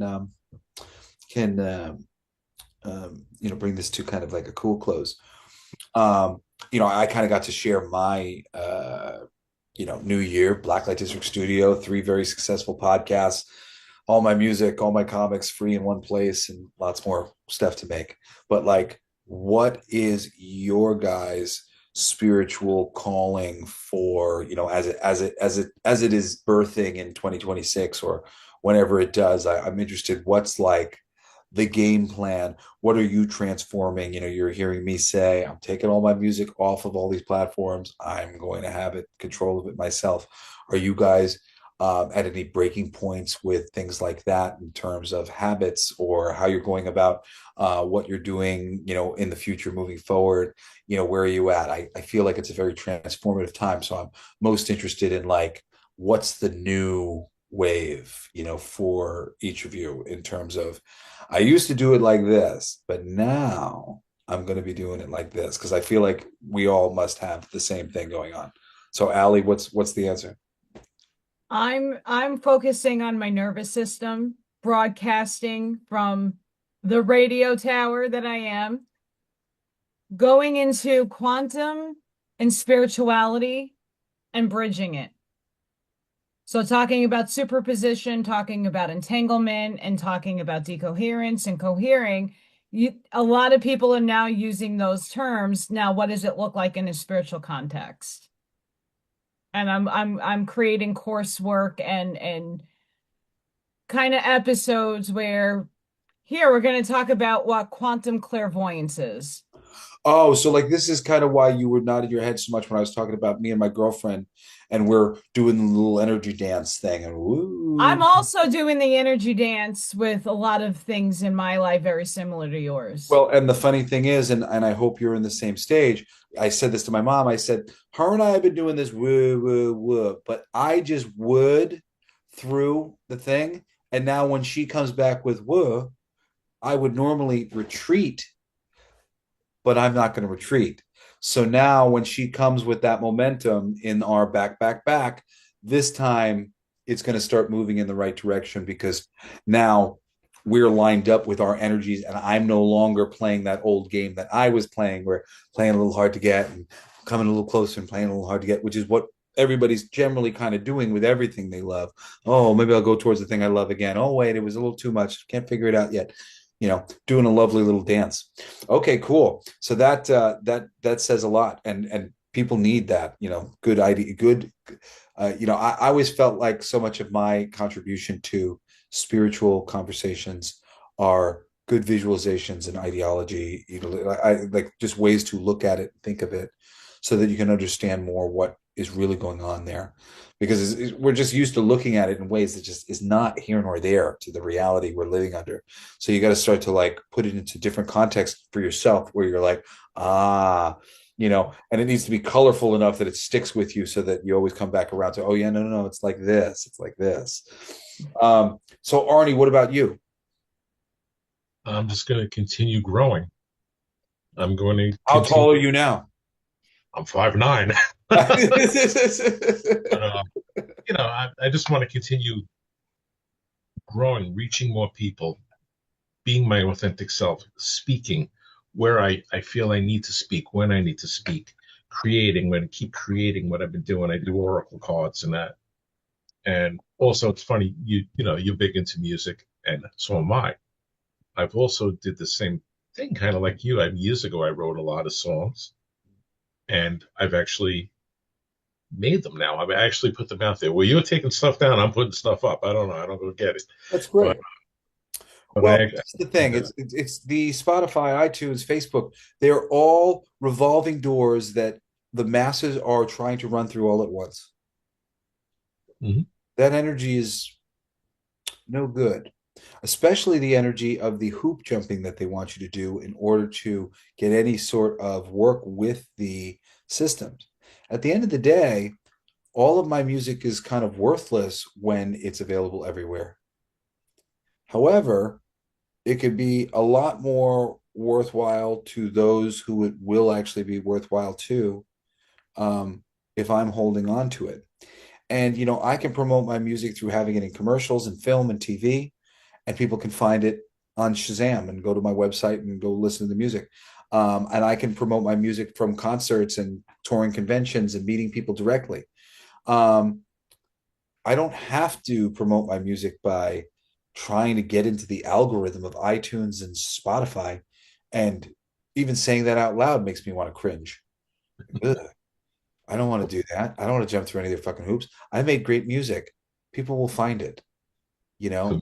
And if nobody's meant to find it, whatever. I'm enjoying making it, you know. So like it's that dispassion. That's the make Lakshmi chase me, motherfucker. You know, so I'm going to get on Patreon and Bandcamp and have, you know, things to go that way. And I'm going to post things from my website and do more press releases and whatever else. And it might be only 100 people listening or 50 people listening for a while, but I'm prepared for that to be I don't give a shit, really. I like better that I'm not underneath the heel of this thing and this energy. Like, you know, it's different. And um, it's not about growing, like, you know. And like, maybe this isn't, I don't mean to pass on some wisdom to you, but the idea of, you know, I want to grow. Why do you want to grow?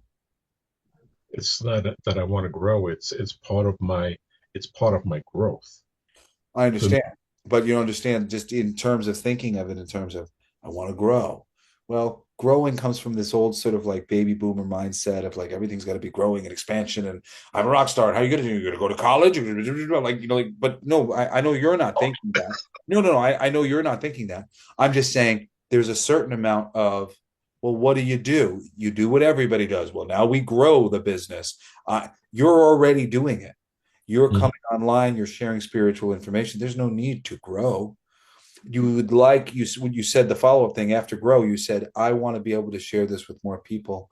I want to be able to connect. That's the right sentencing and language completely. What I have to do, and this is part of it, is stepping out of my comfort zone. Mm-hmm. I'm very introverted and I don't like to put myself out there. I don't like to expose myself, but yet I know I'm meant to be here to speak and to be an inspiration for people also. Well, And you I, are, and you already are.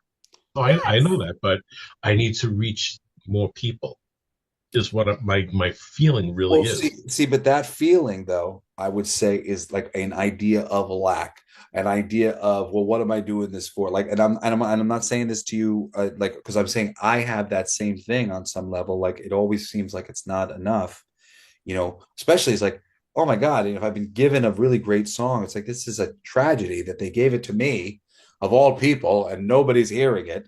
You know, it's that's a terrible thing. So it seems like very natural to want to grow, you know, to want to. But I think that the energetic recalibration is, you know, and I think you were already kind of getting on it. Like, I want to grow, you know, I want to grow on the inside of me. I know that that will lead to my growth in terms of my reach and my ability to get to these other things or whatever. But like, you know, I'm already doing it. You're already doing it. Ally's already doing it. We're already doing the things. You know, our recalibration is relatively subtle, and us knowing that we're doing it and thinking in terms of what are we going to do next is sort of the thing. Because that's like when you said, I want to grow, like that says to me, Arnie doesn't feel like he's doing what he's already doing. He wants to grow, but you're This is, already doing what you but need to be doing. the way I see it too is this is something that I loved as a kid, and What? I started writing and Oh, playing. I right. to do all this stuff, and I got injured, and it took my ability to play mostly and to do a lot of things, and I canned it. I totally forgot about it, and for me, I wanted to finish all these things that I had, Hmm. and using the AI algorithm, I was able to do that. Granted, it's not 100% of how I envision it in my mind how it would be, but I got it pretty close. Yeah, I always say it's like 94 to 99%, you know, is like the closest you can get. You know, sometimes you can get pretty damn close. But there's always just a little bit of, you know, nothing that's important, but little subtle kind of things. But then sometimes too, you get the 94% where it's like, oh God, they're nailing 94% of it. And there's just like one or two parts that you're like, ah, fucking son of a bitch. Kind of make compromises. No, it's fun. You know, I made peace with working with the AI. There's a lot of people who are freaking out, about it, or whatever. But for me, I'm sitting on thousands of songs. They're all my songs, they're all my melodies, they're all my lyrics, and I could produce them for free. Like, fuck it, man. Especially I could produce them in healing frequencies and shit. Like, yes, let's do it.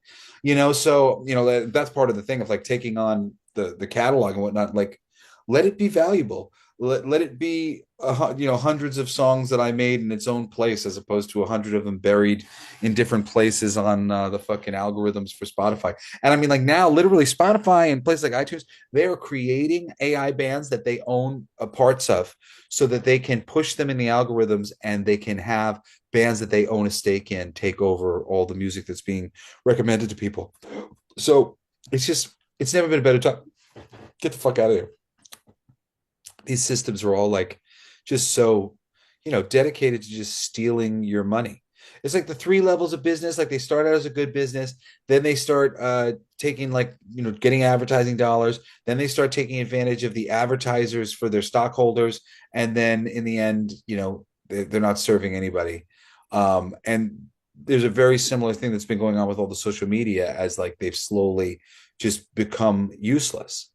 So, what is the next thing? It's a lot of community and whatnot being built in various places, but this ship is shrinking. It's about to crash. So, just don't think 100% like the system. My podcast is on these platforms and stuff like that, and it's being promoted to people through Facebook and whatnot. But that's like an avenue where through the podcast I can then promote the other things and do the things that I want to do, and I don't have to necessarily be on Facebook as an individual, pimping myself out as a personality, which is really like the thing that is like, we all think we need to be pimping ourselves out as personalities, and it's like such a fucking oof. And half the, like, just the way the algorithms reward the people, it's like, we're not saying the things the algorithms want to hear for the most part. Especially like you and me, Arnie, we've taken the conversation beyond the casual spiritual conversation. Like, they want to sell little things to soccer moms and stuff. They don't want to, like, really flip people's brains upside down. So we're getting fucked. We're all blacklisted with the algorithms, and, like, they're not sharing our shit. It's a whole thing. But I kind of feel like the more rock star we are, the more like fuck this system and fuck this, the more it makes people feel like, well, I got to support this because it's on its own. So that's what I'm thinking in the new year. The new year is fuck this system. I've been a part of it for decades, and it's done me no good whatsoever. Just sort of like cheapened everything that I've ever done and never offered it. Now I'm gonna, just make my shit perfect for me. Make the music experience perfect, make it all great and fun. And be a fucking collection of things that I think are awesome. And if I build it, they may come. I think they will. Will come because it's from a place of fear. It always has come from there. It's a long time fucking coming, getting this shit You done. think from fear, Yeah. that's the shit that's good. Yeah. Well, anything to wrap our conversation? Because I gotta go and eat some food all day. Well, it was a pleasure having you on. As Yes. always, Thank you for we're all having me. collectively in the same frequency, and that's beautiful. Yeah. That makes me excited and happy to show up each and every day, knowing I'm not alone. You're not alone. Yeah, no, you're not alone. So Yeah. yeah, I really thank you guys, and thank you, Arnie. Oh, thank you. Thank you, Jesse. You are so welcome. Thank you guys for Awesome, my friend. waiting for me and everything else. And I like checking in with you every now and then so I can find out that I'm not the only crazy one on planet Earth. There you go. But we're not the crazy ones. That's the thing. I know, isn't that the fucked up thing? It's crazy being so sane as to realize you're a thought thinking in a body, and be surrounded by a bunch of people who have no idea that what they are. That's the highest level of intelligence. Yeah. It's lonely at the top. Not so much anymore. Yeah, it's getting crowded up here, more and more and more. Let's not make it rarefied air. Wouldn't that be nice? We'll get there. Yeah. All right. Well, I love you too. It was great hanging out with you. Thank Talk to you very you. soon. Okay.